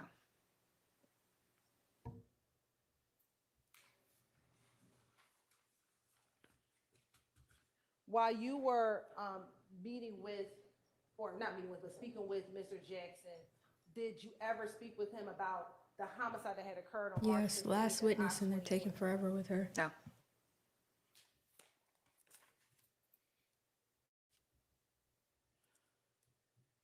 Now, going back to later in the day when you were at APD, at any point after speaking with Hogan, did you take any steps to continue assisting him in his investigation?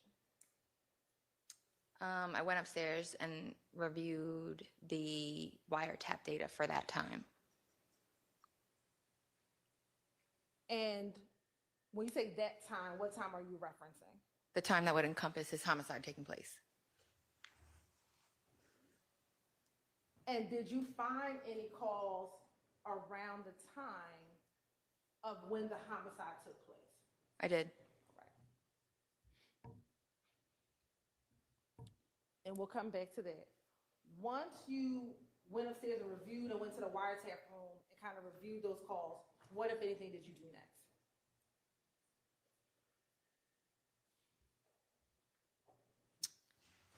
I think I just continued to let him know that I was available if he needed anything from our end, but Did you ever come to take out a search warrant for the home at 2830 Waters Road? oh, yes, when I was reviewing the calls, now that would be reviewing the calls for the night before. When I responded out at 2 a.m., I began to review those calls from that incident and learned some information that led me to obtain a Fulton County search warrant for the location at Waters Road. And so let me understand clearly, you heard some information on the wiretap. Correct. And was that information on the wiretap from March 16th? Correct. The time that we responded out there and I encountered Mr. Garlington and Mr. Stillwell. And based upon what you heard on the wiretap, you then went and applied for a search warrant at Waters Road. Correct. Now, let me ask you this. When you got on the scene at Waters Road, did you go inside of the house on March 16th? I may have peeked inside the house. I can't remember if I don't think I did we didn't search it or anything. And was there any reason why you did not search the home on March 16th when you responded? They were victims at that time. I didn't have probable cause in my eyes to obtain a search warrant for the location. All right. Now, were you able to obtain the search warrant to search the home on March 17, 2022? Yes. And did you all search the home on March 17, 2022? Yes. And did you have assistance from the Atlanta Police Department to execute that search warrant on March 17, 2022? The gang unit in conjunction with the SWAT team, Detective Leon Packer came out to help. There's a bunch of people helping out. Your permission to approach. You. All right, so they're approaching the judge again. I'm going to skip through that. You guys have been asking a lot of excellent questions. Hilton is still with this witness on the stand right now. This is their last witness. Could end today, could end tomorrow. It's likely she'll probably drag her into tomorrow. And here's a prediction, trial prediction, because it always happens when the state is We all done. think this would be a good time for a bathroom break. So let's take a restroom break. So I'm gonna skip that. Be back in a few. So when the state is done resting or they rest their case, typically you'll see motions for mistrial right there too. So it's likely we're gonna see one from Doug or jointly from Doug and Max, but they're gonna likely say the state doesn't have sufficient evidence to prove that these two clients are guilty of these crimes. So we're waiting on that. I think that's going to be a little bit of an explosive moment. We'll see if she denies it or lets it rock. But knowing Whitaker, she's probably going to let it rock. Let's skip their bathroom break. They come back right around here.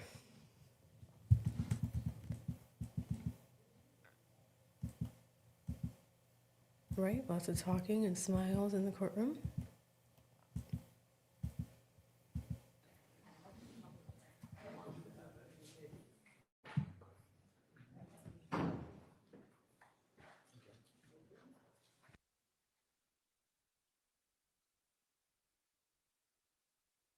I am sick. You guys are like, dang, your voice is raspy today.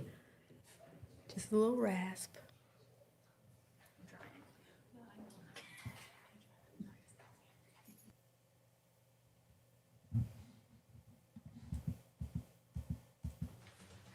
So I think we left off that you went to Waters Road and you went to the search bail. Correct. When you got to Waters Road on March 17, 2022, did it look the same way that it looked when? And real quick, guys, as an update, Angela is confirmed to come into the show today at 6 p.m. So that's honestly why I'm not in bed right now. I did commit to you guys that she was gonna be here. So we're gonna keep that meeting. She will be here at 6 o'clock. She has her questions, and members, you will be able to ask her questions as well. For those that don't know, Angela D. Williams is the attorney that started this case with Little Rod. Little Rod did take a plea deal. He had one RICO count, and he took his plea deal, I think it was 2 weeks ago. So Angela's gonna join us and talk a little bit about that. There's also his murder case that's up on appeal as well. Little Rod being one of the youngest defendants in this case, it is gonna be interesting. So hang tight, we're gonna watch the court proceedings all throughout the day, and then we will talk to Angela in about an hour and a half. So really looking forward to that one. But let's keep going.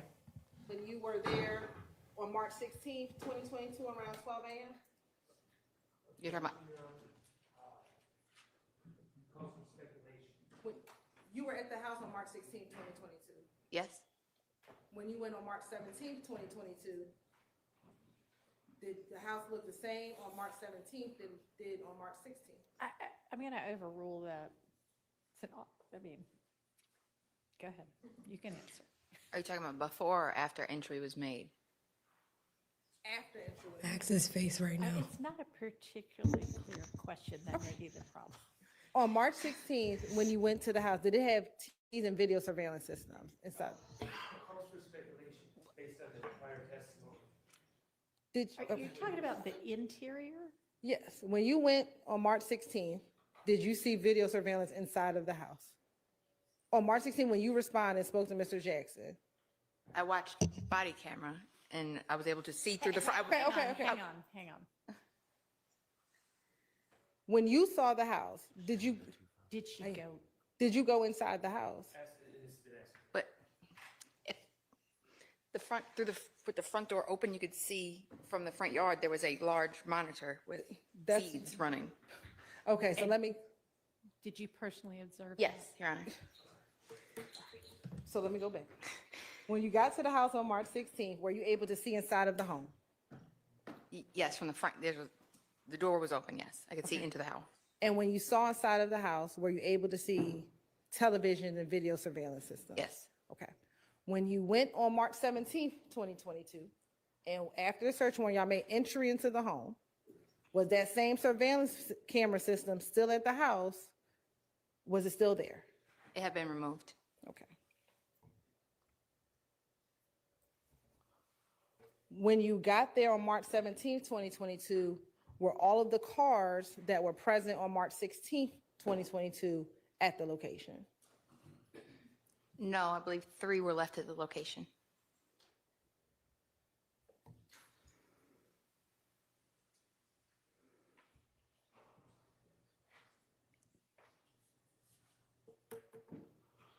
And on March 17th, 2022, did Detective Liam Parker video the search warrant and the contents that were recovered from the search warrant? Yes, to assist me, he helped with videoing it. And were you present during the execution of that search warrant? I was. All right. Now, as a part of your investigation, and let me ask you this, did you, between March 11th and March 17th, were you still observing and monitoring social media during this period of time? I was. And was that in conjunction with also listening to the wiretap? Yes. Okay. And why were you still observing and monitoring social media? Because when you're in the midst of an investigation, you never know towards the end what may be relevant at a later time. So I was making sure to get the full picture of everything, better to have and not need, than need and not have. So I like to kind of make sure everything is together, because like you might get to the end of an investigation, something that seems so small is huge. So I was making sure to capture as much as I could. And when you were going on social media, were you going on individual public accounts? Yes. All right.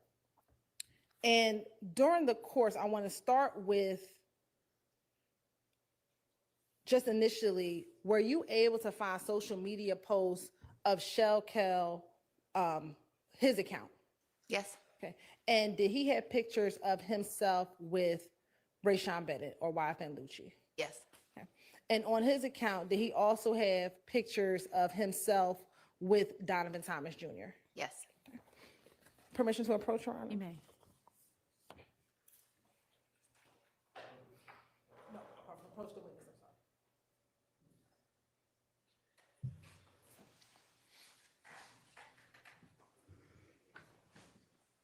I'm going to show you what's been marked as Exhibit 440 BV and 454 BV.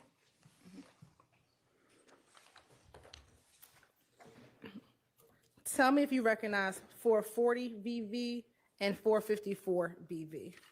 I do. How do you recognize 440 BV and 454 BV? These are some of the posts that I collected during March of 2022. And is that a fair, accurate depiction of posts made by Shell Kell _Nutlife? Yes. Your Honor, this time the state would like to admit 440 BV and 454 BV into evidence. Admitted. Permission to publish. You may.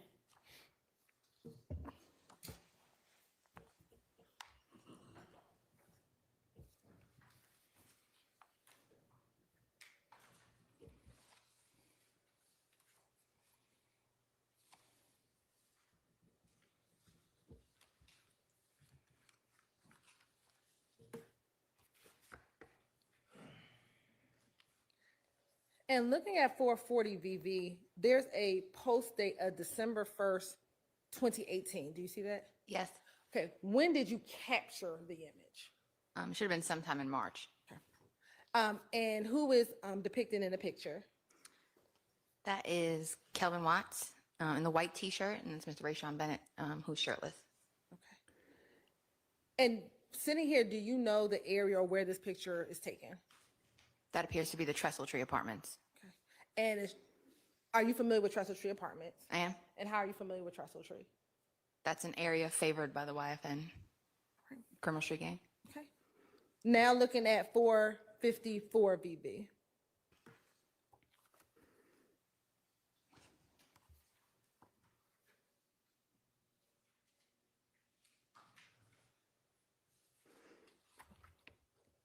And looking at 454 VV, did you also capture this in March of 2022?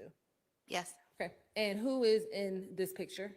That's Kelvin Watts in the camouflage jacket, and that's going to be Donovan Thomas with the varsity jacket on. All right. And again, is this on Shell Kel's Instagram page? Yes, this was on his story. In the same way, did you also have the occasion to capture pictures with Darius Bigford as well as Christian McMain Miller with individuals associated with YSL? Yes, And did you capture those pictures as well? I did.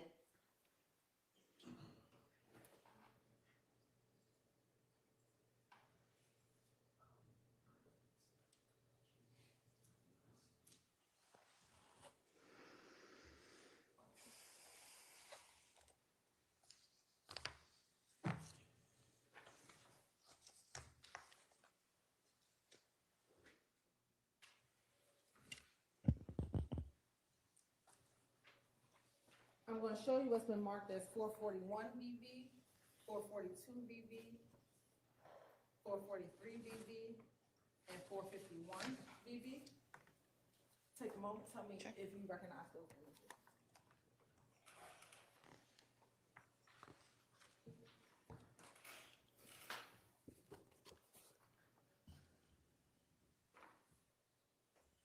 Yes, I do. How do you recognize them? These are also photos that I captured during March of 2022. Okay. And do those appear to be fair and accurate depictions of images that you captured while observing those public Instagram posts? Yes. Your Honor, this time the state would like to admit 441 VV, 442 VV, 443 VV, and 451 VV into evidence. 441 through 443, and then 451 VV? Yes, Your Honor. Those are admitted. Thank you. And permission to publish. Good night.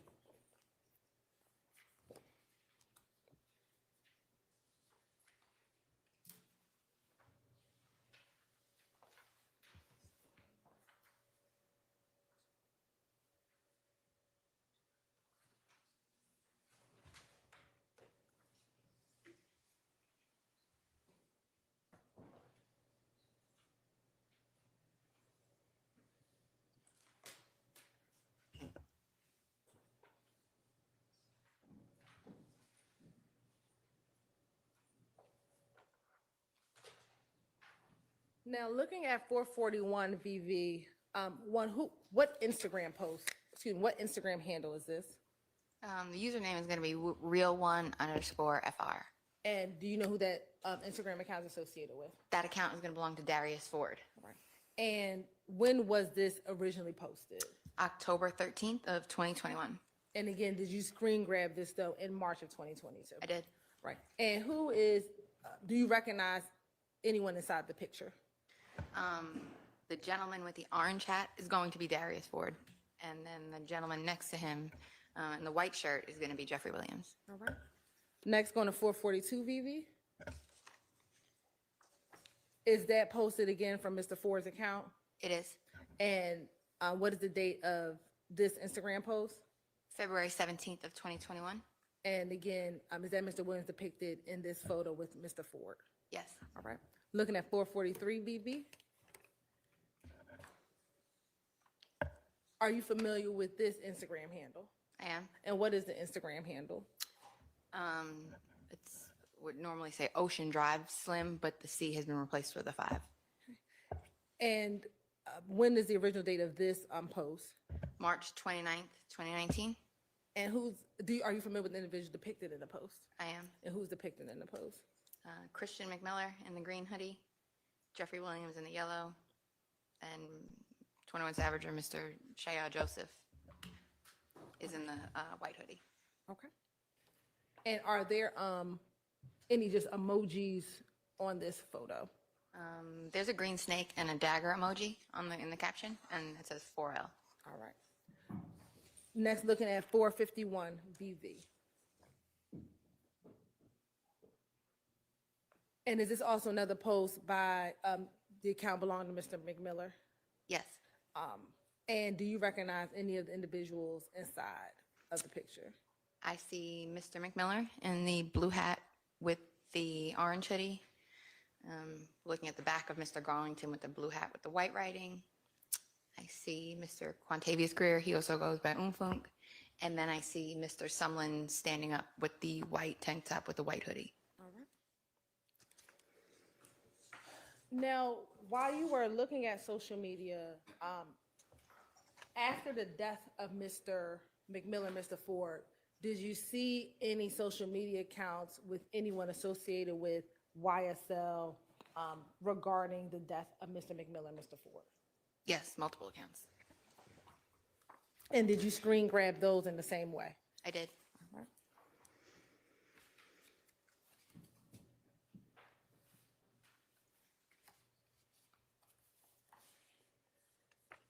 It's going to be 4.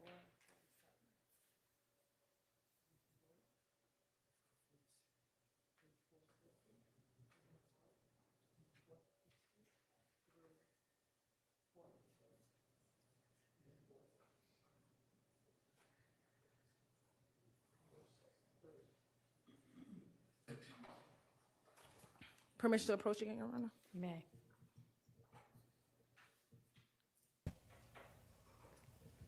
Again.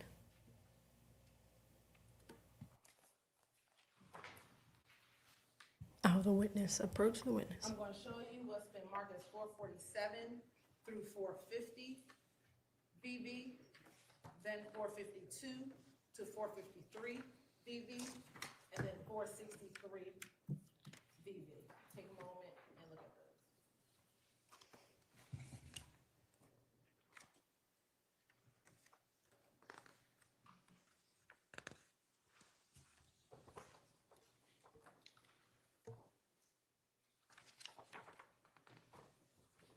those. Okay, And do you recognize those images? I do. And how do you recognize them? There are additional social media images I pulled during March of 2022. And do those appear to be fair and accurate depictions of images that you captured back in March of 2022? They do. Your Honor, this time the state would like to admit 447 to 450 VV, 452 through 453 VV, and then 463 VV into evidence. For 47 to 50, say them again for me. Sure. I was writing, but I think I got it wrong. 447 VV through 450 VV. Yeah. Then 452 VV Okay. through 453 VV. And then last is going to be 463 VV. All right, thank you. Thank I you. did get it wrong, so those are admitted. And permission to publish. You may.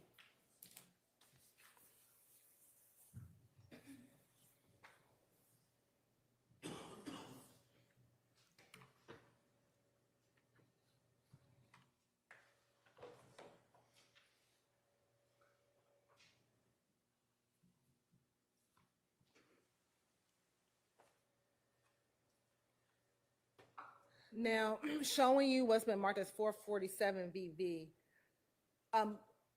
is this, whose Instagram post is this, excuse me?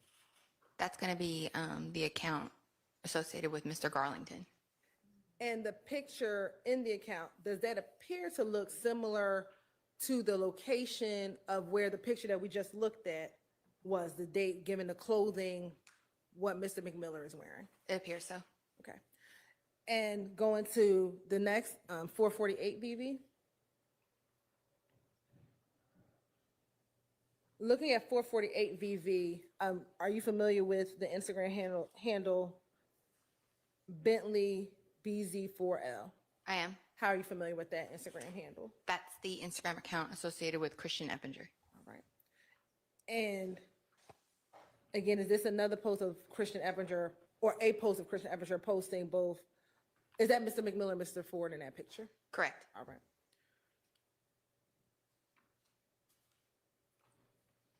Going to 449 VV. Are you familiar with the Instagram handle OOG_Tunk? I am. How are you familiar with that Instagram handle? That's a social media account associated with a gentleman named Antonio Sledge. Okay. And what is depicted on the post that he posted? Again, that will be Christian McMiller and Darius Ford. Going to go to 450 VV. Is this another picture, excuse me, another image by Thank you, Penny G. Mr. Garlington? It is. All right. Next, 452 VV.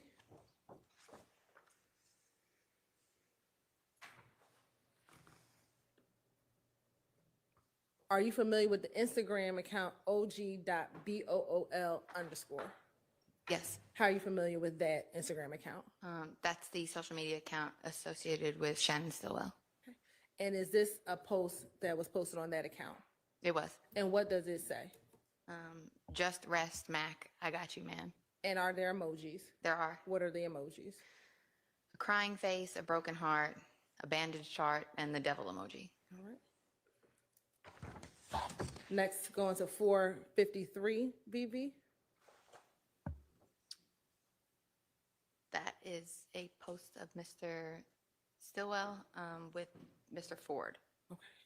And is there an emoji on that post as well? Yes, the bandage chart and the sad crying emoji. All right. And the last 463 VV.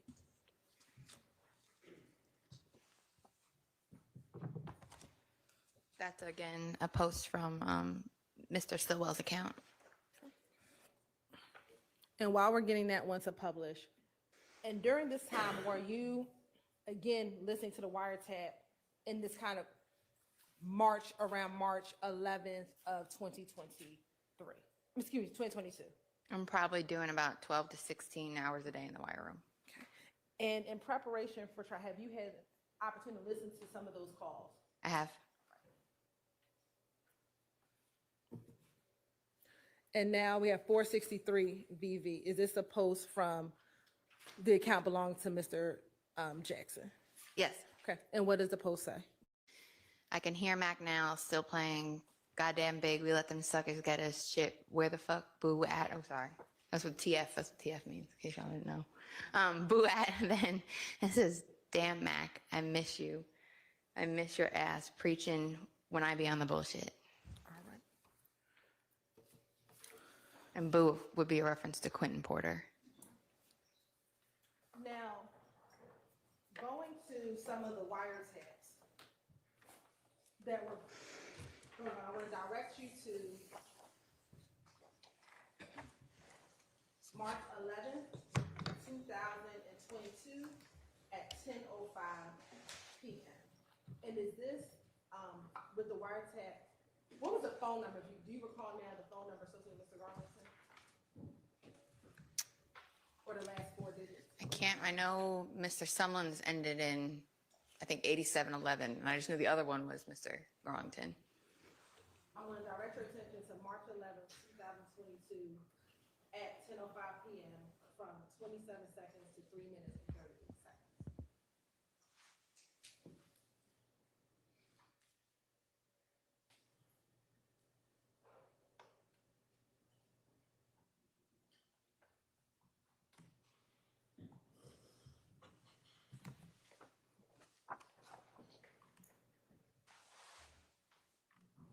Let me ask you this. Hold on. Excuse me.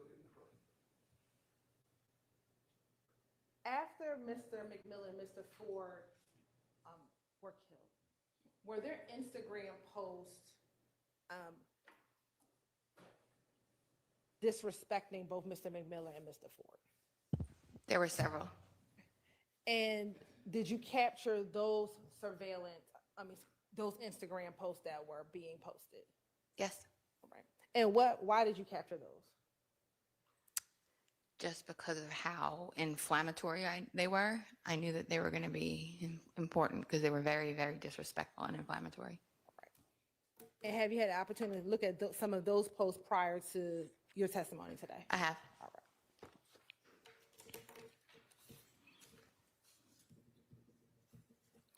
And with social media, if posts are inflammatory, in your experience as a gang investigator, does that flame any potential beef or anything that may occur? Absolutely.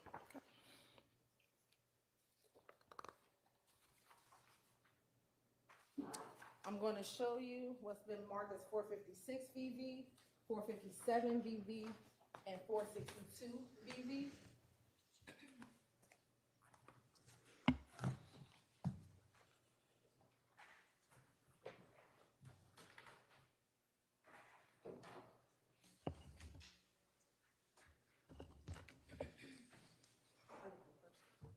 Do you recognize those pictures? I do. How do you recognize them? Two are going to be from like fake accounts that were made to troll people in the wake of their death, and one is from an individual that I know from working in Atlanta. And do those appear to be fair and accurate depictions of images that you grabbed, again, in March of 2022? Yes. Your Honor, this time the state would like to admit 456 VV, 457 VV, and 462 VV into evidence. Admitted. Just wrap it up. And permission to Simone. publish. Just wrap it up.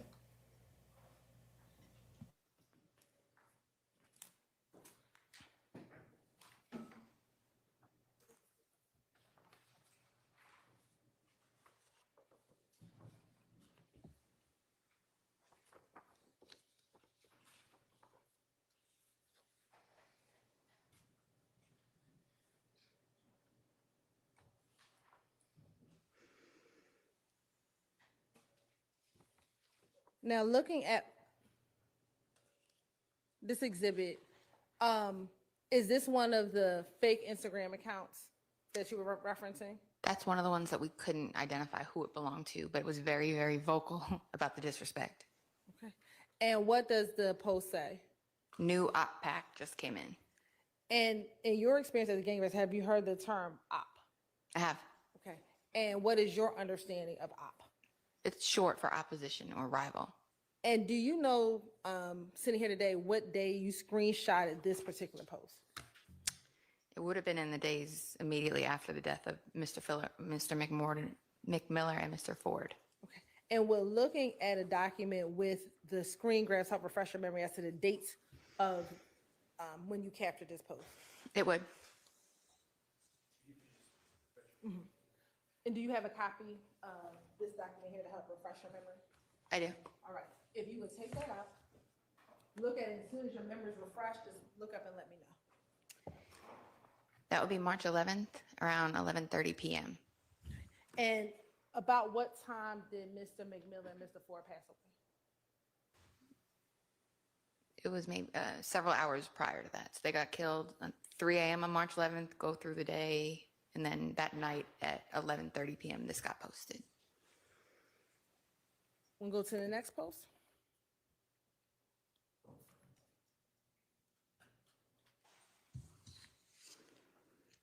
Now, looking at Facebook at 457 BV, are you familiar with the Instagram handle 1ABG_Big Nick_?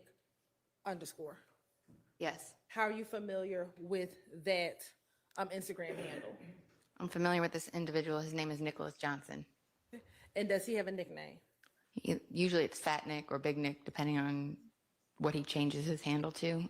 But he's a YFN member. And why was this, what, if any, significance did this post have? This was also posted several hours after Mr. Ford and Mr. McMillan had been killed, and he posted a song on top of him, just moving around, saying, and the song was entitled Slime and Chalk, which is referring to like typically in the old crime scenes where they'd outline the body in chalk. So this was inflammatory in that nature. He's posting this kind of just making sure everybody saw it. And when was this, when did you capture this post? The capture time reads 3 hours ago, so if I can refer to the sheet just to get the posting time. Yes. It would post at 11:20 p.m. that day following the murders, so it means that it was captured at 11:20 p.m., which means 8:20 p.m. it was posted.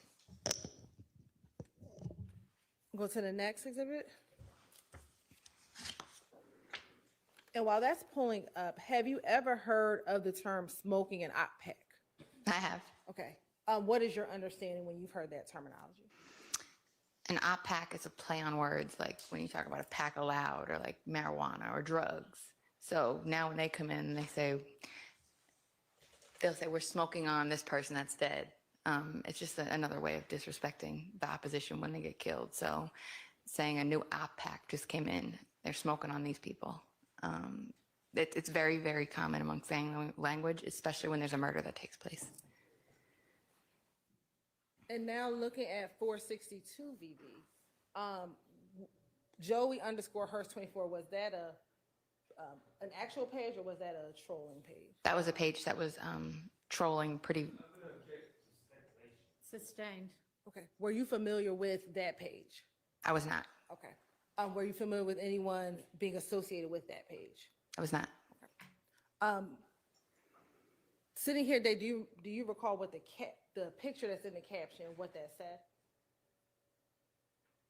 With the picture itself? Or No, not the profile the picture? profile picture.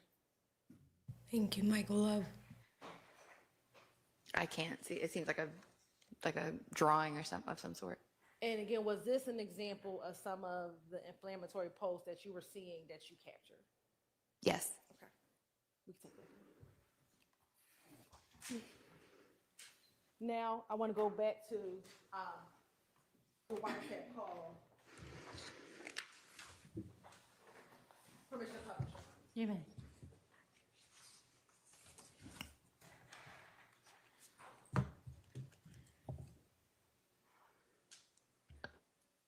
Thank you, Cynthia. They're piling it all on. It's not effective. And you're right, jury is forgotten. Shout out to Siri gifting a membership. Thank you, Siri. If you got one, say thank you to Siri.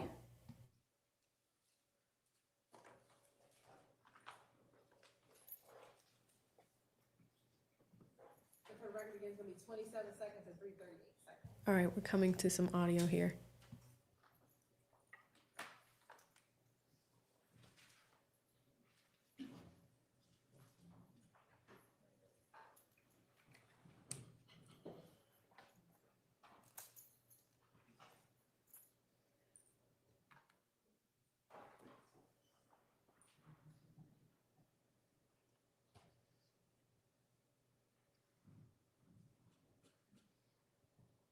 Shout out to R. Rosen.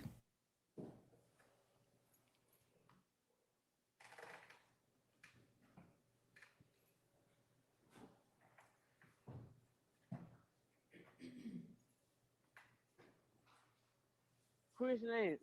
Yeah, man. That shit, that was crazy, boy. Man, I was just going through what I'm calling when I had them posts. He told me, man, tell Corey, I said, welcome home. I told you that. Yeah, that why I got that. I was like, man, that shit, that just too crazy. But that's a fool. Boy, I'm like, damn, boy. They hit him more on this. I don't know. I think he the one that just got shot in the head. I don't, like, everybody been said he had died first. Like, that's what they were saying at first. They were just like, bro was in critical condition for a minute. I heard he got hit in the head. Yeah, but Roger had done goddamn told me what happened to him. He had done DM me like, man, bro just died too. So we just turn on the video chat shit. But he was like it came from, Roger said it came from Summer Hill, but Quay just said they got into it with when they was at Chit Chat, they got into it with them henchmen niggas. Who niggas? Man, I think them niggas all I rent them folk, man. You know, on phone me going back and forth, they gonna answer. All I rent? Nah, not him, but like his little young nigga. Oh yeah, I heard that little hits me shit. Yeah, Quay say when B Slime just had the show, on phone B Slime them got down, rushed to the car to get the file, some shit they hadn't got into it. Yeah. That's crazy right now. My cousin just called me, so he know what he told me to pull up. He got down, he know what happened. Yeah. I'm finna pull up and goddamn see what the hell going on. So what the hell he was coming from the car?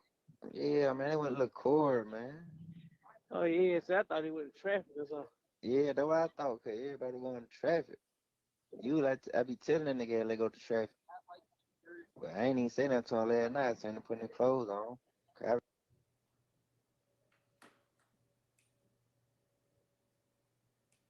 Lou mom up by 5 in the morning. Yeah, They like somebody got shot in the car, but they ain't really showing that. yeah. I get on Instagram by 6, 7, like maybe by 7, 8 up or something. I hear, damn, that way it was. Hey, yeah. Man, I ain't know, man, them folk blowing my phone up. You know what I said? Them folks, them folks were on. Them folks, they ain't seen none of them niggas in the car. Nah, Like, man, they them two. yeah, it was just them two, I think. I don't know, but I ain't heard nothing, bro. I ain't called nobody. Man, that nigga running, man. What the hell wrong with this nigga, man? That nigga walk so goddamn fast. I ain't talking nobody but Ed B. Oh, Ed B. Yeah, you know he don't know. Yeah. Yeah. Well, Ed B just laying low. Nah, he with his folk. Okay. And the girl in charge is tripping, man. I called his phone, somebody, this ain't his number. Goddamn. For real. Yeah, I Yeah, think that man. was. Yeah. Okay. And we started playing at 3:37. Want to ask you a few questions about that call before the next call.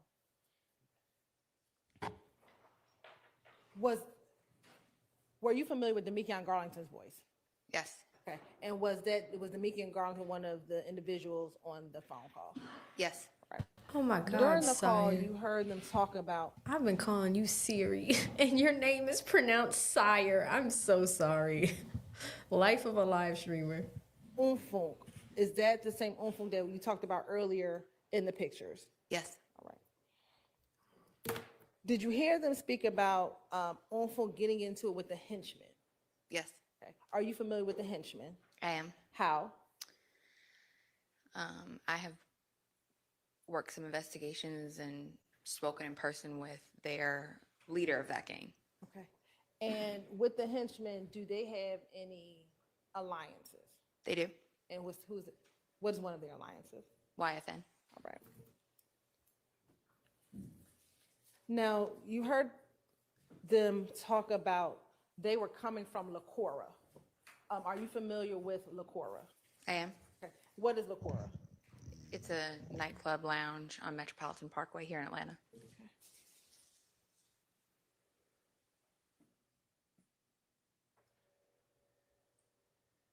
And through your investigation of working the Christian McMiller, Darius Ford homicide, are you familiar if there was an event at Lacora on the night before they passed away? There was.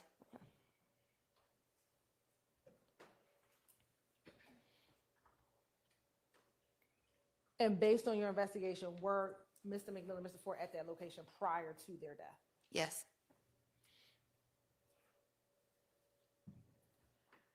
Now, there came a point in the portion of the audio that we listened to where the sound went down. Do you remember hearing that? Yes. Okay. Is that an example of the minimization that you were referencing earlier, that if it's something that isn't about criminal activity, it will be minimized and then you will pick the call back up? Yes. Okay.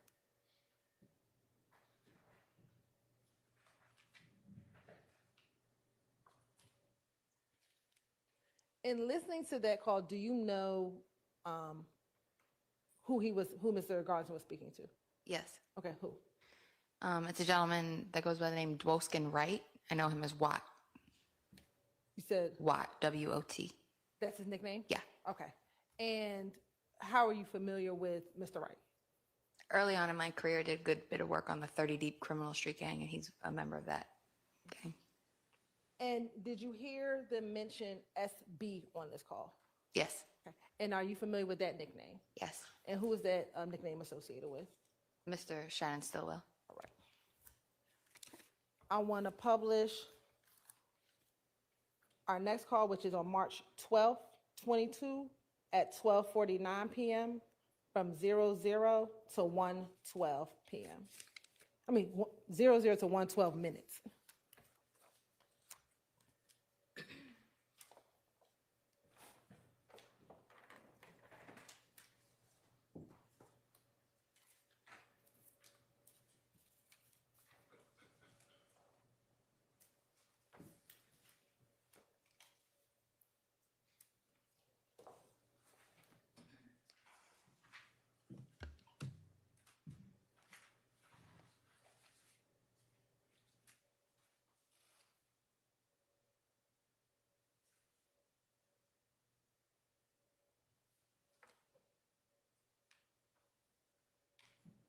All right, what are we doing? It's very quiet in the courtroom. Is it another recording?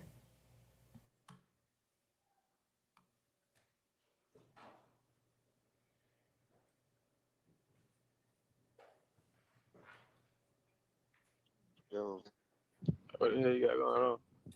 shit, you got up. Hey, anybody asked, we went and looked like soon. Anybody just said we went and looked for that motherfucker. We couldn't find it. Okay. Don't tell nobody. Yeah, I know. Well, there you at? Leaving the room. Leaving the room. Yeah. What you finna get? Huh? What you finna get into? Shit, same old shit. Same shit. Same shit. I'm saying, what you at? Someone told me he gonna come pick me up. Shit, that was going. Yeah. Yeah. Next time me, him, Rodlow. I said, man, Rodlow ain't getting no coat. Yeah. I tried that shit yesterday with a nigga on goddamn no. Yeah. Yeah.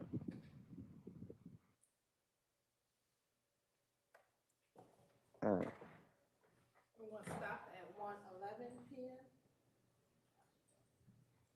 Again, is that Mr. Garlington on the call?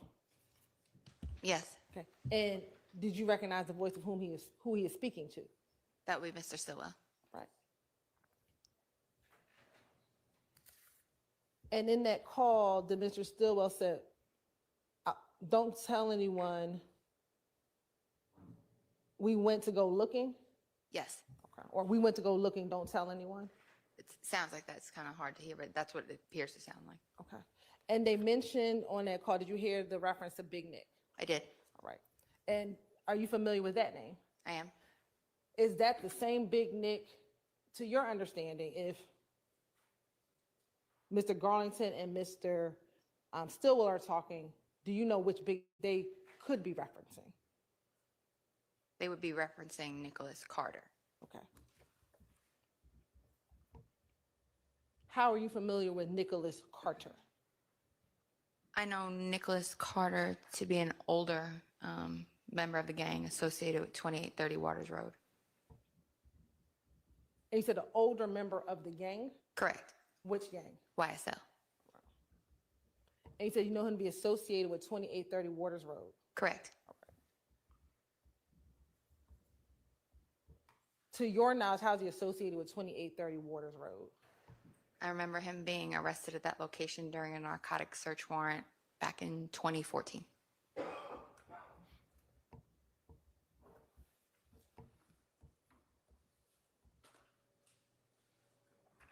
And again, he is different from Fat Nick, who we just talked about earlier, also who calls himself Big Nick, who's with YFN. Correct. All right.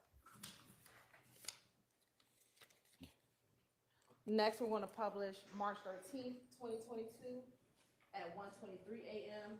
from 4:40 into the call until the end.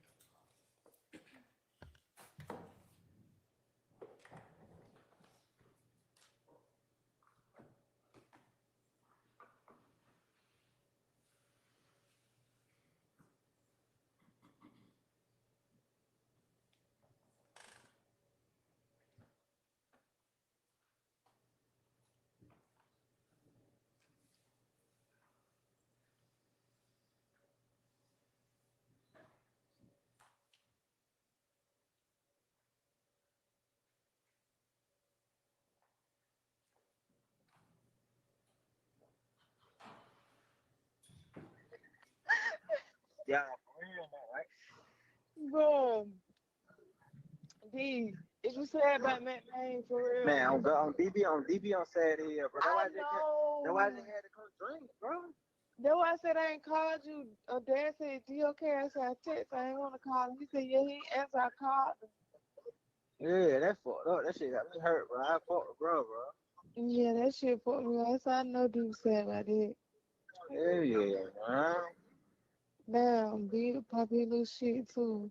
I know it, bro. Damn. That shit crazy. That part had said they had like 45 gun sales out there. Huh? 45 gun Yep. sale? Yeah. Just know, Cash, we gonna get some get back. We already did. D, you better show that down somewhere. I am, but still, bro, I am gonna sit down. Listen, I'm gonna sit down, bro, but Boy, you better sit your ass down somewhere, baby. I am, but bro, nigga think this shit a game out here playing. Mm-mm. For real, bro, like, I already going through some shit before that, like, it like, all type of trying, they got money on my head, bro, like, and I still just be going places, you see, I don't be worried about shit, bro, cause I be prepared for shit. If a nigga pay with me, they know that shit ain't gonna be easy. Oh, baby. I just got to a shootout early. Why the fuck you get into a shootout, D? Because it was a car looking strange. And don't say that gun there. Why would you? Oh my god. Because the car, they were 3 deep with hoods on, so I had to shoot it. I don't know. The day it was the car. The day on Cleveland. On Cleveland, it was a car. I know it, bro. Yeah, you do. D, you need to. Yeah. Yeah, you right, bro. Yeah. That how them niggas follow me. That how they follow me from Pico. I would have hold. Mm-hmm. That's what you doing up at 131. Yeah, phone. I just talked to phone. I talked to him. I told him for the call. He just said, you know what we on every day.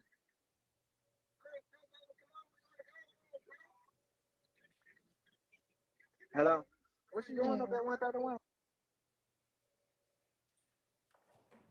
Right, we're going to pause it at 7 minutes and 30 seconds into the call. Do you know who Mr. Garland was speaking with? Without seeing the phone number, it's hard to, or the name from the line sheet, it would be hard to tell. Okay. Did you hear when Mr. Garland said on DB and then he kind of explained something? Yes, Okay. Are you familiar with or have you heard that initial DB? I have. Okay. And what do you understand or DB, those initials to mean? They're referencing Derek Benning. He's one of their fellow gang members that was killed years ago. And earlier when we talked about kind of the timeline after March 11th, there was a shooting on Cleveland Avenue. And you heard it on the wiretap. Was this the call that you were referencing? Yes. Okay.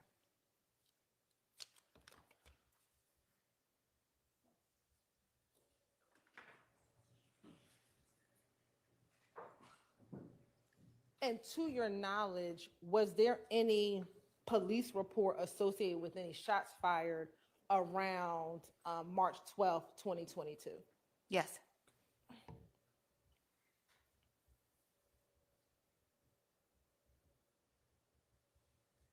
All right. I'm now going to publish March 13th, 2022 at 5:49 p.m.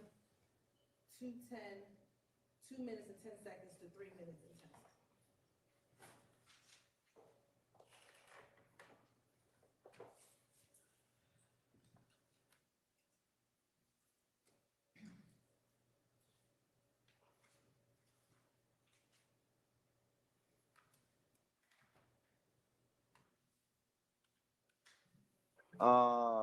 I think they died like right there on the scene. Matt Main, he had he was in critical condition, probably like for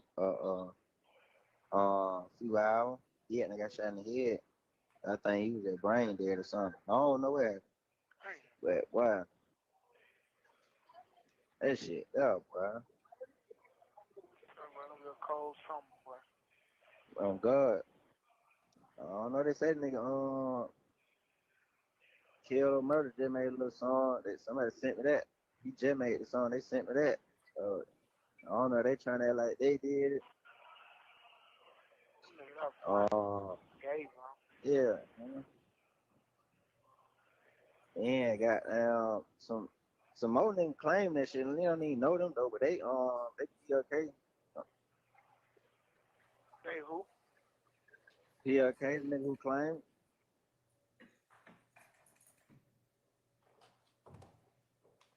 I'm going to pause at 3:10.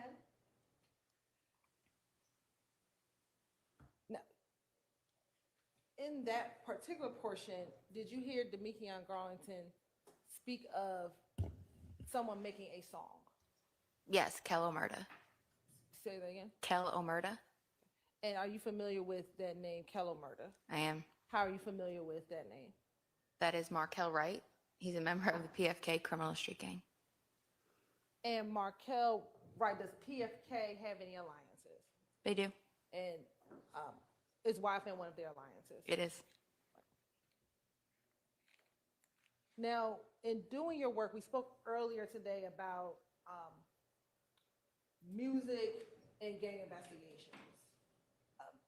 In your experience, have you found with gangs that there are times that gang members do music? Yes. And have you found in your experience that sometimes gang members use music to promote their gangs? Yes, often. And in here, when Mr. Garlington is saying, you know, what did you say his name was? Kello Murder? Yes. Okay. Made a song. Was that something uncommon to you as a gang investigator of an opposition making a song about a potential death or bragging about a potential death? No, they do it often.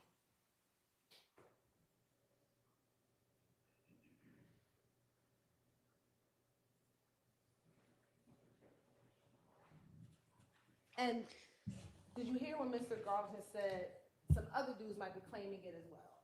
Yes. Did you see any social media posts throughout your investigation while you were looking at social media of different groups claiming to have done the murder of Mr. Ford and Mr. McNair? Not really. It was mostly YFN and then pages that were trolling, like pages that were just popping up out of nowhere, trolling.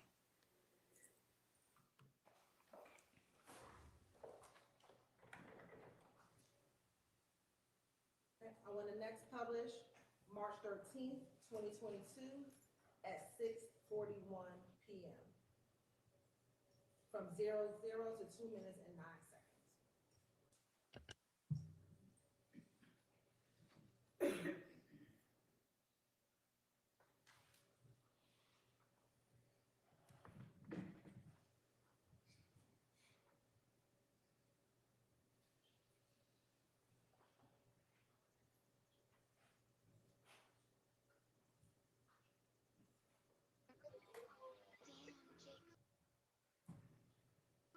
Hello.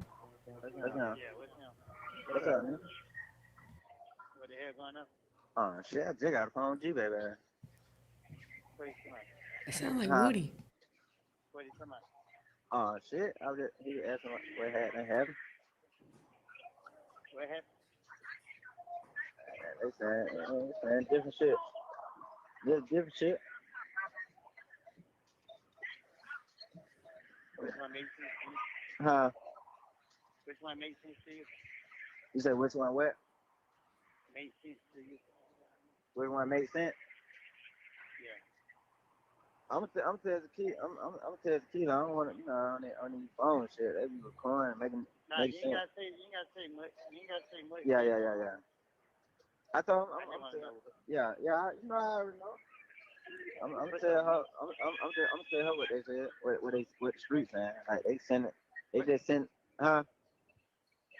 Speak on what you saying. Did you wait? Nah, they keep sending different. They keep sending different pictures.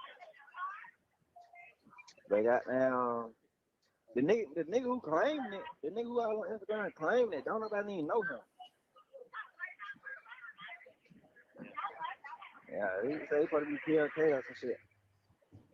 I seen on phone last night. I seen on phone last night. We ain't even got down.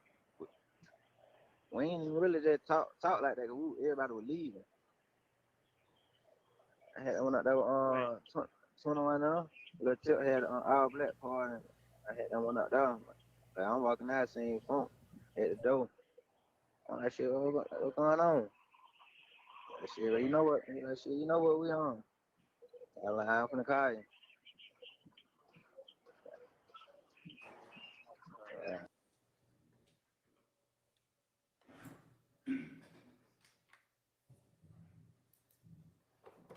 And it's ending right there. Were you familiar with the person that Mr. Garland was speaking to? From the voice, it sounds like Kenneth Copeland. And had you yourself had discussions or conversations with Mr. Copeland throughout the course of your career? Multiple, yes. Okay. Now, back in 2022, do you know if Mr. Copeland was incarcerated? I believe he was.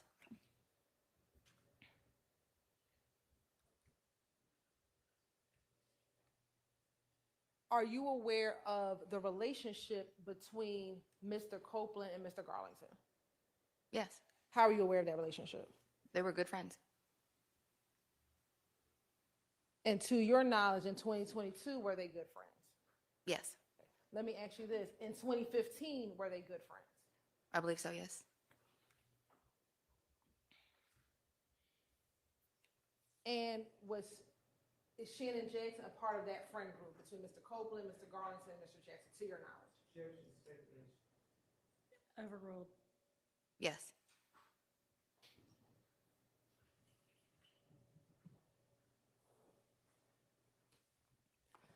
Now, between March 11th and March 14th, 2022, did you see any members or individuals associated or friends with Mr. McMiller and Mr. Ford making posts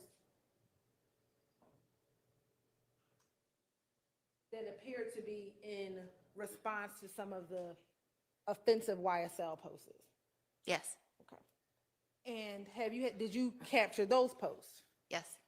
And have you had an opportunity to view those posts in preparation for your trial? Yes. I mean, for your trial, for this trial.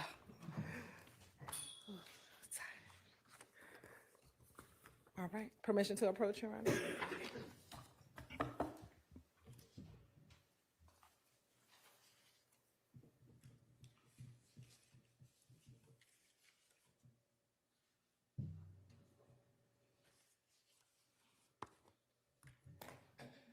I'm going to show you what's been marked as 464 VV, 455 VV, 446 VV, 475 VV, and 458 VV. Tell me if you recognize those exhibits. 464 VV, 445 VV, 446 VV, 475 VV, and 458 VV.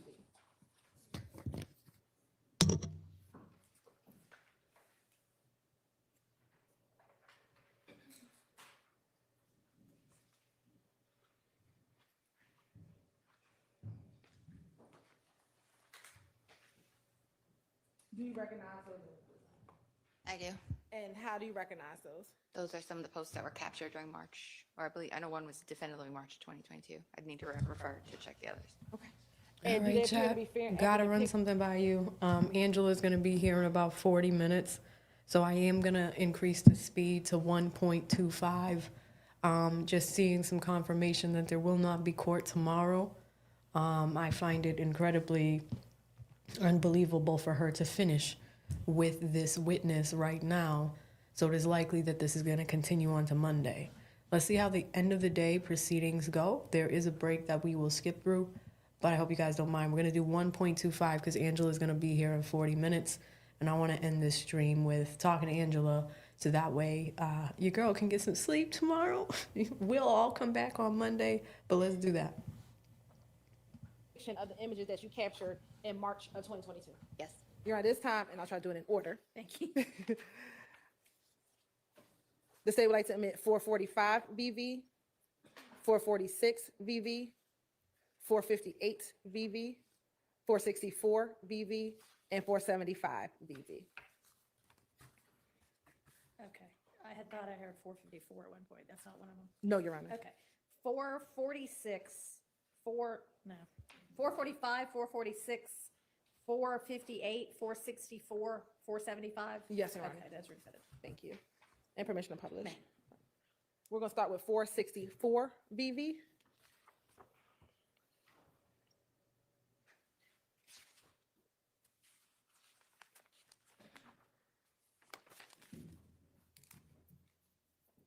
And looking at your chart, will it refresh your memory as to when you screen grabbed this post?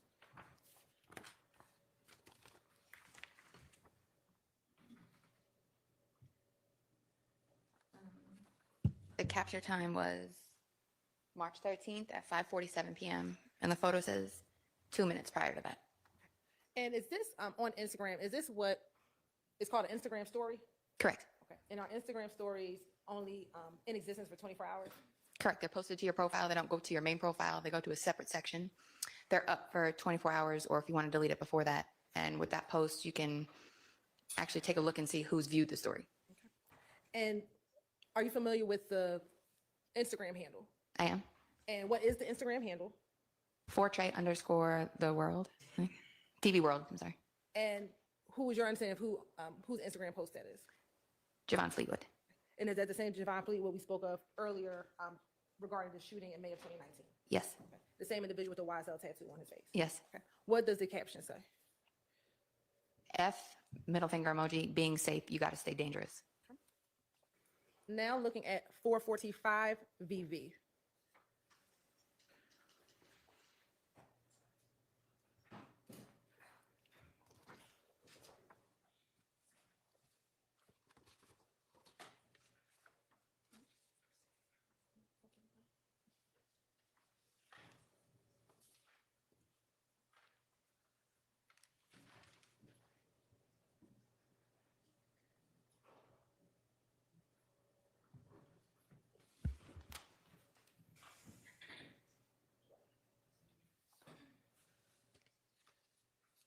Looking at 445 VV, who's the poster of the post, or what Instagram account posting it? That would be the account associated with Shannon Jackson or Shannon Stillwell. And do you know what is the date of this post? Is it okay to refer to the chart? Yes.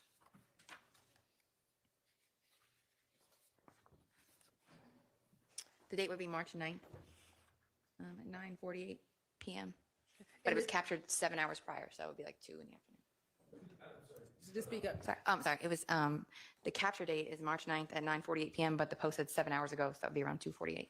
And March 9th. And is that before Mr. McMillan and Mr. Ford were killed? Yes. All right. Now looking at State's Exhibit 446 VV.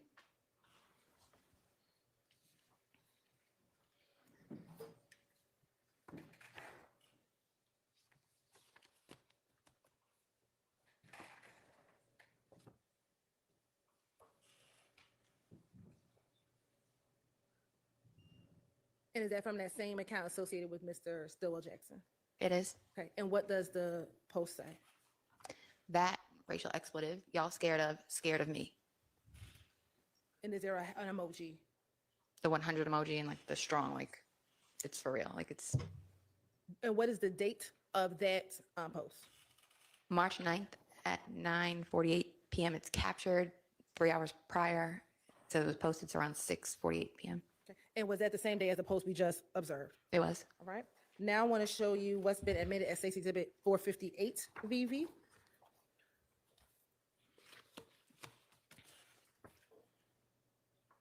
And looking at State's Exhibit 458 VV, is that also posted on the same Instagram account associated with Mr.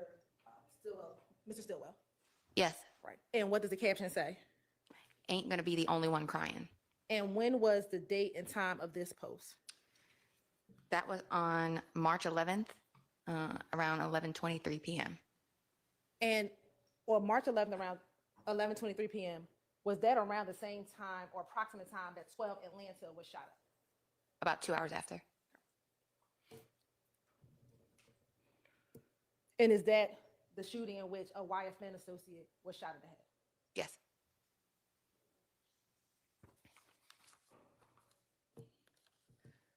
Now, during the course of this time, did you hear when Mr. Garlington on the last call said that there were people claiming to have done it? Yes. Okay. Did you see any posts that piqued your interest of anyone that could be interpreted as claiming to have done the killing of? Thank you, sire. Appreciate that. Did you find any, and I'll rephrase, Your Honor, did you find any posts of note to you? Shout out to the mixed chick Sammy, also giving out 5 more memberships for our special guest arrives. And that post, what was of note to you in that post? There were several. Can you refer to the specific post? Sure. Did you find a post of Mr. Shelkel reposting a picture with Mr. Drinks, Mr. Jasper Walter, and himself? I did. Okay. And first, when was that picture captured by you?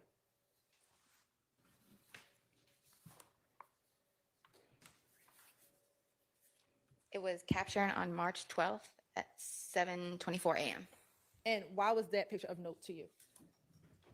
because of the emojis and the captions and the people present in the photo. And have you had an opportunity to see that post today? I have.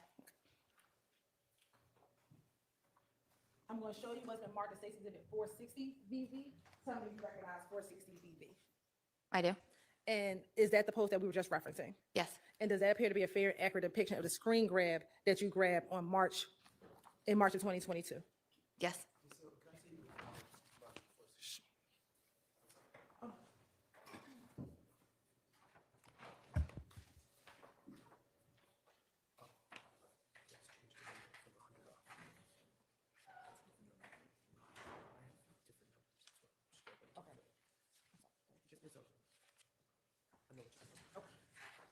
Thank you much. Thanks so much for sharing 5 memberships.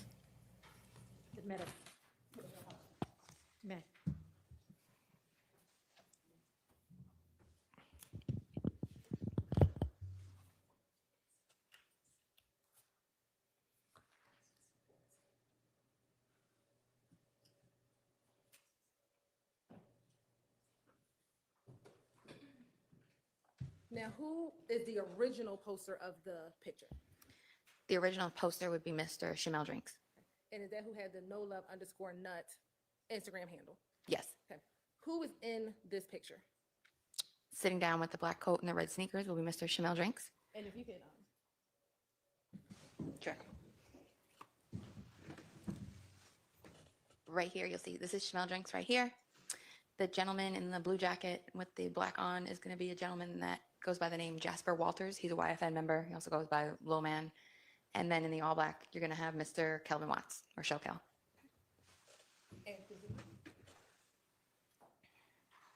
and did Shelkel_NutLife, the account associated with Kelvin Watts, repost that picture? He did. All right. Now, there's some words on the picture. First of all, what do the words say? Well, or you can read that whole caption. Yeah, they say, I'm with you, and he tags Shelkel Nutlife and Summerhill Lil Man, hashtag LLN, hashtag Mafia. And is there a emoji at the end of Mafia? The bird or the eagle or the bird emoji. And is there a emoji, exclamation emoji, and a 100 emoji? Yes.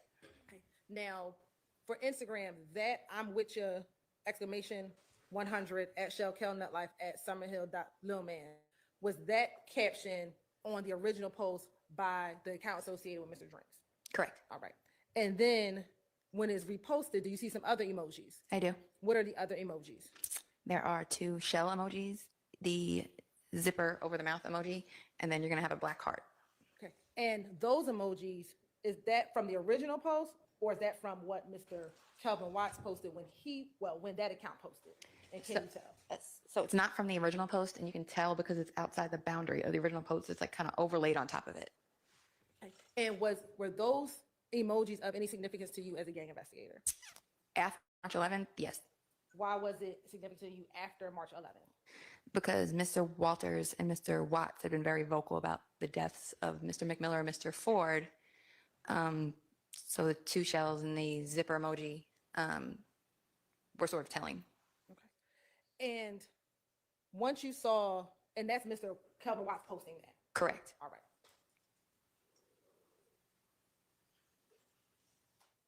After seeing this post, and when did you capture this post?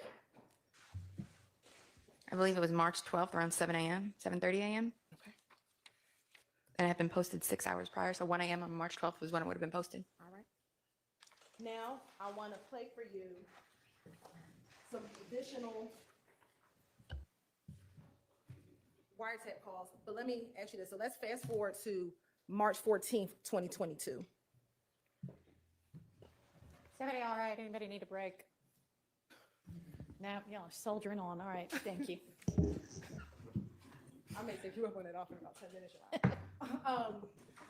On March 14th, 2022, did you at some point have the occasion to listen to any wiretap calls that were around March 14th, 2022 at about 9-something p.m.? Yes. Okay. And to your knowledge, do you remember when did you listen to those calls? Did you listen to them on March 14th or sometime afterwards? I believe sometime afterwards. Okay. And did you find anything of note to you regarding the calls on March 14th, 2022? The people that were speaking and some of the conversation that was being had. Okay.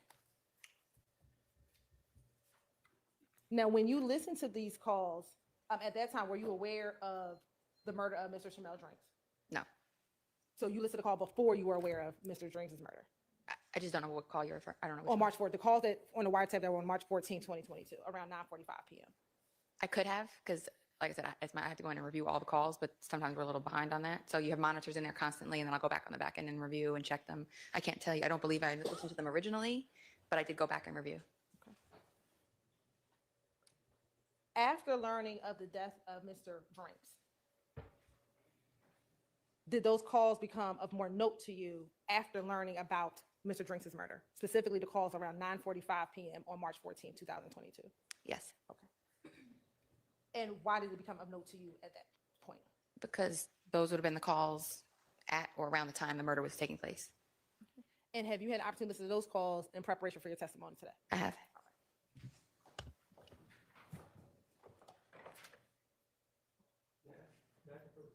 You may.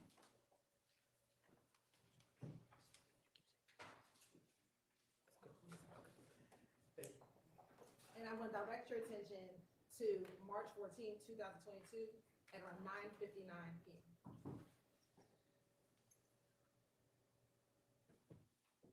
Commissioner Publisher. You may.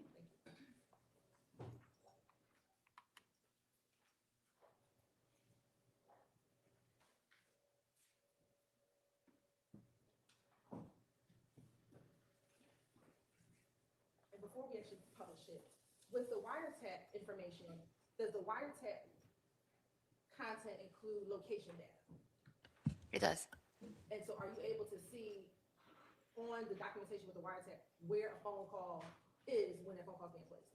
The majority of the time, it's not always foolproof. Sometimes the location will blank out and you won't have a location, but typically you can click on the map icon and it will show you where the person whose phone calls are being intercepted is at that time. It'll give you an approximate location of what tower they're at, and it will show you an approximate radius of how close they are to that location. Okay, thank you.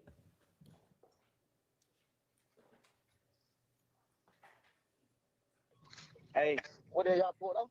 Comment on video, hurry up. Comment on video. Sorry. Pick up. Now, did you hear what occurred in that call? Yes.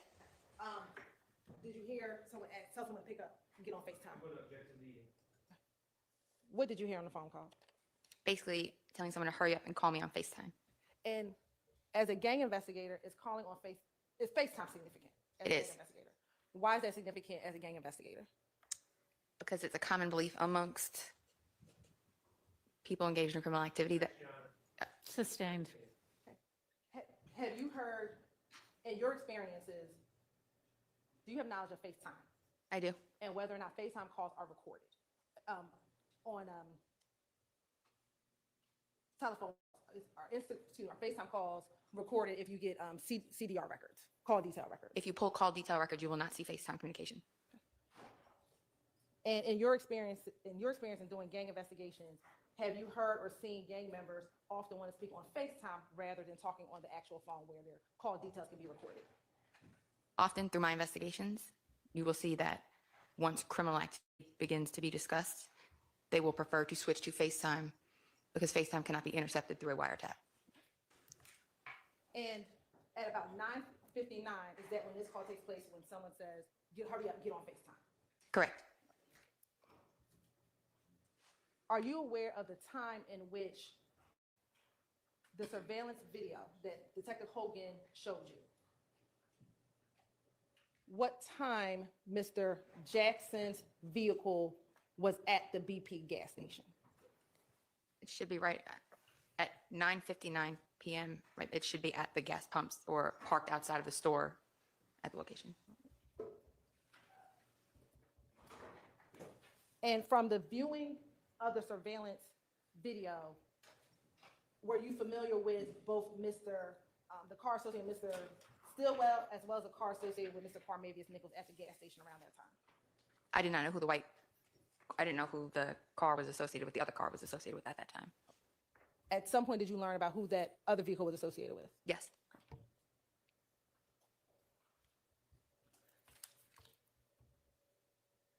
Now, when you met with Detective Hogan, were you aware if Demikion Garlington was at the BP gas station? I was not. At what point in time did you learn that Mr. Garlington was at the BP gas station? When I went back and reviewed the wiretap data.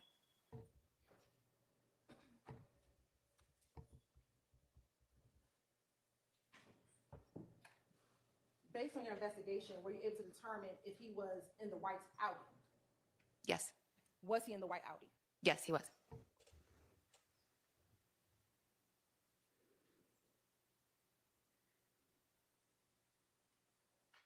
Once you heard this phone call, were you ever able to do any investigation as to the phone number that made the call? We were.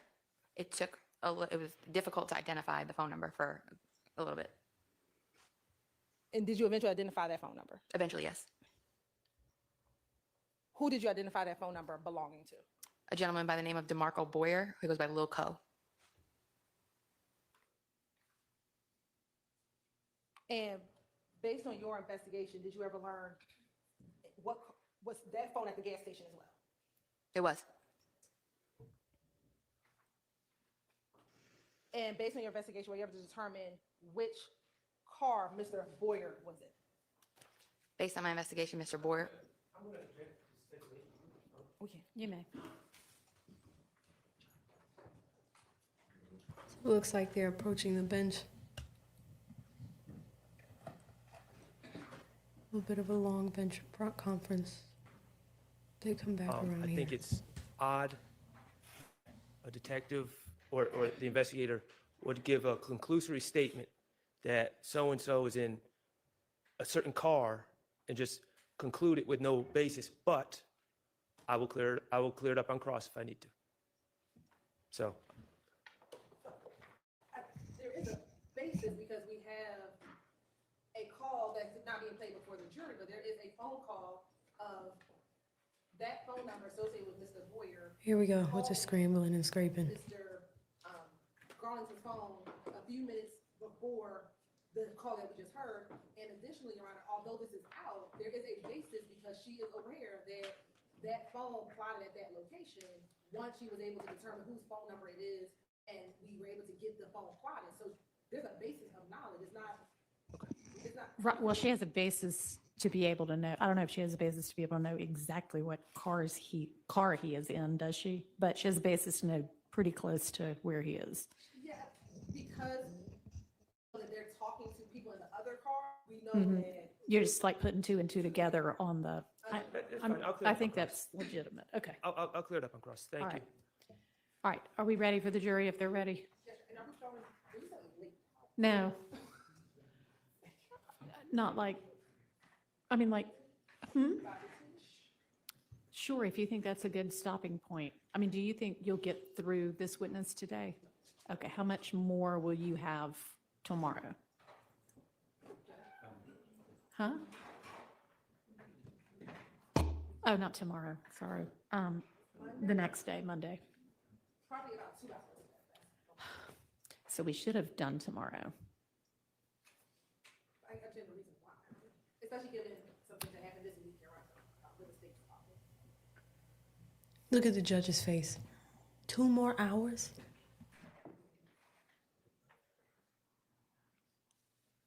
Y'all need to get better at your time estimates. She growled. All right, let's just get the jury back in. Judge Whitaker growled.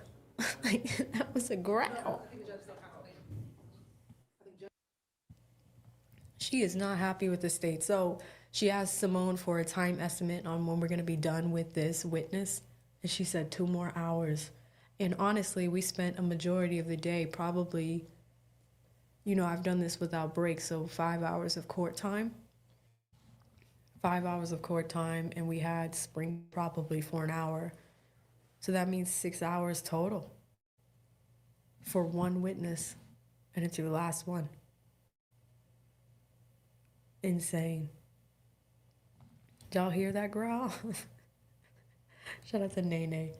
Thanks for sticking with me, guys. Angela will be joining us in 18 minutes. I still can't believe Simone's not done. And there's really nothing impactful coming out of this. If there's 2 hours left, we've got a bunch of Instagram posts and jail phone calls. What concrete evidence do you have tying these guys to these murders? The murder of Shamel Drinks especially. Interesting. TiVo there. Based on your investigation, some knowledge of Mr. Boyer being at the BP gas station? Yes. Okay.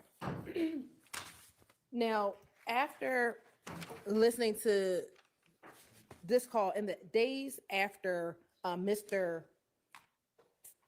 Drinks' murder, did you see posts from Mr. Demikion Garlington?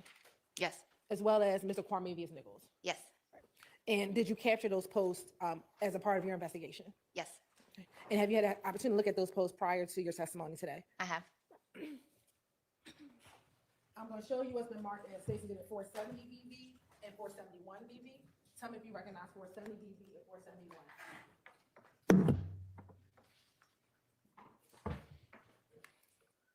I do recognize them. And how do you recognize 470 BV and 471 BV?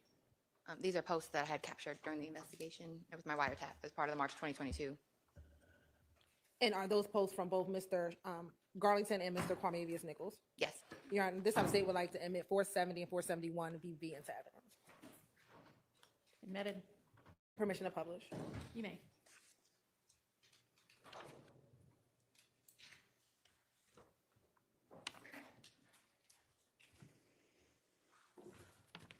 Looking at, actually it's 470 and 471, both these images just on one page. Yes. Okay. And what date were these posted? Can I refer to them? Yes.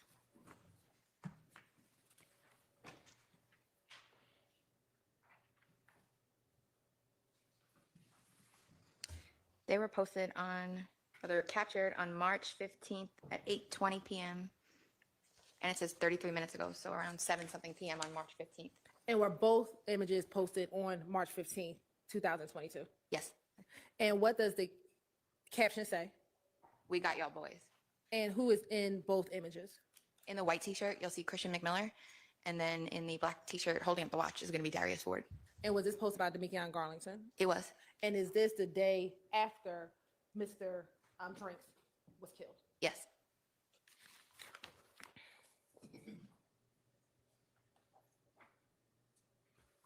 Now, did you also then have the opportunity to see more images from YFN members regarding either Mr. Drinks or Mr. Donovan Thomas Jr.?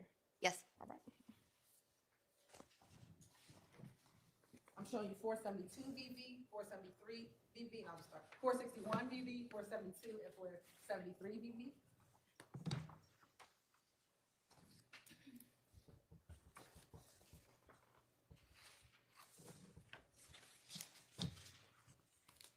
Okay. Do you recognize 461 BV, 472 BV, and 473 BV? I do. And how do you recognize those images? Those were images that I captured during my wiretap investigation. Okay. And do they appear to be fair and accurate depictions of pictures that you captured during your wiretap investigation? Yes. Your Honor, this time the state would like to admit 461 VV, 472, and 473 VV. Admitted. And permission to publish. And we'll start 461 VV.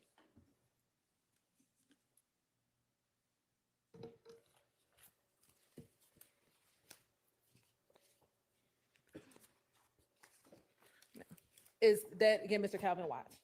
It is. Okay. And does he have any emojis on that picture? He does. And what are the emojis? So you will see in between his eyes, he's going to have the purple, like devil, like emoji in between his eyes. He's going to have the shell. That's something he. Oh, can you, because they probably can't see. Do you have the pointer? Oh, yes. Sorry. So you'll see he has like the purple, like the devil emoji in between his eyes. And then from my experience reviewing hundreds of his posts over there, he likes this shell emoji tagging things.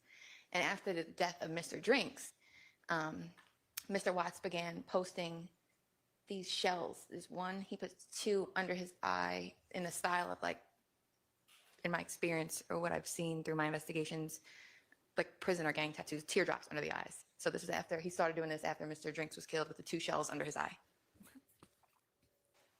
Now looking at 472 VV.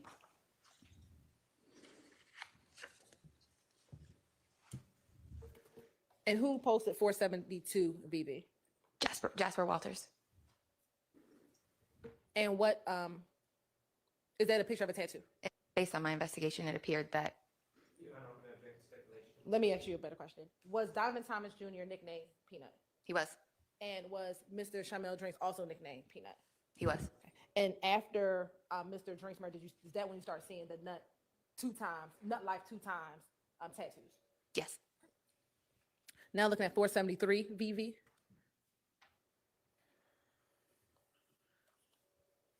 Now looking at is this Donovan Thomas Jr.? It is. And is this also a post on Mr.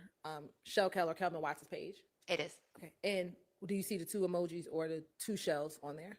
Yes. Now you just talked about a few moments ago that it looked like teardrops with prison or his version of that. What do those teardrops mean? What's your understanding of the meaning of the two teardrops? Traditionally, through the training and experience that I've had, a teardrop denotes somebody you killed. It could denote several things, but one of them is when you get a body, you have a teardrop under your eye. Okay. Now, when you went to, I'm going to take you back to March 16th of 2020. And when you went to the home and spoke with Mr. Jackson, you said that he did not give you any information about what happened that night. Is that fair to say?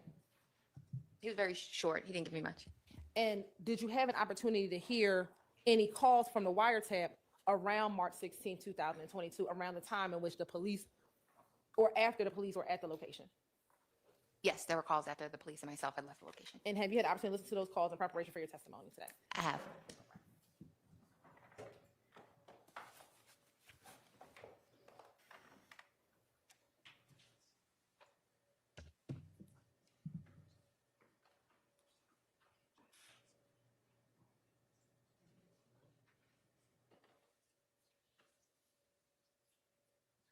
We're going to start with March 16th, 2022 at 12:22 a.m.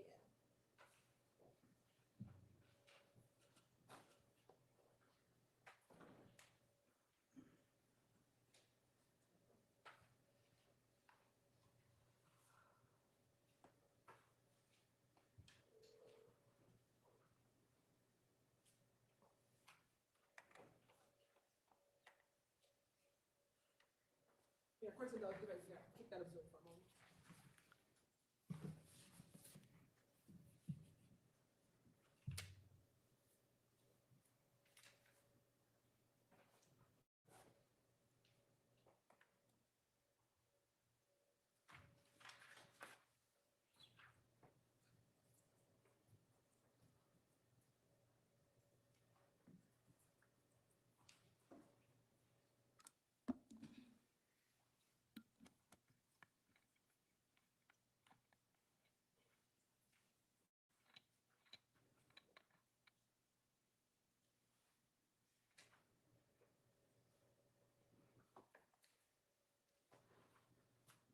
Now, as we're waiting for the call to get pulled up,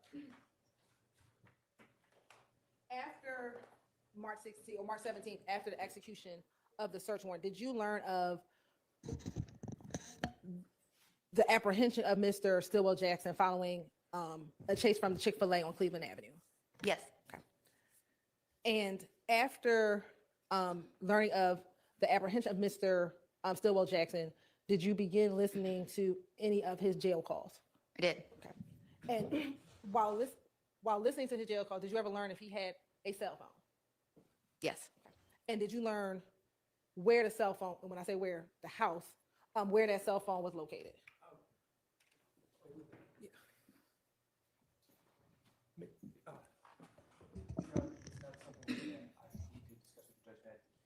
Yes.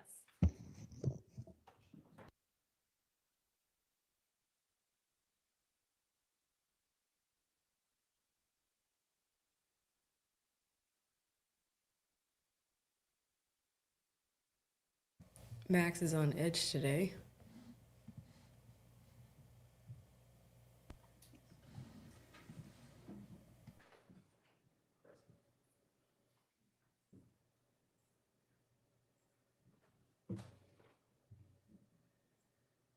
Where did you retrieve the phone from?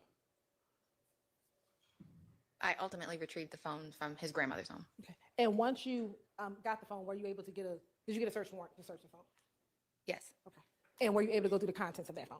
Yes. All right. Of course, indulgence for a moment. We're ready to publish the March 16th call. All right.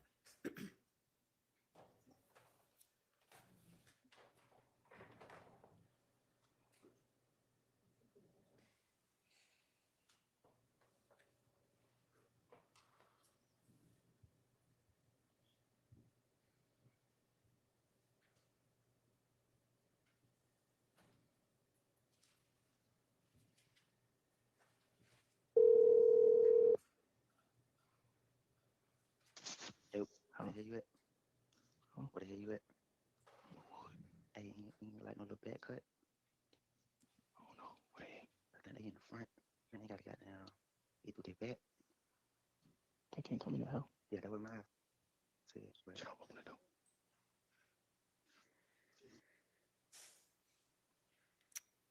And listening to that call, are you able to determine who Mr. Garza was speaking with?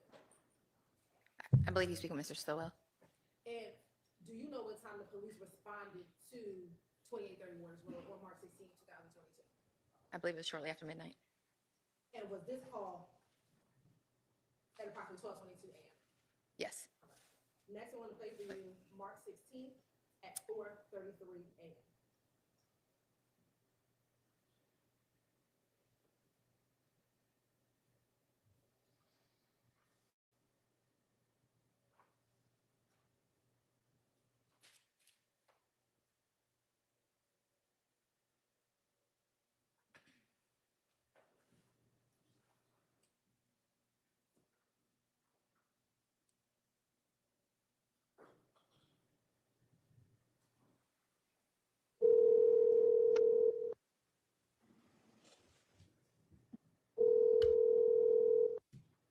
Oh, you good, nigga? Hello? You good? Yeah. What is it? What the hell you mean, nigga? Oh, I ain't even say, I ain't saving no number. Yeah, for sure. Where the hell you at? You gone? Yeah, here, I'm about to drop miles off. 7 miles, boy, it's all love, boy. I couldn't wait, boy. I gotta go home. Oh, yeah. Yeah, he just ran in the store real quick. Yeah, so it was all love. I ain't waiting, boy. I gotta go, boy. That shit just shook the fuck out of me. Man, wet, man. When I seen it, when I seen V, I just... Man, what? Man, that whole just, man, boy, listen, boy, I just said to myself, boy, man, let me out that car. I'm gonna go in. Now you heard what he said. Man, Miss V, are you Miss V? I am. Is that what Mr. Garlington and Mr. Stillwell call you? Yes. In, boy, and I ain't coming back outside, boy. I don't care if I have no run or nothing, boy. Them motherfuckers ain't moving. Hey, what? I said the same shit, what? Come out, everything. I'm like, yo, man. What's so crazy, bro? I was just being cheap. I was being cheap. My whole keep saying, let's get a run like him. I'm not gonna pay for no room. Man, listen, boy. I just said, damn, boy. They can send a nigga to Rice Creek with their money like that. Man, let me go and spend this shit on them in the room, man. Man, what? I'm Fuck talking, up. hey, that's on DV. I mean, I'm like, no, boy, I got to get my last 3,000. I got to get a lawyer then. I'm like, man. I'm in that beat like, you know, man, damn. Bro, you want to believe, boy? all the sticks and the guns was in the gray car. For real? Man, oh God, what? And the sticks and shit in the attic. Ooh, shit. Boy, that was God, boy. Yeah, what? That was God. Yeah. He said it's all Lord. He had to get up out of there, boy. Baby. What, that way? Yeah. Hell yeah. You know what I made though? Hell nah, man. You know how far I gotta go. Oh yeah. Poke got down. Blowed up. She what? She blowed it up, boy. Hey man, she blowed my shit up. You said Shannon okay, Mouse? Hold on, let me see. All right. Yeah, bro. Yeah. Hey, yeah. You walk past me first thing, I'm like, well, I know for a fact. Yeah. Man, what? You know who she was coming to then?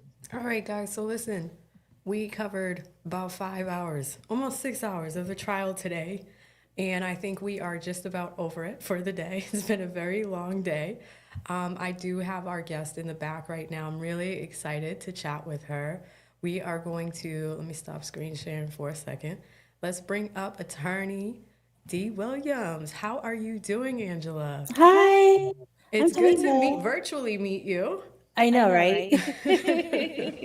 Well, I'm so excited to have you on here today. We have obviously worked, both of us have a mutual connection, which is the lead attorney who connected both of us on the back end. So it's really nice to finally be able to chat with you. I know you had been on his show once or twice before, right? Yeah, once when I was trying to get money from GPDC.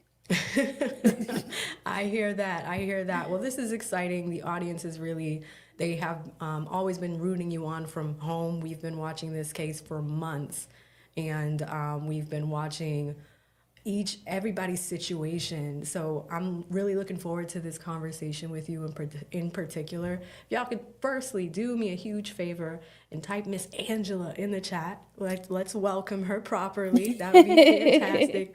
But Angela, tell us a little bit more about you. Where do you practice? How did you get involved in this case? Things of the like. Let us know. Okay, yeah. So my background was I was a public defender in Clayton County, and that's going to be important later. Okay, sweet. I started working in Gwinnett County. That's where I met the lead attorney. Nice. Yeah. Okay, so you met him in Gwinnett. Mm-hmm. Awesome. And then I was at that law firm for about like 6 months. And then I started my own practice in March of 2022. Okay. And then in October, the beginning of October, somebody I knew in Clayton County was working for the for GPDC, and she's the one who like assigned people cases. Gotcha. And apparently they were begging for attorneys. Okay.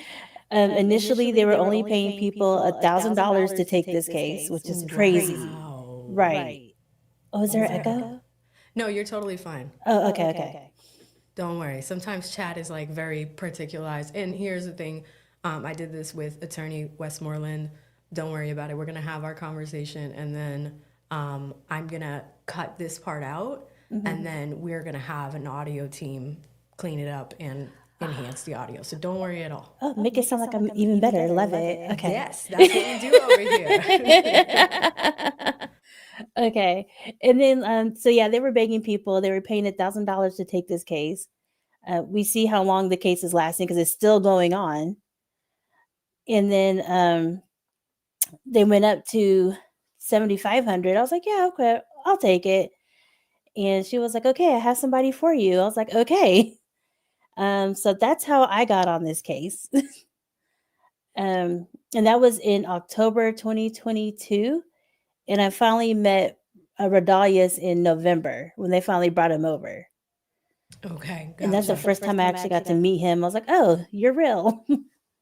Okay. And tell us a little bit more about him. What is his story? How did he, share a little bit about his background and how you came to represent him? I think you kind of shed some light on that, but if you can go a little bit deeper, that'd be great.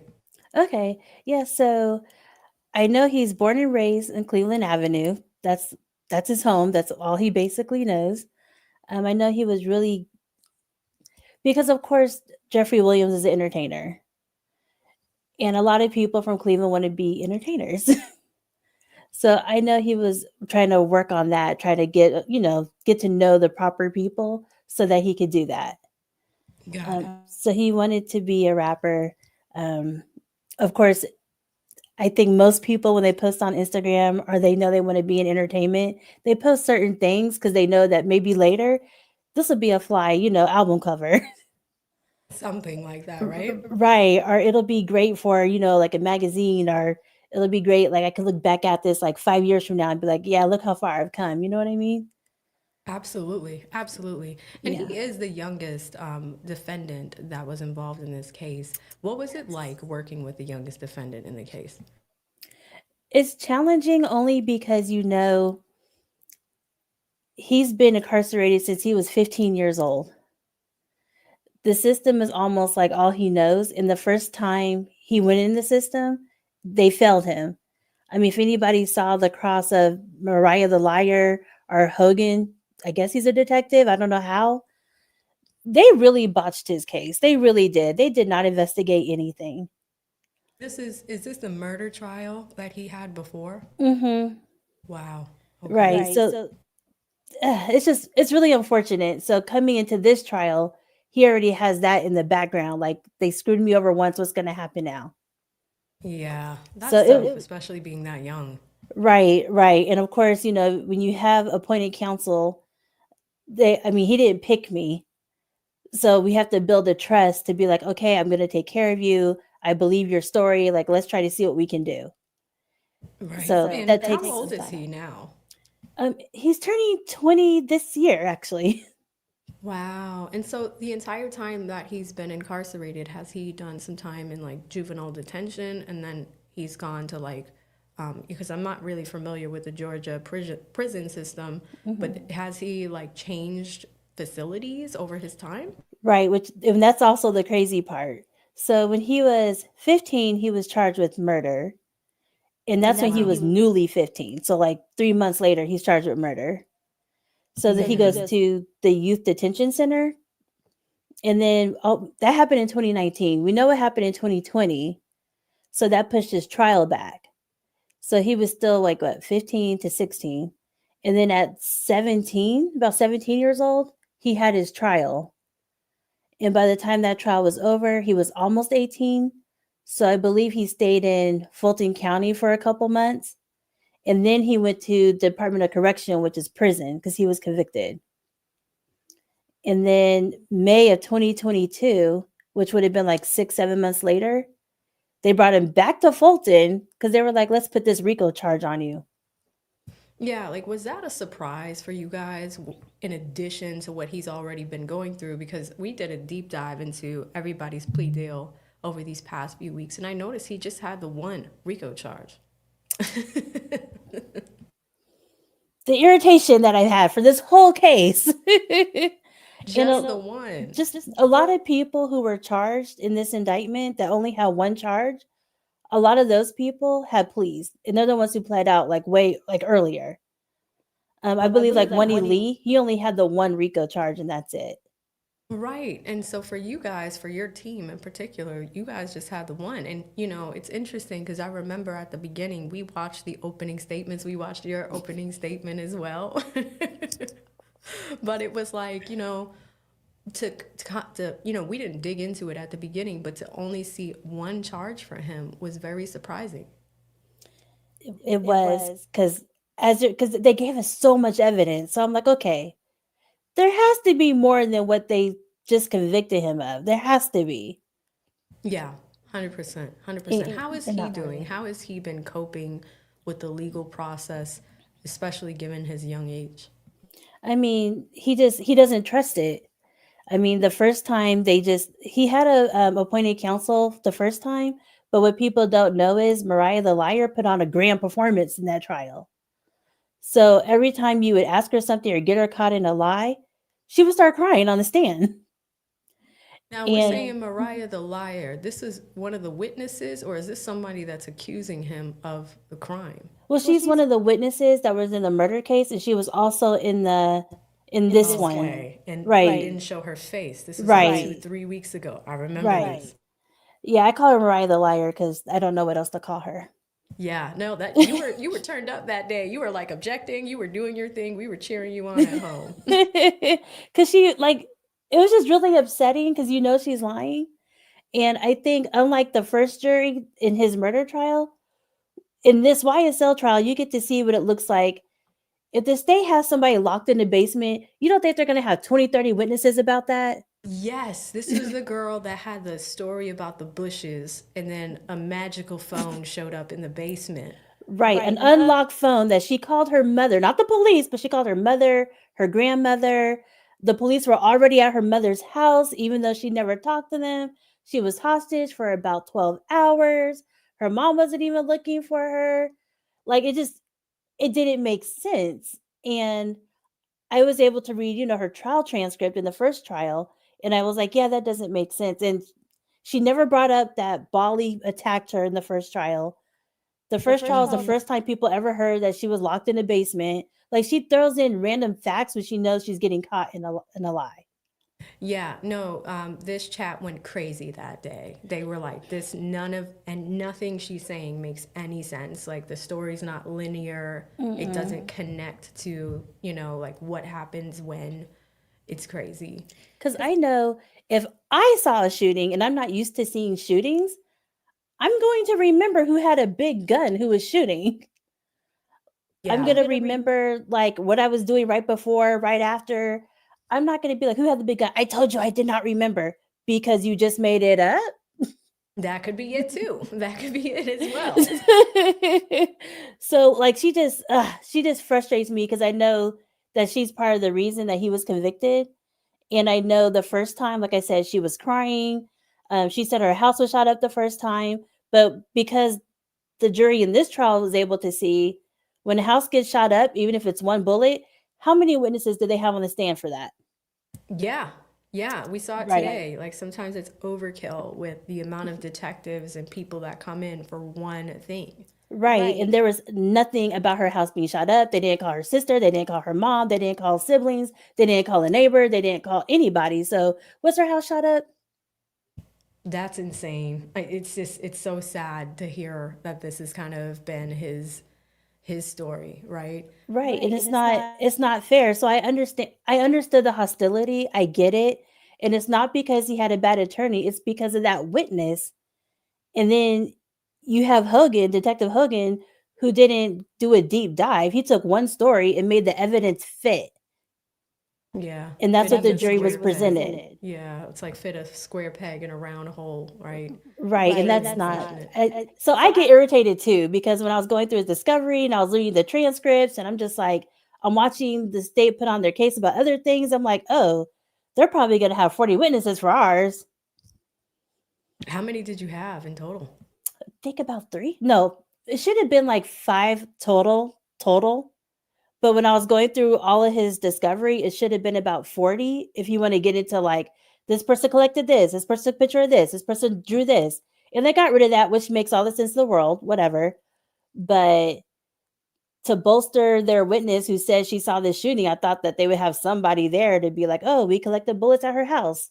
Like, something. Maybe a better picture of the bushes that she was hiding in when this shooting happened. Maybe let's go find the weed man that she doesn't know, but she was walking to meet. Yeah, and wasn't there like a girl that was living with her or something along those lines? Okay, so the girl she's talking about is Brazy. Yes, Brazy. And because this is public knowledge, so I can go ahead and say it. Mm-hmm. I mean, I wanted to bring it up in a trial, but I can't do it. But you're good. So her name is Brazy. She's actually locked up in prison for, guess what? Setting somebody up and pistol whipping them. Oh my God. Right. So maybe the girls killed that little boy, maybe. Well, we were talking about that yesterday, the day before. I think one of Shannon's ex-girlfriends was on the stand recently and was involved in a shootout. And I'm like, I had no idea that some of these young women are involved in like gang violence as well. Right. I remember the gang expert talked about that in the way beginning.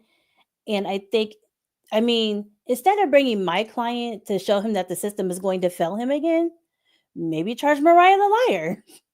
Yeah, that would be ideal. That would be ideal. I mean, I feel bad for the victim too because he never got justice because we still don't know who really shot him because my client did not do that. Yeah, and that's the thing. The state should really be concerned for bringing justice to the victim, but getting the right assailant or the right person that actually Right. committed the crimes instead of just pinning it on somebody. And Where that's are you guys with his cases? That's up on appeal, and if it is on appeal, like what are some of the biggest things that you guys are looking at as far as his appeal? So I'm not working on his appeal. He Mm-hmm. has he has a public defender for that. And like his public defenders have been amazing. Yeah, I hear So you. his public defender is actually the one who found the message that one of the victims was the one shooting back. Wow. Right. So they put that in his appeal because I mean, if Hogan's saying there's two shooters and this liar is saying there's two shooters, but now we're seeing messages that one of the victims said, I shot back. Now we know why there's two different shell casings because there was one shooter that shot at them and then they shot back, or one person shot back from the car. That makes sense. That evidence makes sense. But Hogan didn't want to do any work. So Wow. Wow. And then coming back to this case, because you guys recently arranged a plea agreement. What was that process like? Especially because this trial is the longest in Georgia history. We've been watching it for 161 days. This is crazy. When it came time for the plea arrangement, what was that process like? So unfortunately I wasn't there. Really? I was not there. Oh no. No, so in July of 2023, I planned a vacation for my birthday in October 2024. Ah, And I was like, okay. oh, the state said it only takes 6 months. So if we get started in August, latest we get started in January, we will be done by like July of 2024. So this vacation will not affect anything. Gotcha. Little did you know. Right. I mean, who would have ever thought that this trial is still be going on? It's been approximately a year next week? Yeah. And jury selection was 11 months? It took so long. Yeah, so yeah, unfortunately I wasn't there. I miss my client. Oh, I bet. I mean, you guys spent so much time together Yeah, every single day, Exactly. Interesting. So what do you think is next for him moving forward after accepting the plea deal? I believe because I know the plea was 10 years time commute. It was commuted, so time served. So that's not going to be in his. He doesn't have to worry about that going forward. He'll just go back to DOC custody because he got life plus 25 for the murder, which was also what made me upset because life plus 25 means he has to serve 55 years before he's even allowed to even think about parole. So what was the point of putting him on this case? I mean, thank you. So now we can see that, Fulton County will just come up with anything and put somebody in prison for life. But Yeah. I didn't understand. I feel like it was overkill. No, it definitely seems like it. Because, we've seen some strange things. I mean, RICO in itself, where we have all been trying to understand why defendants haven't been charged with their crimes individually instead of this large RICO ordeal. But let's talk a little bit about that too for a second. Like, how does his case shed a broader light on some of the issues in the justice system in Georgia? And, I think your take on this is unique because you have the youngest client. Yes. So I'm happy that it was publicized because people think, oh, if somebody takes a plea, that means they're guilty. We just saw so many people take pleas and not because they're guilty, because they're tired. Like, Right. what people don't know is they're waking up at 4 or 5 o'clock in the morning. Court maybe won't start till 9 o'clock, but they have to sit in the back and holding until court starts. So they're sitting on this hard pavement waiting, and they can't just sit in the courtroom waiting. And then they have to fit them with a knee brace because what happened in Fulton County, I want to say like 10, 15, maybe 20 years ago, there was a shooting in the courthouse and the guy shot. Wait, what?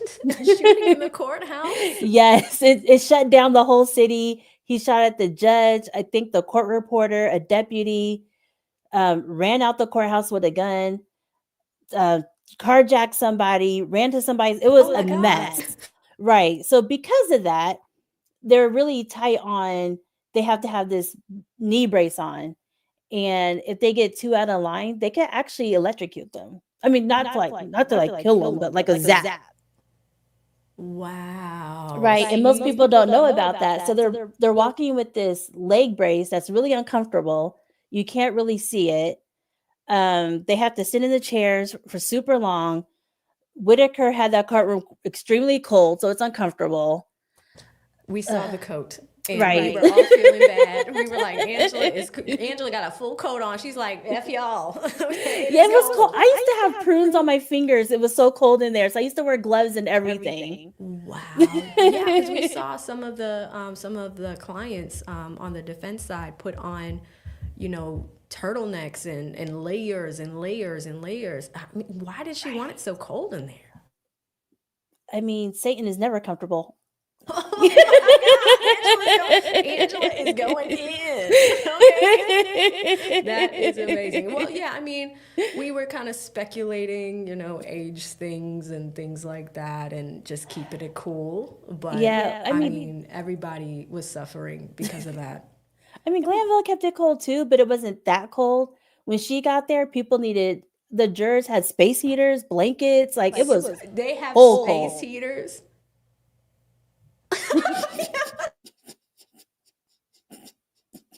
It was I extremely can't believe uncomfortable. Right. And then because Whitaker, like she kind of paused the proceedings and she paused it, but there was no real reason for it.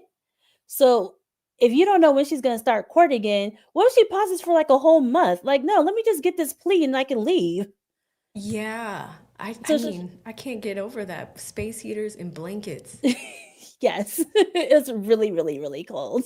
Yeah, that's wild. Well, at least now we know, like all the viewers at home, now we know what that's been all about. Because we're like, why is everybody wearing jackets and blankets and these Yes. things? But It now is we know. so uncomfortable. So uncomfortable. Wow. Mhm. Well, thank you for shedding some light on that because, these are the things that we don't see from home all the time. But speaking of plea deals in this case, my team and I just did a deep dive into this. Like, sometimes they're effective, sometimes they're not effective. Overall, what is your opinion of the way pleas have been handled in this case overall? Overall, it felt like it was just blackmail. Yeah, I mean, yeah. And then people are like, I would never take a plea unless I actually did it. No, you'll take a plea because one, who knew that this case would be going on for 2 years? Right. We heard Monton, I'm probably saying that super wrong. But we saw him, and as soon as he got out, his mother passed away like a few weeks later. Like life keeps going, and when you're in jail, it just kind of stops for you. And we saw so many people come on there saying, yeah, I have a job now, I'm doing this, I'm doing that. And they wouldn't be able to do that if they were just sitting, they would still be in trial now. Yeah, and it appears as if a majority of the people that the state had on the stand that were not experts and were not professionals or in law enforcement. If you looked at everyone else, it seemed like a lot of people did not want to be there. Nobody wants to, especially because things are like from 2015. Like, I don't remember. Well, that makes sense. I don't remember what I did last year. Like, that makes all the sense in the world. And then they're getting people like, do you remember saying, oh my gosh, when ADA Love, like, do you remember saying this? Do you remember saying this? Do you remember saying this? Like, nobody's going to remember word for word what they said. Man. And then we know Woody used to just lie, and I think that's the thing people don't realize because everybody has so much faith in the system. Most people think, maybe even Mariah the liar, I don't know. They think that if they lie, the detectives are going to actually do research and they're actually going to investigate and try to see, like, okay, let's see if this makes sense. And when it doesn't make sense, that person's long gone. Yeah. They don't understand that when they lie, they don't have anything else to go on. So they're going to make it fit. Yeah, it's insane. We've seen examples of plea deals that have gone wrong and plea deals that kind of work out. Do you think anybody in this case has had a plea deal that actually worked in their favor? I think everybody, for the most part, I'm just speculating, but I think everybody just took a plea just to get out. Just get out. I know Wonnie Lee has never been in trouble ever, ever. So he was able to do his plea. He was able to do what's it called? First first offender, which means if he stays out of trouble, this is not going to be on his background. Okay, yeah, because I think he's younger as well. Yeah, I think he was, I want to say he's like his very, very early 20s. Okay, gotcha. Yeah. Gotcha. Yeah, because, one thing that I like talking, the reason why I like talking to some of the attorneys that have been on the ground working on this every single day is because you guys give us a different perspective that we can't see, right?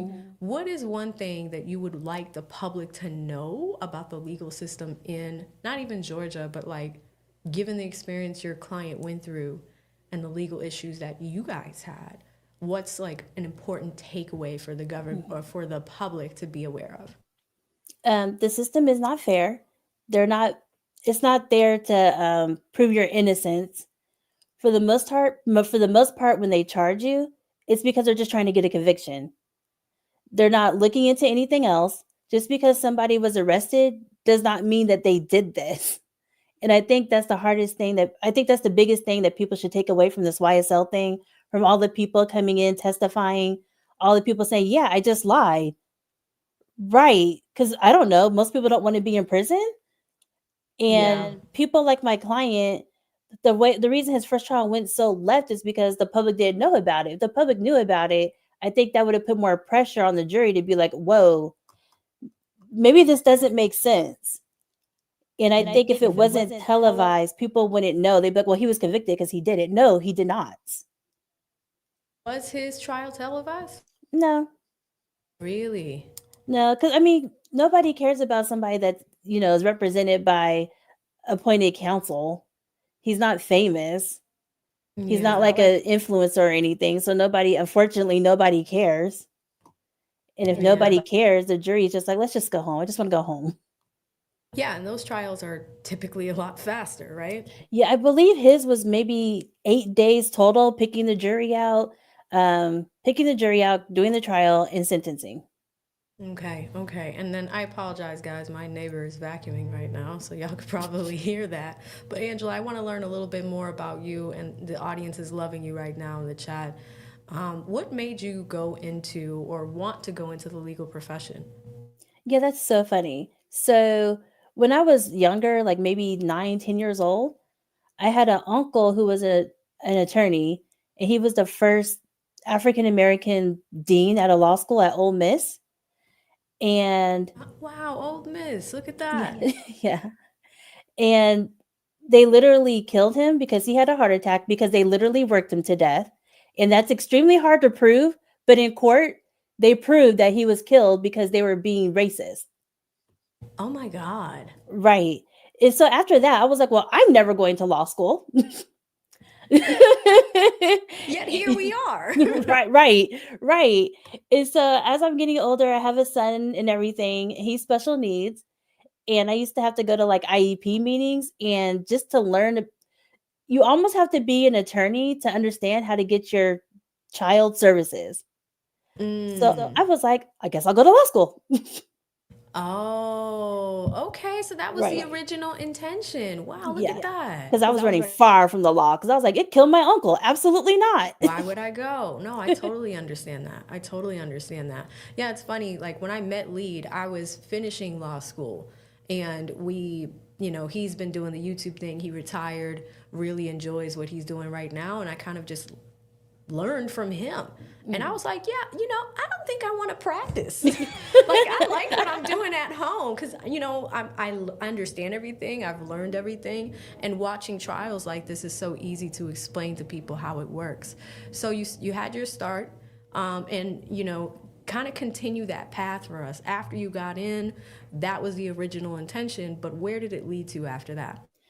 After that, I realized that I'm going to be way too passionate. So there's no way I could like advocate for other special needs kids, because I'm going to get upset because I understand that the school is just saying no just to say no. It doesn't cost them anything. It doesn't require them to do any additional work, but they're just saying no just because they're like, it's easier just to say no.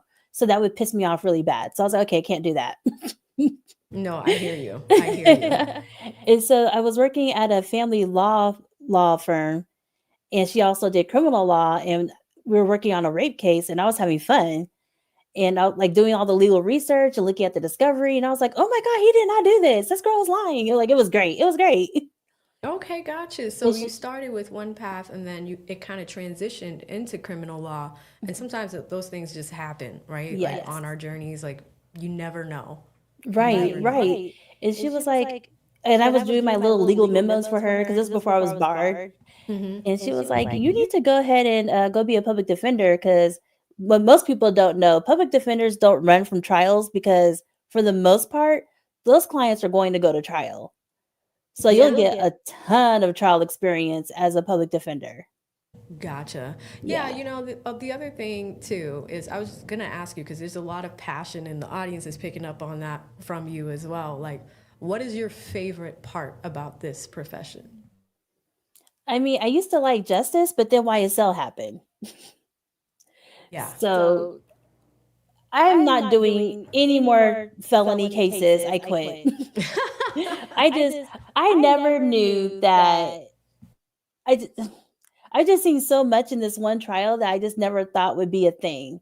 Having attorneys held in contempt, seeing an attorney get arrested when he had his prescribed medication, seeing other attorneys be threatened with jail. They don't say things. I'm just like, wait a minute, what is happening? Seeing lawyers lie in open court. I'm just like, are you serious? Like, roll the tape back. That's what you said. Like, what's happening? Oh yeah. And I'm just like, this cannot be real. Like this. Okay. I like it when the system works, and I like being able to, like, when I do get a client like a not guilty, or we have a plea that's so favorable that good thing we didn't go to trial because this probably would have been a mess, or a dismissal because it's obvious that this was really stupid. But like after seeing this YSL trial and seeing what they're willing to do, how they're willing to charge people, I just It didn't feel good. No, because there's so many. And then because, I was sitting next to my client every day and I was going through his case and seeing all the mistakes. I'm just like, even if you had all the money in the world, it wouldn't matter. No, it totally wouldn't. It totally wouldn't. So, one thing that I do like to do with this platform too is because there's a lot of aspiring people that want to go into law. If you were to encourage aspiring law students that are on their journey into the profession, what would you recommend, especially when it comes to criminal defense, with everything you've learned? I feel like a lot of people, when they're in law school and they're telling people I'm in law school, attorneys are always like, oh, why'd you do that? Don't do that. Don't listen to them. Yeah. Right. Like, don't listen to them. They're just miserable because they got stuck in something they don't want to be in. The legal profession is so vast that I think you can find any place and you can find your spot to fit in. If you don't like talking to people, not a problem. They have admin law. I mean, if you want to advocate for people because you just like to argue, do special needs so I can hire you. That's right. Like there's somebody, I mean, if you like entertainment and you want to be in that, I mean, they have entertainment law, so that's more contracts. So if you just like to read, contract law. If you like reading novels, like I used to read maybe like a novel like every week. It was great before law school. Wow. Go be an appeals attorney. Like there's something for everybody. Like just don't give up. Make sure you finish and take that bar. You'll make it. And it'll be great. Yeah, no, that's such a good point. And real quick, guys, I am going to put it on to members only. A lot of people have questions for Angela. And Angela, I hope you don't mind because we're getting towards the end of my questions for you. Okay. So the audience might have a few of them. So I'll give a few of them an opportunity to ask a question. So guys, if you have a question for Angela, here's how you do it. Put a Q in the chat and then type your question. I'll star them as we go. We'll pick a few of them just because we've been streaming since what? 12. Yeah, I see 6 hours, 20 minutes. Yes, Like, yes, ma'am. go off. Right. This is usually what Lead and I do. We've been doing it every day. Sometimes we share where we'll do it on his side and or we'll do it on my side or we'll do it together. But it's like, I can only imagine the level of burnout that you guys got having to go to court every day. The defendants too, the jury members too, every single day. Whereas like for us, we're watching at home in our socks, you know? Right. So And it's like so comfortable. And then they're like, why did they take pleas? I mean, every single day. And then it's a chaotic schedule. We're getting told, like, oh, you know, it's going to be Monday through Thursday. I'll probably give you guys Friday off. And just kidding. Come Monday through Friday, every day, 9 to 6. it happened today. Like tomorrow, they're just non-jury day tomorrow. And it's like, I can only imagine what the jury is thinking. Right. I'm not guilty. Everybody's going home. That's right. I mean, that's kind of the sentiments. Let's go to televised trials, and you and I have kind of tapped on this, like the importance of televised trials. Do you believe that this particular trial being televised was a benefit? Absolutely, because unlike, I guess, most trials, we got to see all different types of charges, all different types of investigators, all types of different witnesses, all types of people who come in after they do their pleas. You get to see such a variety. And so because you get to have a variety, you almost get to see what it's like to have a trial in Fulton County. And if Fulton County is supposed to be one of the more liberal counties, imagine what that's like if Rodriguez Ryan was sitting in South or North Georgia. That's true. That's true. So, exactly. That's such a good point that if it was liberal, or if it is as liberal as it's, supposed to be, the outcome is kind of concerning. Exactly. So I just wish that people would understand that the people who are in prison, like 9 times out of 10, probably didn't do it. But they had so much evidence that they made fit that the jury was just like, yeah, sure, guilty. We can sleep at night. Yeah, and that's what's so cool about your perspective is, you're coming from Little Rod's trial that wasn't televised, coming to something here with him having one charge, and it is televised. But the public just really rallied behind these defendants, all the defense attorneys, all of you guys doing such a great job. And we also got to see the injustices on the defense attorney side, like some of the things we saw with 2 different judges. And then you guys got to see 2 judges. How many trials do you get to see 2 judges? There wasn't. We had Ingram for like a day or 2, right? Oh, that's right. She was like, absolutely not. Yeah. Yeah. And what's funny is she's the judge that presided over Rodriguez Ryan's trial. Really? Yes. It's such a small courthouse. Right. Because I was like, oh no. Because she's going to be like, well, he did it. Absolutely not. Oh, so if we did not get Judge Whitaker, and if it stayed with Ingram, wow. The one who gave him life plus 25 at 18 years old. How do you give a 17-year-old 55 years? What type of rehabilitation is that? Yeah. And Hogan didn't even investigate anything. And you see, what other people also don't know. This girl said her house, Mariah the liar said her house was shot up. Do you know they paused court, kicked the jury out, and for 200 pages of a transcript, they went through it to see whether her house was actually shot up. And nobody in the DA's office was like, no, we never got a call. Nobody that was assigned to her case as an investigator was like, no, we never got a call. And they called any officer that was on that case, like that was assigned to her case. They were like, no, we never got a call. So 200 pages of people saying, no, we never got a call. And then Rodriguez Ryan's attorney was like, I have an objection. This should be a mistrial because the jury just heard her house got shot up. And the judge didn't grant it. So that should definitely be an appealable issue. Wow. Yeah, it's crazy. I just spent some time with some friends. Some of them work for law enforcement, but on the federal side. So I have a friend that works for the FBI. And then, it was like a birthday party. So there was a ton of law enforcement people like DHS, Department of Homeland Security. And I was talking to them about this case and some of the holes in the investigation side. And these federal folks were like, we don't investigate like that. Like, you have to make sure that you do the footwork to make sure that these are not convictions that stick, but that you're doing the investigative part with integrity. Like I remember Brian Steele asking about that McDonald's video all the time. Brian was like, "Where is it? Right. Oh, did you guys record over it?" It's because it's so strange. Yeah, like there's this big shooting, and you don't think you should go, I don't know, get surveillance? Right. You don't think you should test gunshot residue everywhere? There's this Mariah Liar said that they ran off in a van. You don't think you should test that van for gunshot residue? Yeah, GSR. What are the tags of the van? You know, what did the van look like? Is the van real? Right. That was, Yeah. Yeah. Wow, Angela. This has been such an enlightening conversation. So Georgia is one of the states that do there's not many states that televise trials. Like, I lived in Atlanta and then recently came back up here to Boston. So Karen Reed's up in my neck of the woods, and I can't wait to cover that. But there's a lot of states that don't televise trials. What's your opinion of that, just as states overall? that's a little bit alarming, because we're also connected with social media now.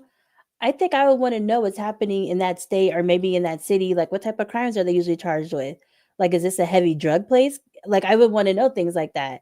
Are you guys just, is this a racist county? Is this a racist state? Yeah.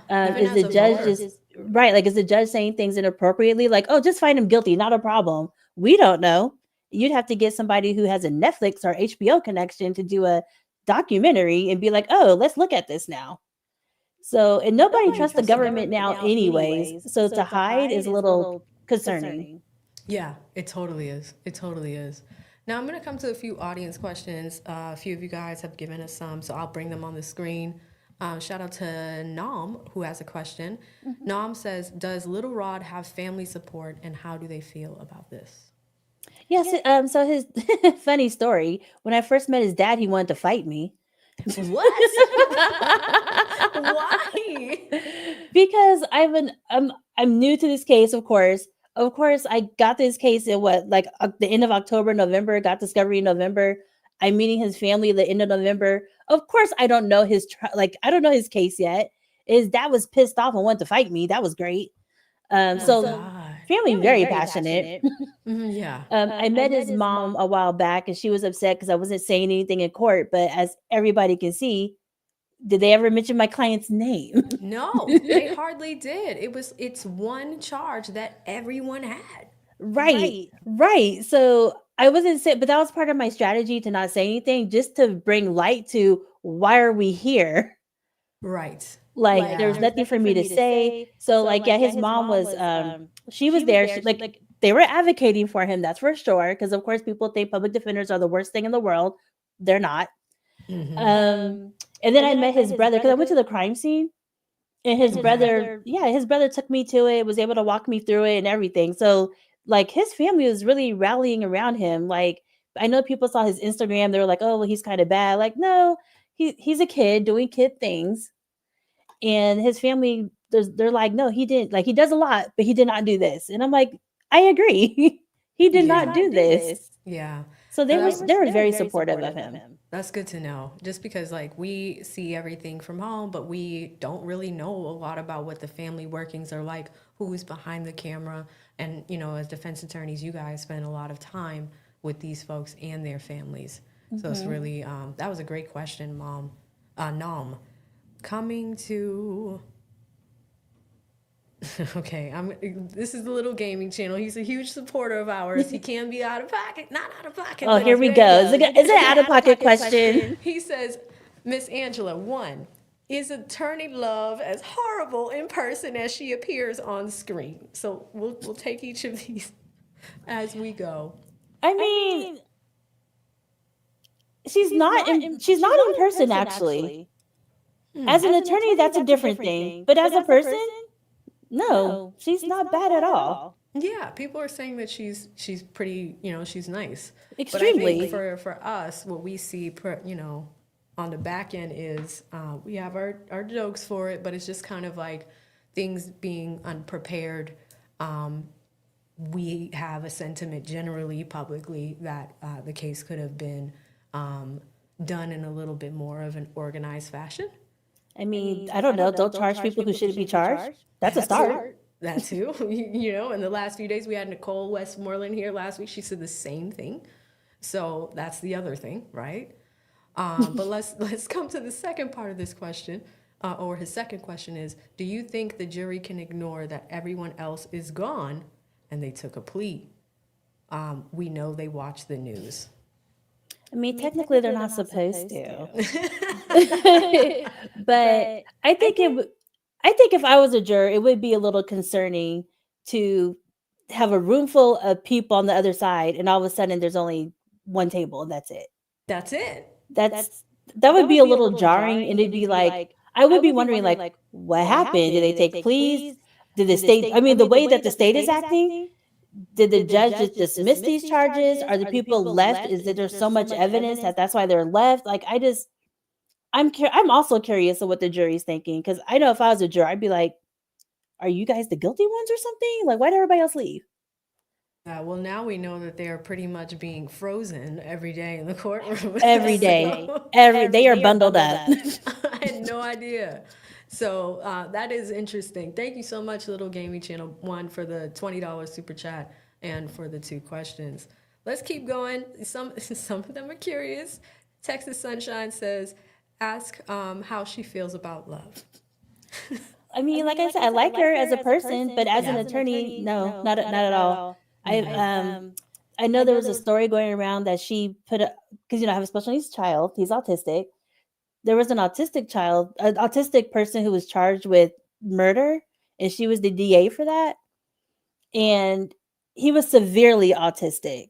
Wow. And instead of working something out or putting him into a mental health facility, she just kept going. I don't know what it is. She kept going. And he died in jail because he's autistic. And so things he doesn't understand what is happening in jail. He doesn't get it. And so people, they beat him to death. And that's on her hands. Oh my God. So after that, of course they brought that to me because I was fine with her. But after they brought that to me, I was always like, I understand that a lot of attorneys are in it just to win, but you have to turn on that common sense and be like, this doesn't make sense. We need to work something out. Yeah, 100%. That was very disturbing to me. Yeah, especially since you have, your son who has Right. a similar condition or whatever the case may be, but it's still like you can see how the justice system will treat people with conditions a little bit, not even a little bit, unfairly. Right. And since he was in a group home, of course, like it wasn't televised. A lot of people don't know about it. Wow. But that is horrible. Yeah, I mean, it's one of those things where you learn as you go. Shout out to the Fit Lawyer ATL. I saw her in the chat earlier. She's an attorney, a defense attorney down in Atlanta. I know she was going to the courthouse a few times and kind of just filled me and Lead in on what was happening, especially on the days of the plea deals. We were like, what's going on? Do we have any boots on the ground? She was fantastic with that. But she had mentioned that she had a case against Love, and something very similar happened where it was an innocent person about to go away for a really long time, right? And this is where I start to focus on the investigative aspect. Why are these investigations not happening properly before they're brought to the DAs and charges are brought against people, Because they get not guilty. So what do they need to investigate for? I mean, they get guilty. I mean, people get prosecuted. They're filling up the prisons. The prisons are doing kickbacks to all these, they're elected officials for a reason, right? They have to get things donated. Right. You don't think those prisons are donated to the DAs who have a high conviction rate? Yeah, and there's a whole Department of Justice investigation happening with Rice Street and the prisons down there. I think there was a press conference today on it, actually. So interesting. But thank you, Texas Sunshine. Really appreciate the question. Let's keep it going to R. Rosen. R. Rosen says, has this case hardened your love for justice? Yes. Yes. Like I used to believe in it. Like in law school, I kind of got it out my system because they were like, oh, the whole war on drugs is really to get people in prison. That's how they broke up Black and brown families, because people were a family unit and they started putting them in prison in the rows. So people were like, oh, you don't know your dad. That was because they did that on purpose. And so to actually be in it and to see how it's happening, and like you've been to law school, you had to read the old cases. Oh my God, It's yes. right. So you're seeing those cases, you're like, that would never happen now. Insert YSL. Yeah. And you're like, oh my God, like this is happening in 2024, where investigations should not be easier, but you have more tools to be able to help you. Yeah. And you have all these tools, and instead of using them, you're just like, well, this is easy. Let me just get this conviction real quick. Yeah, but it's also like in this day and age, because you brought up a good point with 2024, I find it strange that evidence is like emojis and lyrics and like nothing that's like substantive or concrete. And you know, one of the most alarming things I learned in law school, I think it was like civil procedure.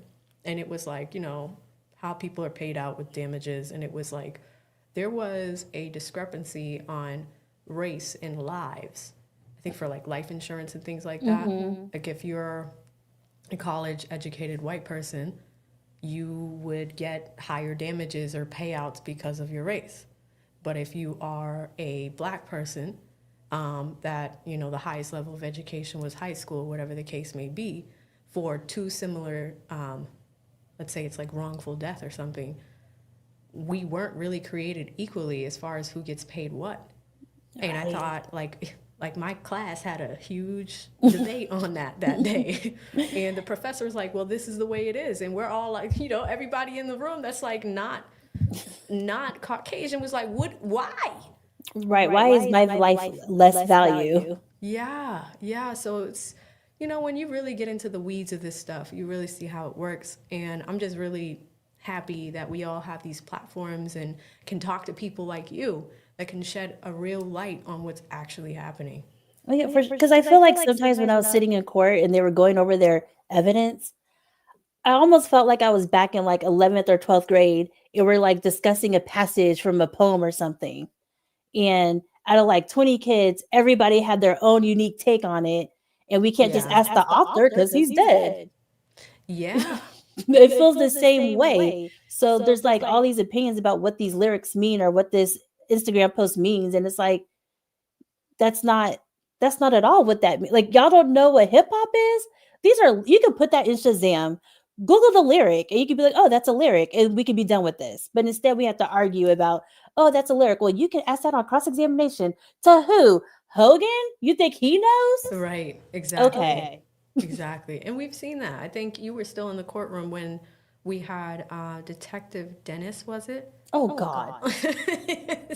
That's another one that's a mess, too. If he wanted to be an actor, he should have been an actor, not a detective, because he didn't investigate anything either. Yeah, listen, Angela with the T, guys. Listen, all of it. You're getting all of it right now. But no, these were our thoughts at home. We're just like, okay, you're a gang expert because you watched Boys in the Hood, or I forgot what his quote was. Oh, but if he listens to hip hop, he grew up poor, and he watched Boys in the Hood, so therefore he's an expert.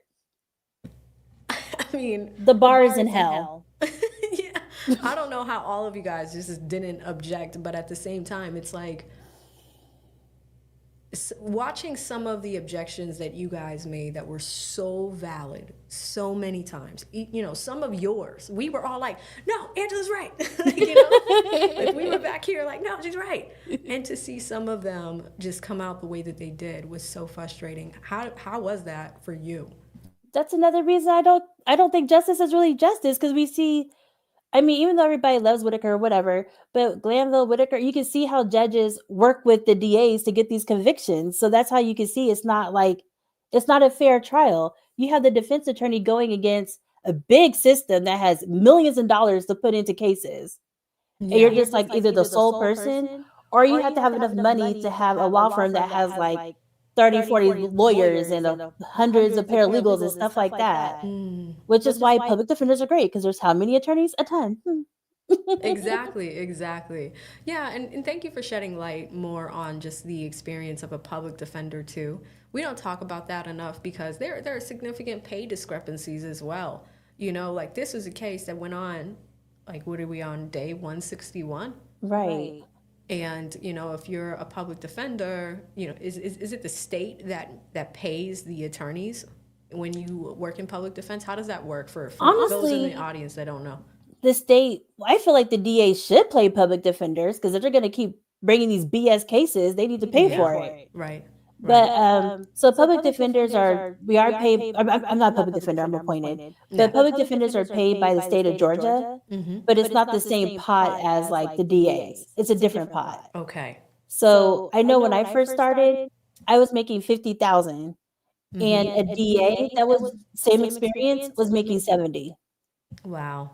Okay. So how is that fair? But and then I did work alongside Tupac's attorney because he's a public defender. Wow. Look Right? at That's what I'm saying. that. They have some great attorneys in the PD's office. Wow. Yeah, so he taught me a lot. So you're saying Tupac the rapper? Mm-hmm. Wow. He said the only time Tupac ever got convicted is when he didn't hire him. That is so funny. Super, super interesting. Angela, this is like a fun conversation. And I'm so happy we were able to have it. There's a few more. I know we're getting close up on time, but let me get a few more of these. We'll do a speed round, y'all. Yeah, no worries. Okay, perfect. Perfect, Yeah. perfect. Shout out to I don't have to go to court. She's like, I'm good. I don't have to be there tomorrow. Right. Shout out to me. I love it. Shout out to Angie. She says, I see your passion for your client. Do you think you will take more cases after you've had a break, especially since you know a lot of them are being railroaded by the state? No. Wow. So what's next for you, Angela? Are you gonna 'cause you're building your practice up again. Are you not gonna practice criminal law anymore? What's next for you? This case has ruined me. Like when I went on my vacation, I was literally I've never had eczema a day in my life. I now have eczema. Like my body's falling apart. Like I just no. Yeah. I'll do if you get in a car accident, call me. Yeah, personal injury. I mean, it happens every day. And Exactly. You get a car accident, call me. Immigration, call me. I like immigration. Also, I got a Cali award for that. So that means like it was the highest. I earned the highest grade in my class for immigration. I love immigration. That's dope. That's dope. And then towards the end, we'll talk all about your practice and how people can find you, that sort of thing. Okay. Because there's a lot of people that watch us in the metro Atlanta area. So if they're ever looking for an attorney like you, I'm pretty sure they will reach out. So we'll share your details towards the end. But yeah, so all done with criminal, huh? Because I mean, like Angie said, they are being railroaded. And I do have a lot of passion. I guess that's rare for an attorney to have. And if I keep having all this passion every single time, I'm going to kill myself like my uncle. Oh my gosh. And I do feel for these clients. I mean, I do feel for these but I clients hear because, I mean, they're not. And I feel like they're picking people that might already have a record, or if you look at their Instagram or you look at their phone calls, you're like, oh, look at this bad person. Like, just convict them off of that alone. It's like, that's not right. Like, you shouldn't do that. You have to convince the jury. Like I said, this jury gets an example of everything, but most people would just get like, little snippets. So a juror, of course, is going to be like, well, yeah, he's a bad person. We need to get him off the street. No, you don't. Get him off the street for something he actually did, not this. Exactly. Thank you so much, Angie, for that question. Great dialogue here. Going to come to Jocelyn with another question. She says, how did you keep your client encouraged during the long process of his trial? That's a good question. I can only say so much because, attorney-client privilege. But I know he's really, really smart. So I know he was writing a book. So hopefully he gets a book deal or a movie deal. Because he was writing about this trial, like everything that was happening. Wow, good for him. And then I love K-pop and I love anime. Love anime. So sometimes, of course, not during the actual trial, but during not jury selection, but during the hardships, we really didn't have to pay attention really. Like I would take a break from looking at Discovery or whatever, and we would watch an anime together because why not?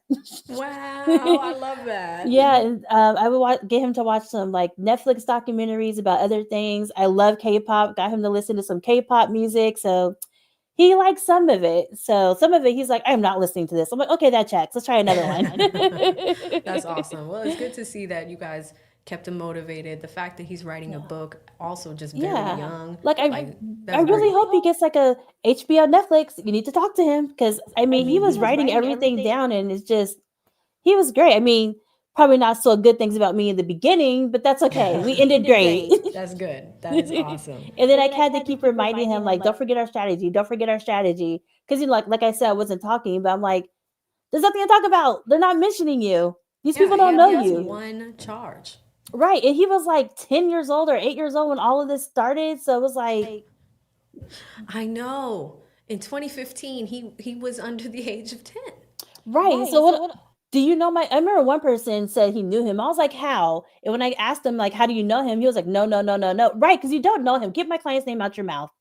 Oh my gosh, that is crazy. Right. I think only one person said that. And I was like, you don't even know him. Shut up. Yeah. Too funny, too funny. But thank you, Jocelyn, for the question. Really appreciate it. Coming to Sire. I always want to call him Siri, but it's Sire. His question is, do you think that untreated special needs kids end up on the wrong side of the law, and how often? I've had a few clients as a public defender or appointed cases. A lot of them have mental health issues, and it is extremely obvious. Extremely obvious. And like I even had one who couldn't talk. You could tell that person was not all there, and the cops still arrested her. And in order for you to have a criminal charge, you have to have mens rea. Like you have to have the intent.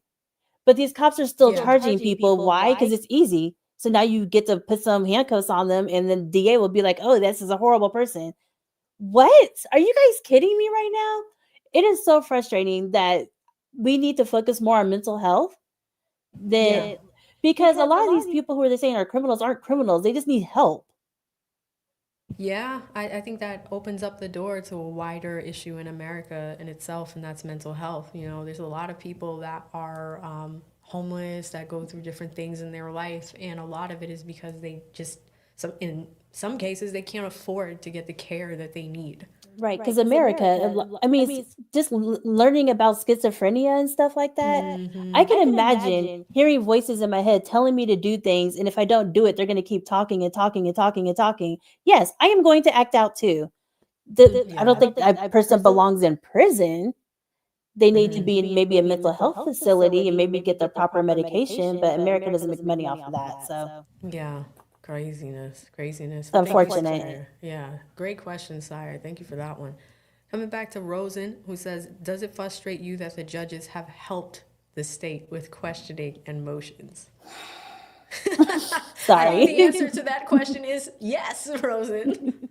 So, like, I know judges, I know they do this usually for both sides anyway.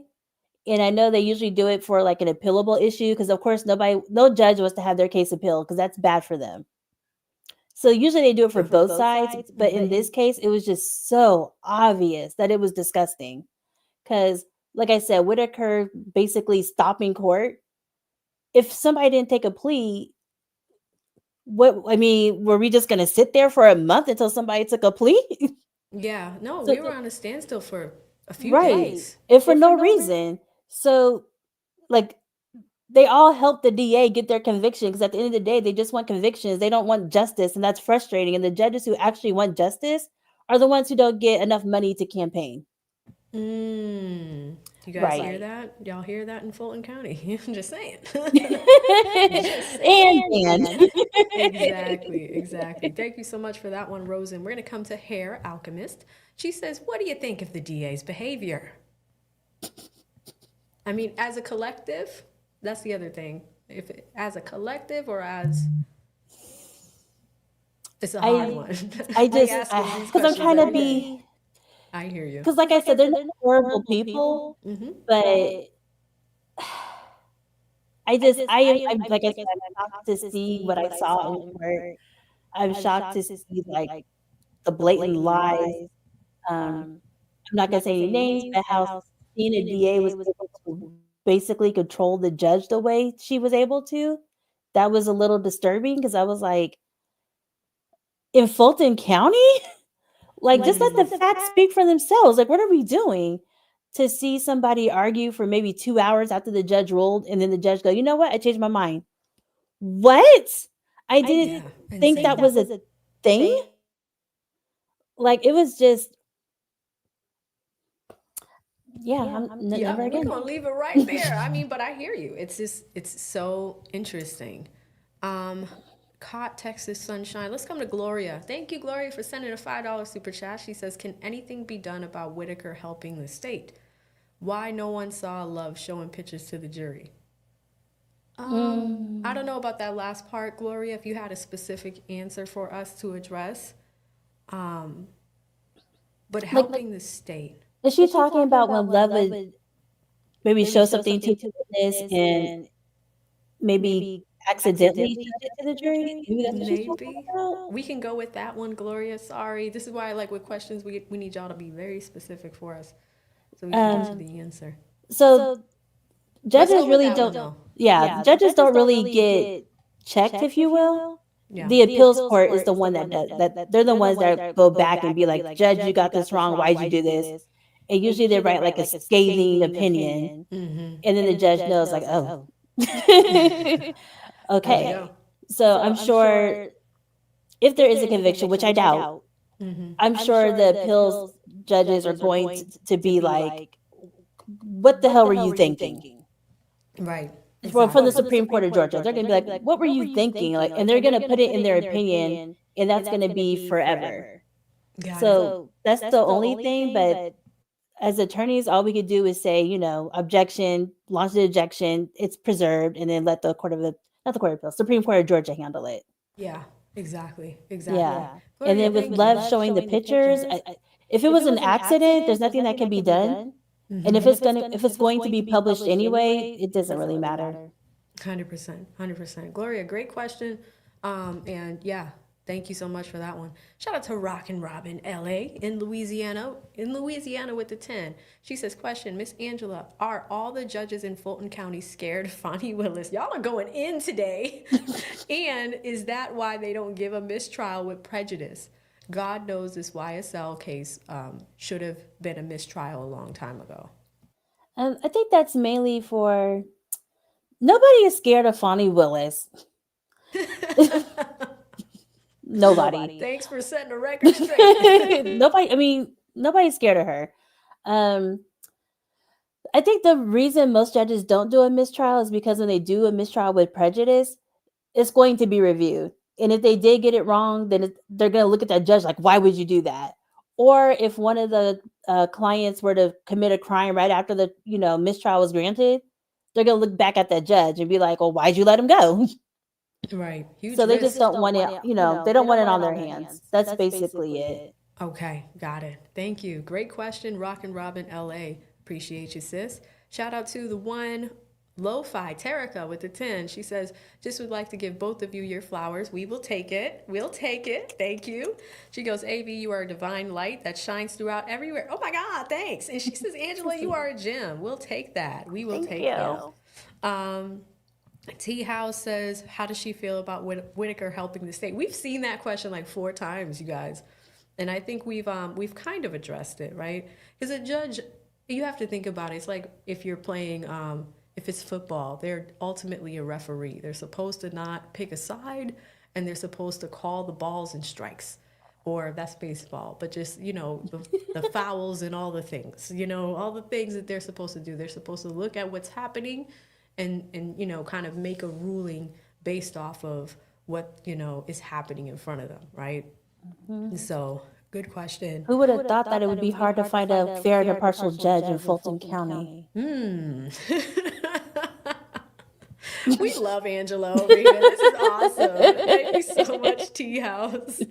Coming to Mixed Chick Sammy with the question. She says, feelings on the Jungle Book opening. Oh. First off, Jeffrey Williams is not a big bad wolf. That was crazy. I mean, once again, that goes to that common sense thing. If you get a huge entertainer that comes from your impoverished neighborhood, you're gonna probably say his name all the time. Mm-hmm. And if you actually went to school with him or you grew up with him or whatever, why wouldn't you say his name? Especially in the age of social media, that could blow up your social media. That could give you other opportunities. If he's this big famous person, he might be able to get you a job. You see a lot of people who came in said that they were working for him. And if you're working for him, doesn't that mean you get out of poverty? he's not a big bad wolf. Like I was kind of disgusted by that, but he's not a horrible person. He's a great person. He's just trying to help everybody that he could bring with him. And you heard people getting booted every time they messed up. He was like, "Oh no, you have to go." I was like, "I know that's right." Exactly. And you know, the interesting thing about that opening statement, now that I have you up here with me, I'm just thinking about it. I'm like, did she mention each defendant's name in that opening statement, what they were charged with? Like, okay, let's go to the first one. Let's go to the second one.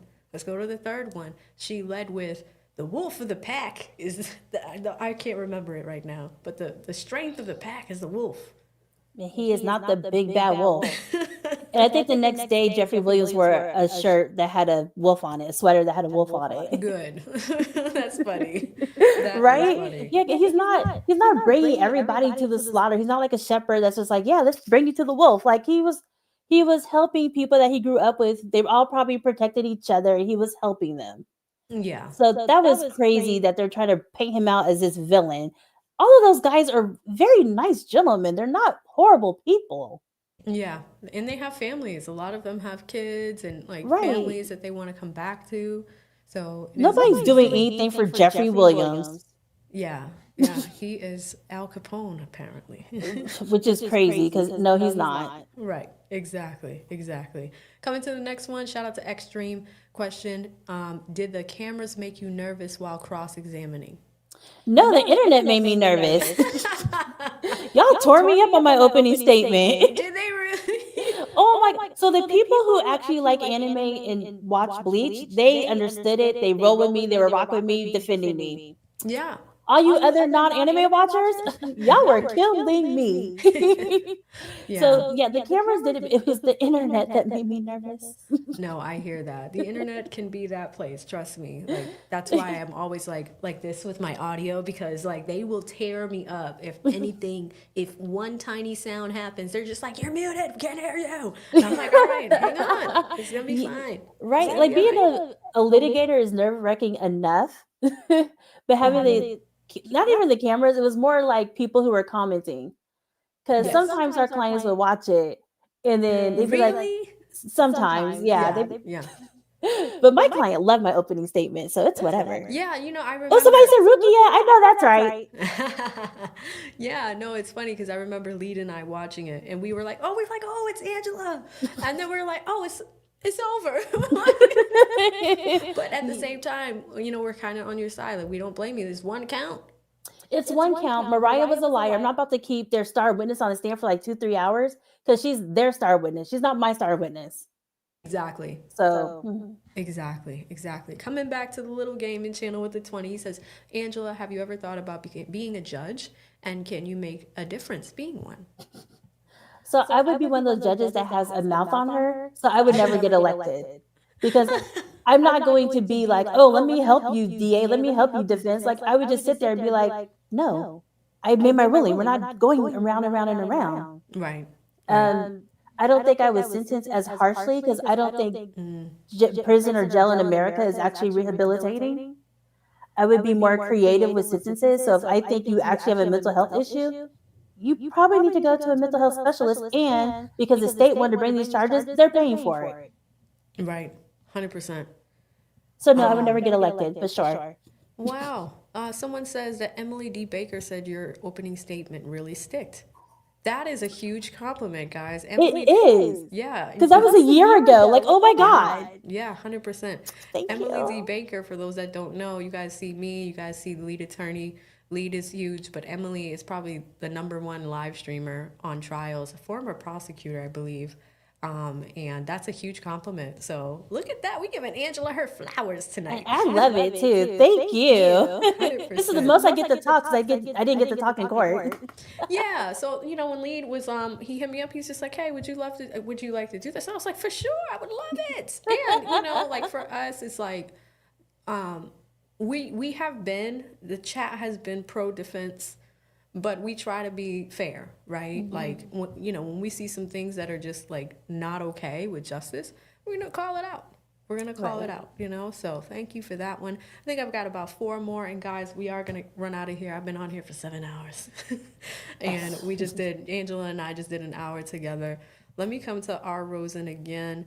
Says, no question, just a thank you to Angela for giving people hope and defense attorneys. Also, thank you, AV, for thugging it out. No pun. And Angela continued to change lives. Ladies with hearts of gold. Thank you, R. Rosen. Oh, thank you. Very, very sweet. I appreciate that. 100%. And you guys should love your public defenders. Don't be so combative. I promise you're probably the most passionate attorneys you'll ever find. 100%. Oh, Death Note. Who the Coughing Bird is?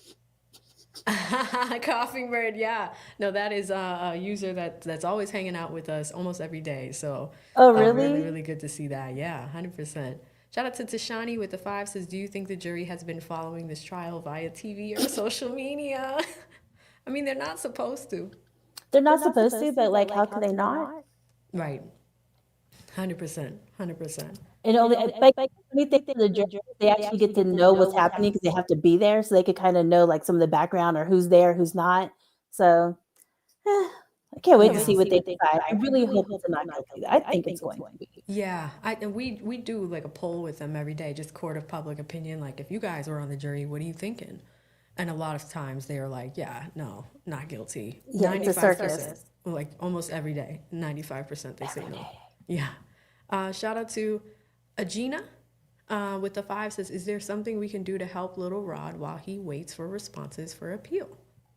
Honestly, I think maybe sending him letters, make it known that nobody has forgotten him.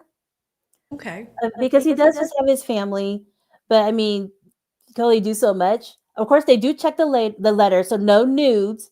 But just to let him know that, they're rocking with him. They know that he should not be in prison, just to know that people are behind him. You know what I mean? Yeah, Like, that's a I great think idea. that would be great. And if you guys know somebody to help him with his movie, that'd be great.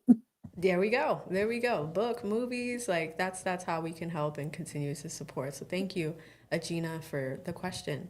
Shout out to VR20K Logistics with the 5 says, do you feel that the jury is watching Hung overthrow internet? Probably a typo. This happens, guys. Yeah. I would say that this is probably similar to the last question. Like, is the jury watching? Oh. I mean, I think. probably. Sorry, But, we can't talk to the jury yet, so. Exactly. Not to the end. And then last question that I have here from Agina again. What is the jury's reaction to some of the things DA Love and Hilton have done? I've seen a lot of eye rolls. Okay. I've seen eyes closed. I don't know if they're asleep, but I've seen eyes closed. Wow. Okay. But I do see a lot of note taking. There's a lot of note taking because there's so many characters in this. So I think they're just trying to keep up and try to make it make sense because, the DA isn't making it make sense. 100%. Definitely not. Definitely not. Well, Angela, this has been amazing. One question from me, and then I'm going to have you tell us more about where we can find you. Okay. If you were to summarize this trial in one word, what would it be? What I said in my opening statement, circus. Okay. Shout out to Angela. I mean, you were right from day one. Did everybody get their popcorn like I said? Yeah. No, circus, 100% a circus. And that's what happened nearly every day. Every single day, like jury go out, like, oh, here we go. Wow. Craziness. And so before we end the episode, how can people learn more about you, your law firm, your social handles? Where can people find you? I have a TikTok. Okay. So I'm a weeb. So it's very anime heavy. But it's Supreme Attorney on TikTok. The Supreme Attorney. Yeah, the Supreme Attorney on TikTok. It's a lot of anime related stuff, but I mix. Okay. So it's called "Is Your Favorite Anime Character Going to Jail?" Right.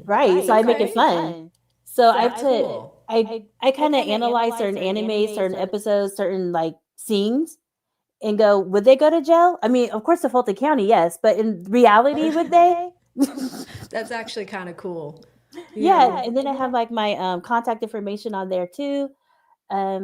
Of course, you can find me on my website. I think it's just Supreme Attorney or the law firm of the Supreme, because Supreme Attorney was gone. So it's lawfirmofthesupreme.com. Lawfirmofthesupreme.com. And what Yeah. I'll do, guys, is once this episode is over and we clip it, and just like this segment with me and Angela, I will grab her social handles and put them in there. So if you guys want to learn more about Angela, follow her on TikTok.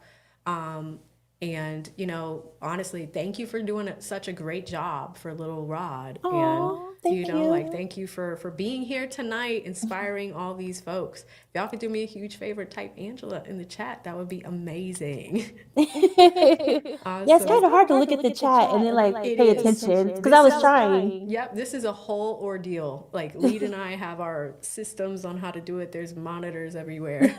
So, like, you'll notice me looking this way. 'Cause Yeah. that's my chat monitor, and then and the camera's here, and then usually I watch the trial on this side or do other stuff on this okay. side. So there's a whole science to it. I see, because Blue Eye Samurai. Actually, that is on my TikTok because I absolutely did that, and Baki too. Wow. Look at you, you weeb. I love it. That is amazing. Oh my God, everybody's so sweet. Everybody's awesome here. They The really Supreme are. Attorney. Oh, The thank y'all. Supreme Attorney. I love to be able to talk without having to just be like, Yeah, yeah, you just do your thing. You just do your thing. One more came in, and this is Terica. She has a lo-fi channel.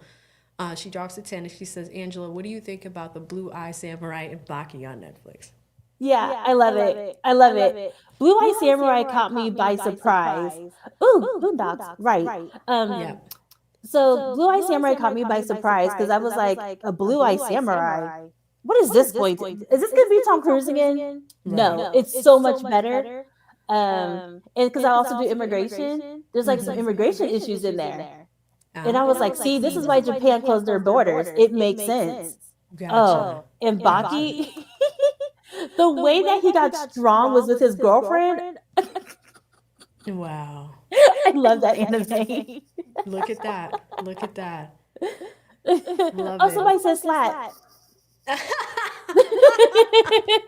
This is the best episode ever, guys. Angela, thank you so much for coming on to the show. This has been so much fun.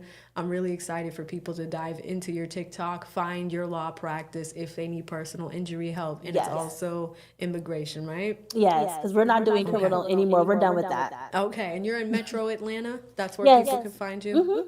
Perfect. Awesome. All right. Well, Angela, I'm going to drop you down and I'm going to do my outro for the show. But thank you so much. This really means a lot to me. Like, I know your time is very valuable. And, you know, I'm a growing creator myself. So it's always great to be able to talk to people that are involved in the case. And I'm just so happy that you had the time to come on today. Of course, thank you so much for inviting me on this. I had a Of great course. time. Your audience, they're amazing. They really are. They really are. It's like Yeah. the best. I call them the chatterhood. This is the best chatterhood. Oh, I like the Chatterhood. They are positive, they're amazing, they're great, and they watch anime. So thank you. I had a great time. Thank you. Awesome. All right, Angela, thank you so much. We'll see you soon. Okay, bye. Bye. All right, guys, that was so good. I'm so happy that we had an opportunity to talk to Angela. You guys know I thugged it out. Listen, I was hurting this morning, but I really wanted to make sure that we kept that planned time for you guys to be able to ask her questions. Thank you to everyone that asked questions. And I know we have a lot of people watching. I did leave that part, at least the questions part. Whenever I have guests like that, I do want to give my members the opportunity to ask those questions to the guests, right? Especially because all of us have spent a lot of time watching this case for months. It's a big investment. Y'all don't have to do it. I don't have to do it, right? But I do want to close us out with our Cash App folks, because a few of you guys have popped in. Shout out to Michael Payne, who hit me with 25, says, I always dox you guys. Thank you so much. I'm not even going to say the second name because then I'll do it. Shout out to Anthony with the 10, says, I'm late again. What inning is this? And then I think I had Mixed Chick Sammy in here with the 10, and she says, feel better soon. All right, guys. Stream sponsor was High Value Man. So many of you guys showed up, showed out. Tomorrow, there will not be court. All right, so the judge is not going to be presiding. They are going to be doing some logistical things throughout the day. The jury is back on Monday. it is still the state's last witness. Simone has this woman on the stand, and we're going to see what happens. You know, this is Detective Viverito. She is the last one. And we saw her on the stand today for, I think, something like 5 hours, and we didn't get much. So Simone says she still has 2 hours left with her. So we're going to see what comes out of those 2 hours. And then Monday's huge because you want to know why? The tables are going to turn. The tables are going to turn. We're going to start to see Max Shard and Doug Weinstein bring their witnesses on the stand to combat the state's theory, to combat the state's, the charges against these two defendants, the last two. This is the last stand. Anywho, I'm gonna go get a Snuggie and some tea and some soup and some sleep. But thank you guys so much for tuning in. Stay safe out there. See you in the next one. Bye.